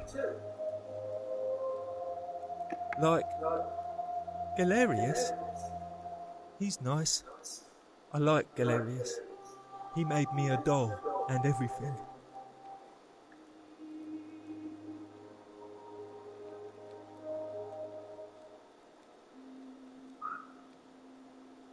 Yeah, Galerius will let me out. Then you can have my plaque, and everyone will be happy. Bye-bye.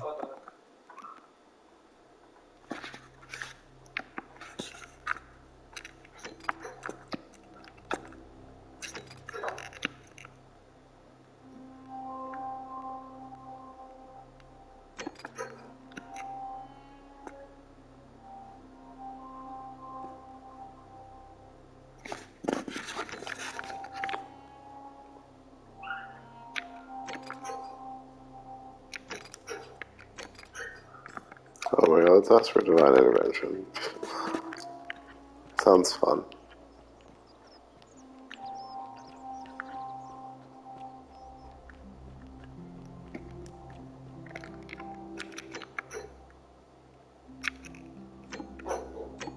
Oh, is that your butt? A new face, are they? And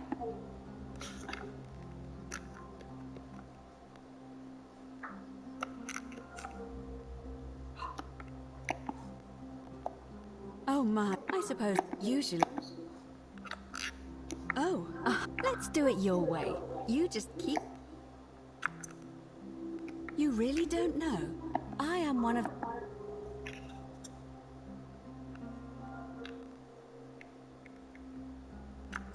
Vesta is the mother.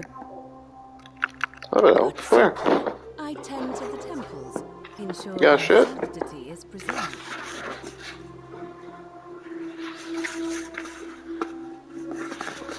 Why? So that it's vital.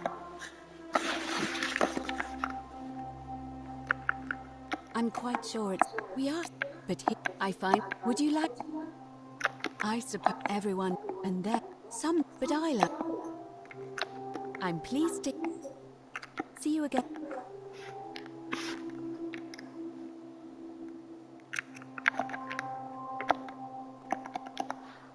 Ave again. Did you find...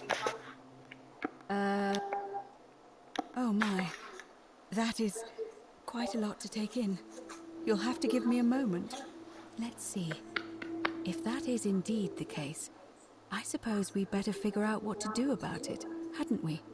We don't have much to go on, except the old stories. I remember 4 in particular about heroes in the underworld. Hercules, the demigod and son of Jupiter. Orpheus, a Thracian poet. Sisyphus, a king of Ephyra. And Aeneas, a Trojan hero. Hercules was able to leave the underworld because he cowed its god with his strength. Sisyphus and Orpheus both relied on their wits instead. They persuaded the goddess of the underworld, Proserpina, to help them escape.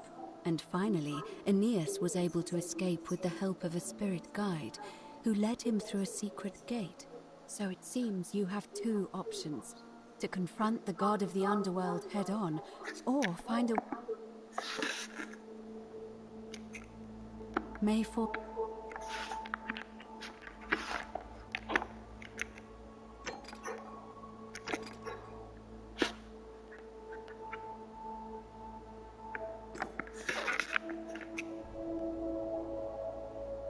Virgil and Opus.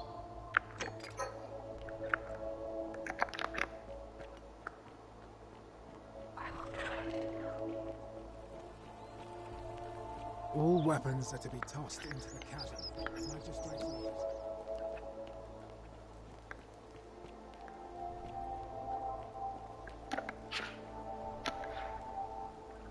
We're finally... Was that a... You? Well, it seems... Look, it's unfair. Of course. Yeah. Why do you say that? Why? Because he prefers the company of men? Ridiculous. I simply cannot believe that his innate preferences would break the golden rule. If I were you, I'd be looking for whichever idiot is making those accusations. It looks like you'll have to continue your... Ask? Good. Of course. Yeah? Why do you say that?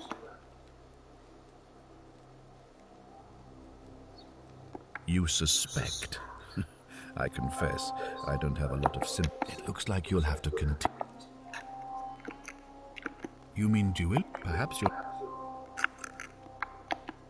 Thank you.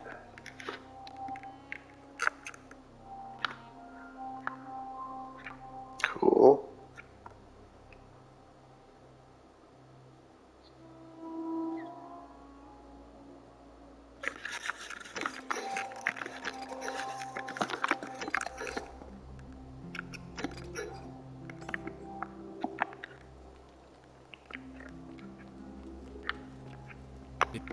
If you're snooping around in my possessions, you're wasting your time.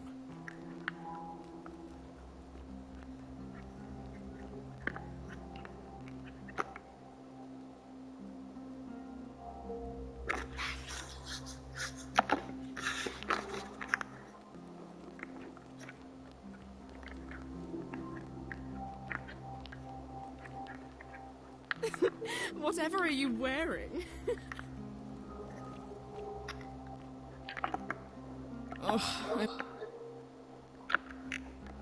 Well, that... I don't know.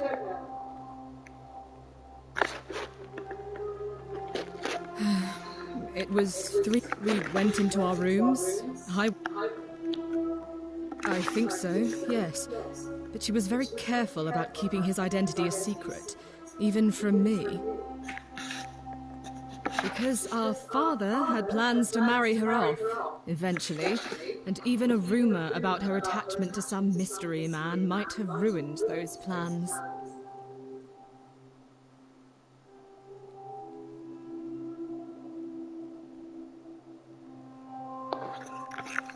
That doesn't surprise me.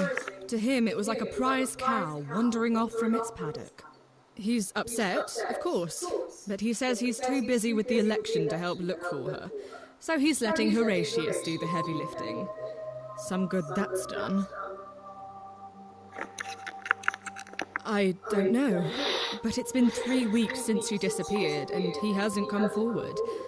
That might speak to a guilty conscience. All I know is, whoever he is, he's still here in the city. So you'll help me find...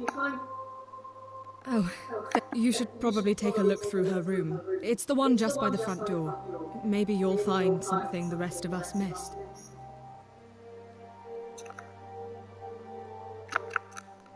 Oh no, that's Scintilla's. The question is, what was it doing in the cistern? A skeleton? Oh gods, you mean she's...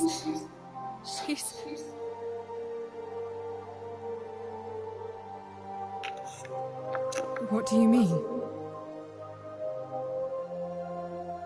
But didn't Domitius say there's some kind of creature down there that killed and ate Hannibal? Could it not have attacked her too?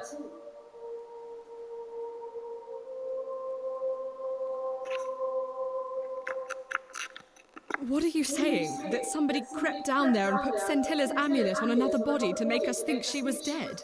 Why would anyone do such a thing?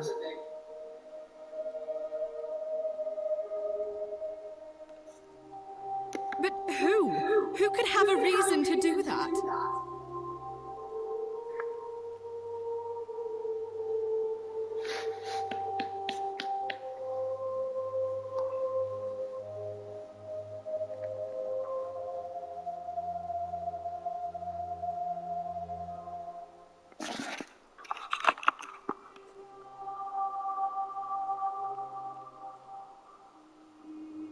That is an extremely serious accusation. So this... I've heard enough. Kindly keep your... Whoa. Let me grieve my sister's death. Interesting.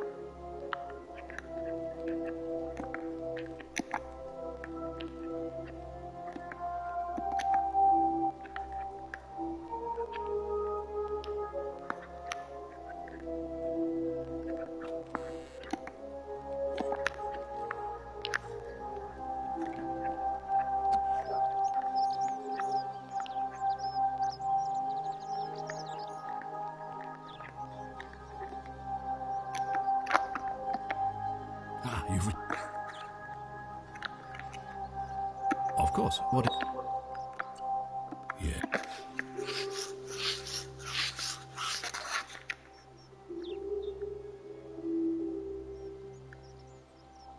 Why do you say that? So I'm told. But what it looks like... Ask them. Good. Of course. Yeah. Why do you... So I'm told. Thank you for bringing this to my attention. Ah, it looks like you'll have to... Of course. Yes. Why do you say that? What? Well then, I can't be seen to be... You better not waste any time. Good, thank you.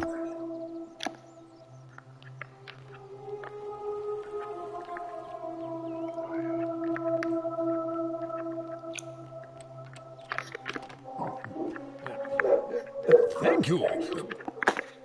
Domitius doesn't usually let anyone in here without a hefty tribute, so you must have been desperate.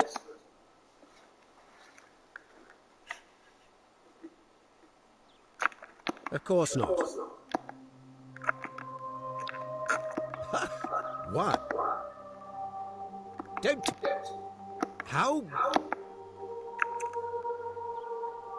Nonsense! I don't know how you... And now, I'm going to enjoy what... Now...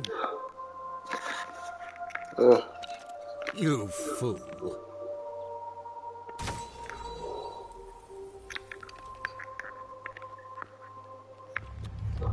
The many shall suffer for the sins of the one. The statues. Need to reset. They're golems. Follow me, quickly.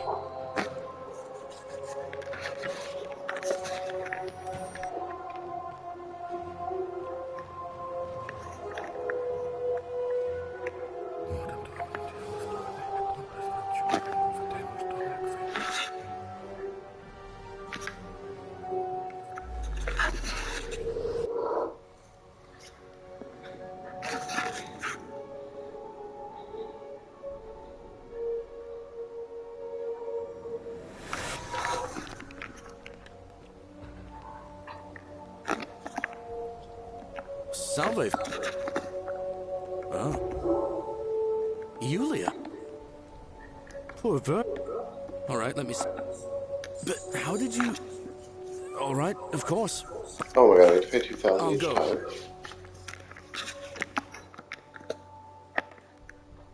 Oh, fuck.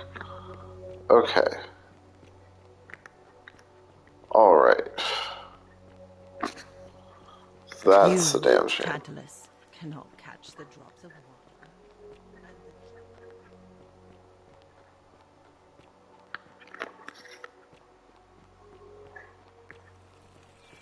All weapons are to be tossed into the chasm. Magistrate's orders. Oh, another one fresh. Oh. Oh, really?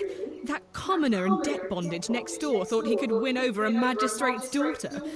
That's awfully bold of him. I can see why she worked so hard to keep it a secret. Quick, go and find him and ask him what he knows.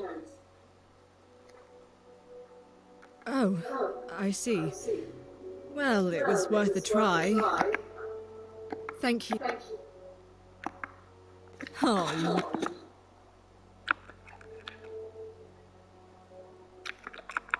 oh, you... Yes. Oh, what are you... Really? Now, you know, but what... Oh, did you hear that? What do you... No I'm telling either that...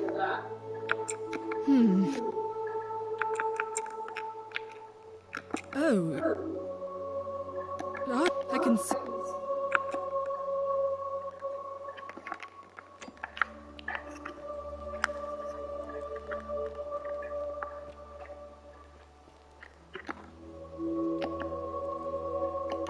We're finally... Is that about... You... Look, now... Of course. Yeah.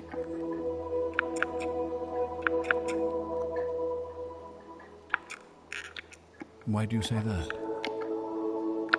Why that... It looks like...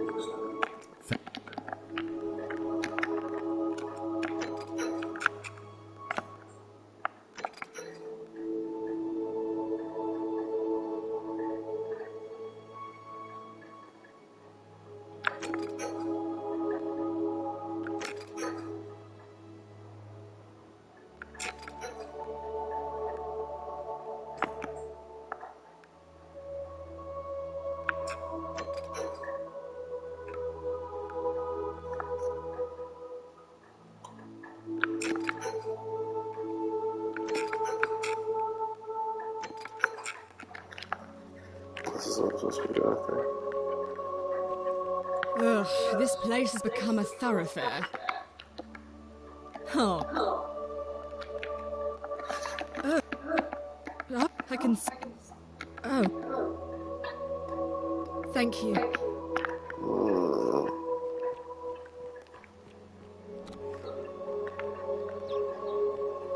Keep an eye out for Scintilla, would you?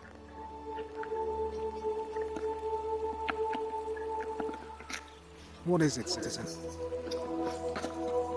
All right?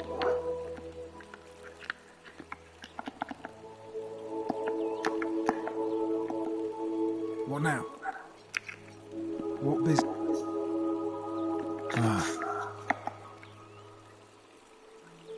Well, I'm not exactly happy about it. I'm just thinking of how I'm gonna tell her father. Thanks. All right?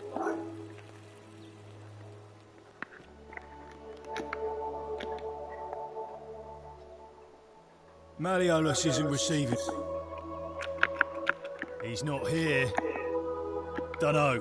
The little Caput murder escaped earlier this morning. While I was taking Yulia to tell him the punishment he gets for coming back on his own. Listen. Listen. You don't know. What? Hey! You're not thinking about going into the cistern, are you?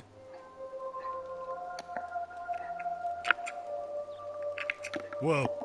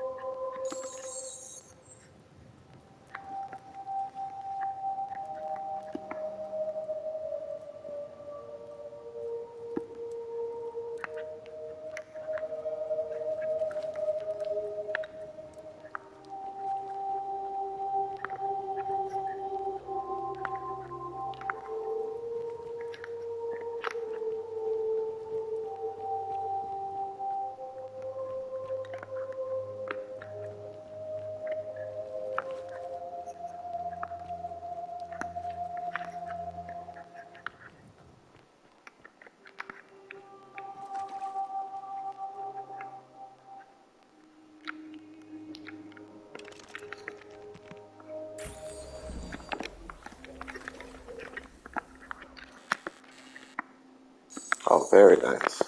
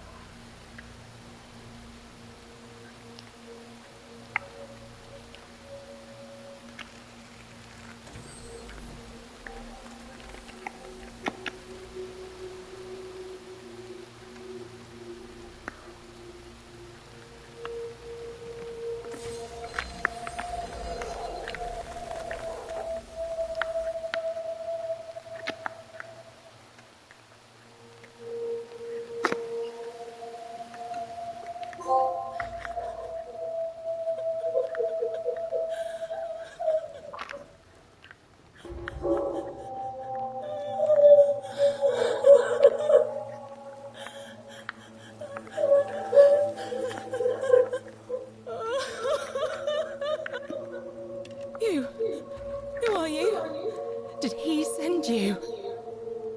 Don't you know you're here? You have to help me escape before that monster comes back. I'm Scintilla. I found a way out through the Gate of Horn, but it's locked. So I told him about it, and instead of helping me escape, he locked me up. He wants to keep us all here forever, or until we're turned to gold. He's a monster. You have to let me go so we can kill him and take his key. Sentius, my adoptive Oh father. my god, that's amazing. Furies, help me. I'll castrate and crucify him. I don't know. He said the gods are on his side because they don't want us to escape either. Behind me, there's an aqueduct tunnel bringing water from outside the city, so it should lead us outside. The only problem is it's barred by a heavy locked gate, and he has the only key. I'm going to take that key from around his neck, even if it means cutting his throat to get it. I'm done caring about the Golden Rule. I just want out. Help me, and we can escape together. There won't be enough time. Just you and me. What do you say?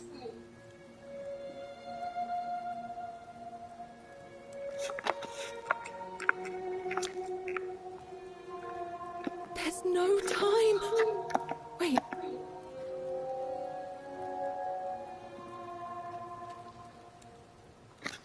Let's do it. Thank you. Now follow. Wait. Did you hear that? He's here. He must be coming in through the door behind me. You distract him. Stay right here and keep him talking while I look for something I can use. What the fuck? Oh my god, this is amazing. What did you do with Scintilla? Where is she? That's the Bioware. So that is how it's going to be. Oh well, this doesn't change anything for me. It's a shame, really. If you'd just done what you were supposed to, you'd have been looping through time forever until you gave up and killed yourself. Just like that soft-hearted pleb, Al. Come now. Surely you didn't think you were the only one here who remembered everything. You see, my connection to the portal somehow preserves my memories from one loop to the next. Whether that was Proserpina's intention or a happy accident, I'll never know. But I'm surprised you hadn't noticed. Here I was thinking you're a little bit sharper than Al was. Or perhaps you're just more willing to break the rules. He was a moralistic fellow, never once compromised on his principles. And because of that fatal flaw, he relived this day many thousands of times before we finally had this conversation. I watched him come through the portal each time, always a little older, a little more disheveled, a little more haunted. And when he finally saw the futility of it all, as you're about to, it broke him. He drank a jug of wine, tied a noose around his neck, and took his own life, just before he was shot. The next time I awoke, you showed up, but you've caught up to where he was so quickly. I'd have preferred if you'd given me more time to enjoy the trappings of my success. How many extra days did you give me? Just the 7? Not a lot compared with Al, but I've seized every day, nonetheless. In any case, there's no escape for you except the path that Al took, the path he wrote about on his tablet. What was it? Ah, yes. Better to end it all now than find out what awaits you beyond that portal. So, you discovered my secret. So what? What are you going to do about it?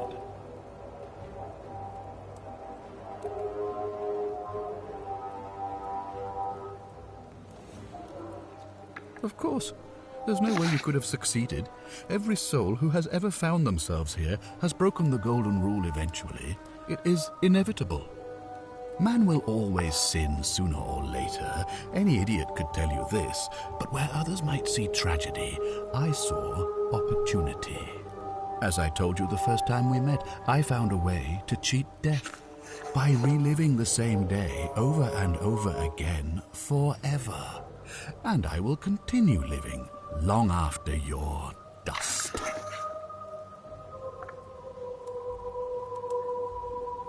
Why? Isn't it obvious?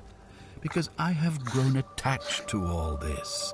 My title, my beautiful villa, the sun on my face, the music of birds chirping. This is fucking and as long nuts. as this day keeps repeating itself, I get to enjoy it all, over and over again, for eternity. Don't you see? I have found a way to prolong my life indefinitely, to cheat death. I have become It's fucking nuts, man. as the gods. Can you honestly Sentius is reliving every single day along with me. He's sent me on this bullshit knowing I'd fail every day for his goddamn ego and his goddamn title. I shit you not. Makes sense. Do you really think you can? But he got his daughter locked up and she's standing right behind him.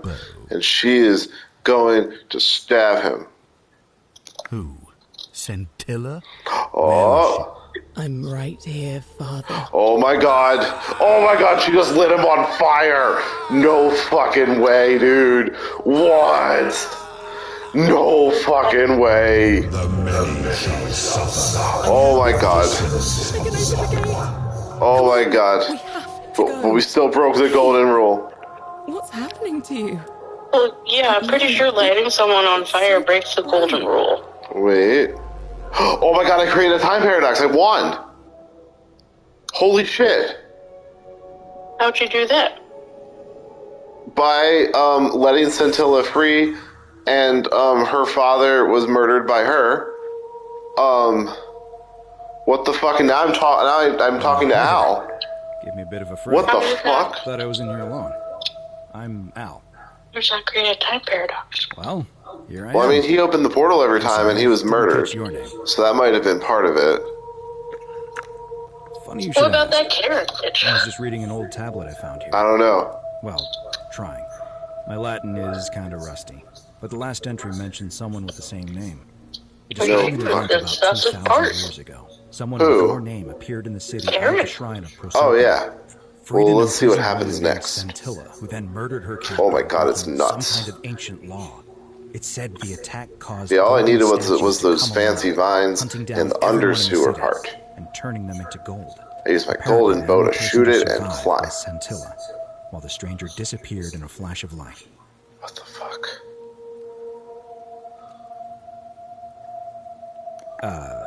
What? You're saying you were here 2,000 years ago? Oh my god, I'm back in the I present. understand. I'm sorry, come again? Oh my god. I'm giving him his own suicide note. I've spent a lifetime in this place going around and around in circles. This is... Also, the place we were in was the underworld. But I don't understand how I could have written it. Oh. Oh my god. I'm not... So what you doing, cutie patootie? Awesome. You watch So you're any saying, stories?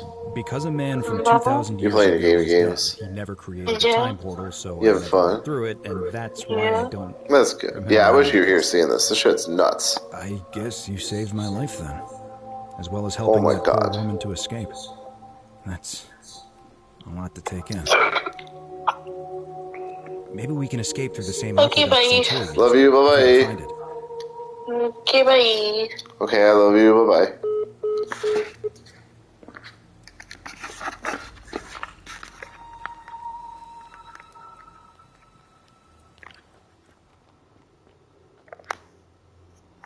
Yeah, this is nuts.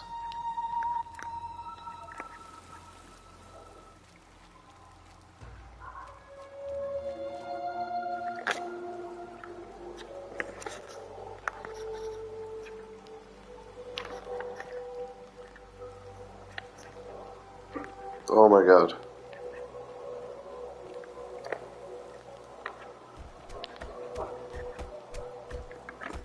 I'm gonna pause here for a moment and make sure nobody else is... You go on ahead.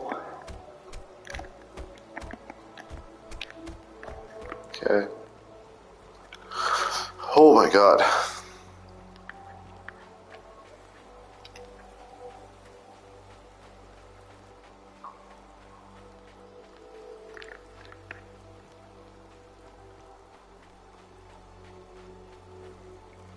You're back!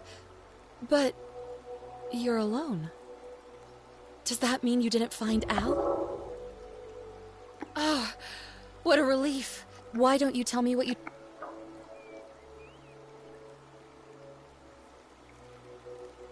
Ah, I see. I Whoa! Oh my god! Now you Oh know. my god! I suppose you have questions. Oh my god.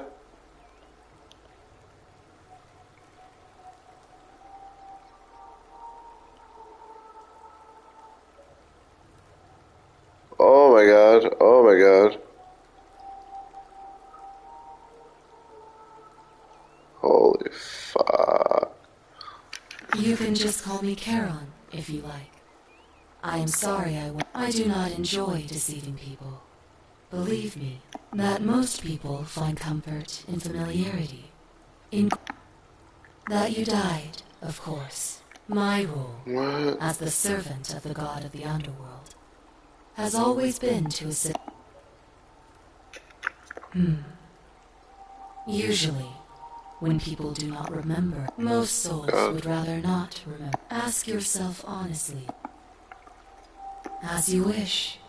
You were exploring an old tomb when you discovered a cache of forgotten... Unfortunately, as you emerged, a nearby hiker saw the scuffle break out and leapt to your aid. You both fought bravely.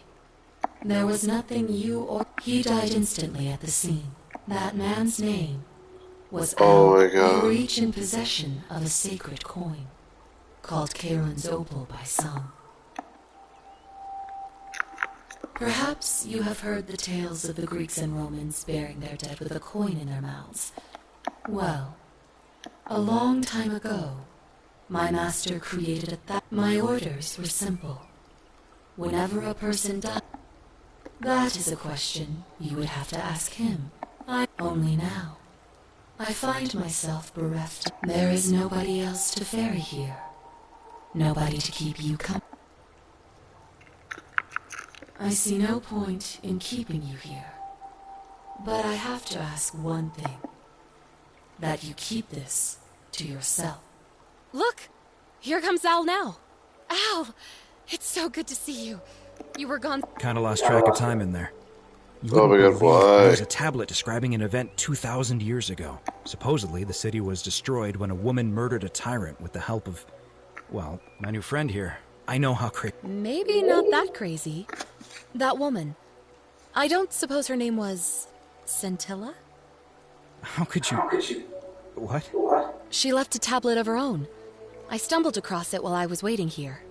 I think she meant for you to read it. Here, take a look. I don't know what became of you, or if you'll ever read this, but I want you to know that I will never forget you, or what you did for me. It pains me that so many dear friends were not so fortunate. Ulpius, Sentia, Lucretia, Horatius, Galerius, poor Dooley, and the others. But please understand, their blood is on my hands, not yours. I will live with the consequences of my actions, and all I can do is move forward, trying to show others the same compassion you showed me. I promise you that saving my life will not be for nothing. Scintilla. Sounds like you meant a lot to her. I'd love to hear your story, but first, you two look exhausted. Why don't you hop in my boat and rest while I ferry you back to civilization? Sounds good to me. And you? Are you...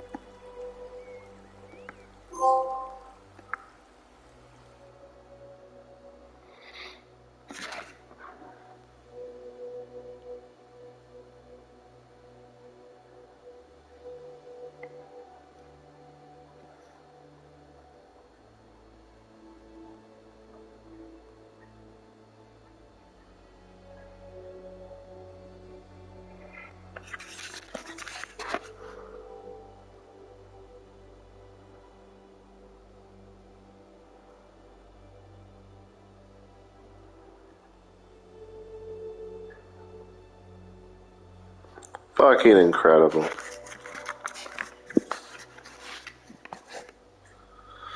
Oh no, that shit was fucking bananas.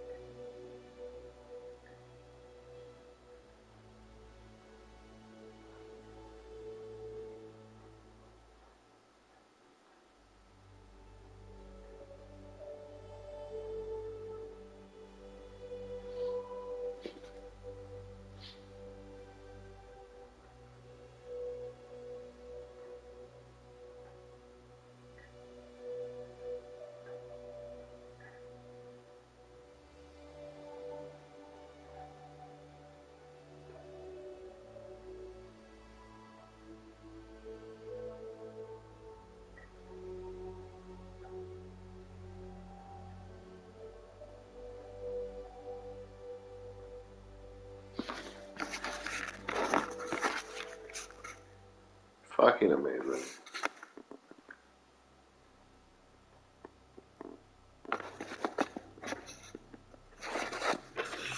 I'm gonna take a break for now.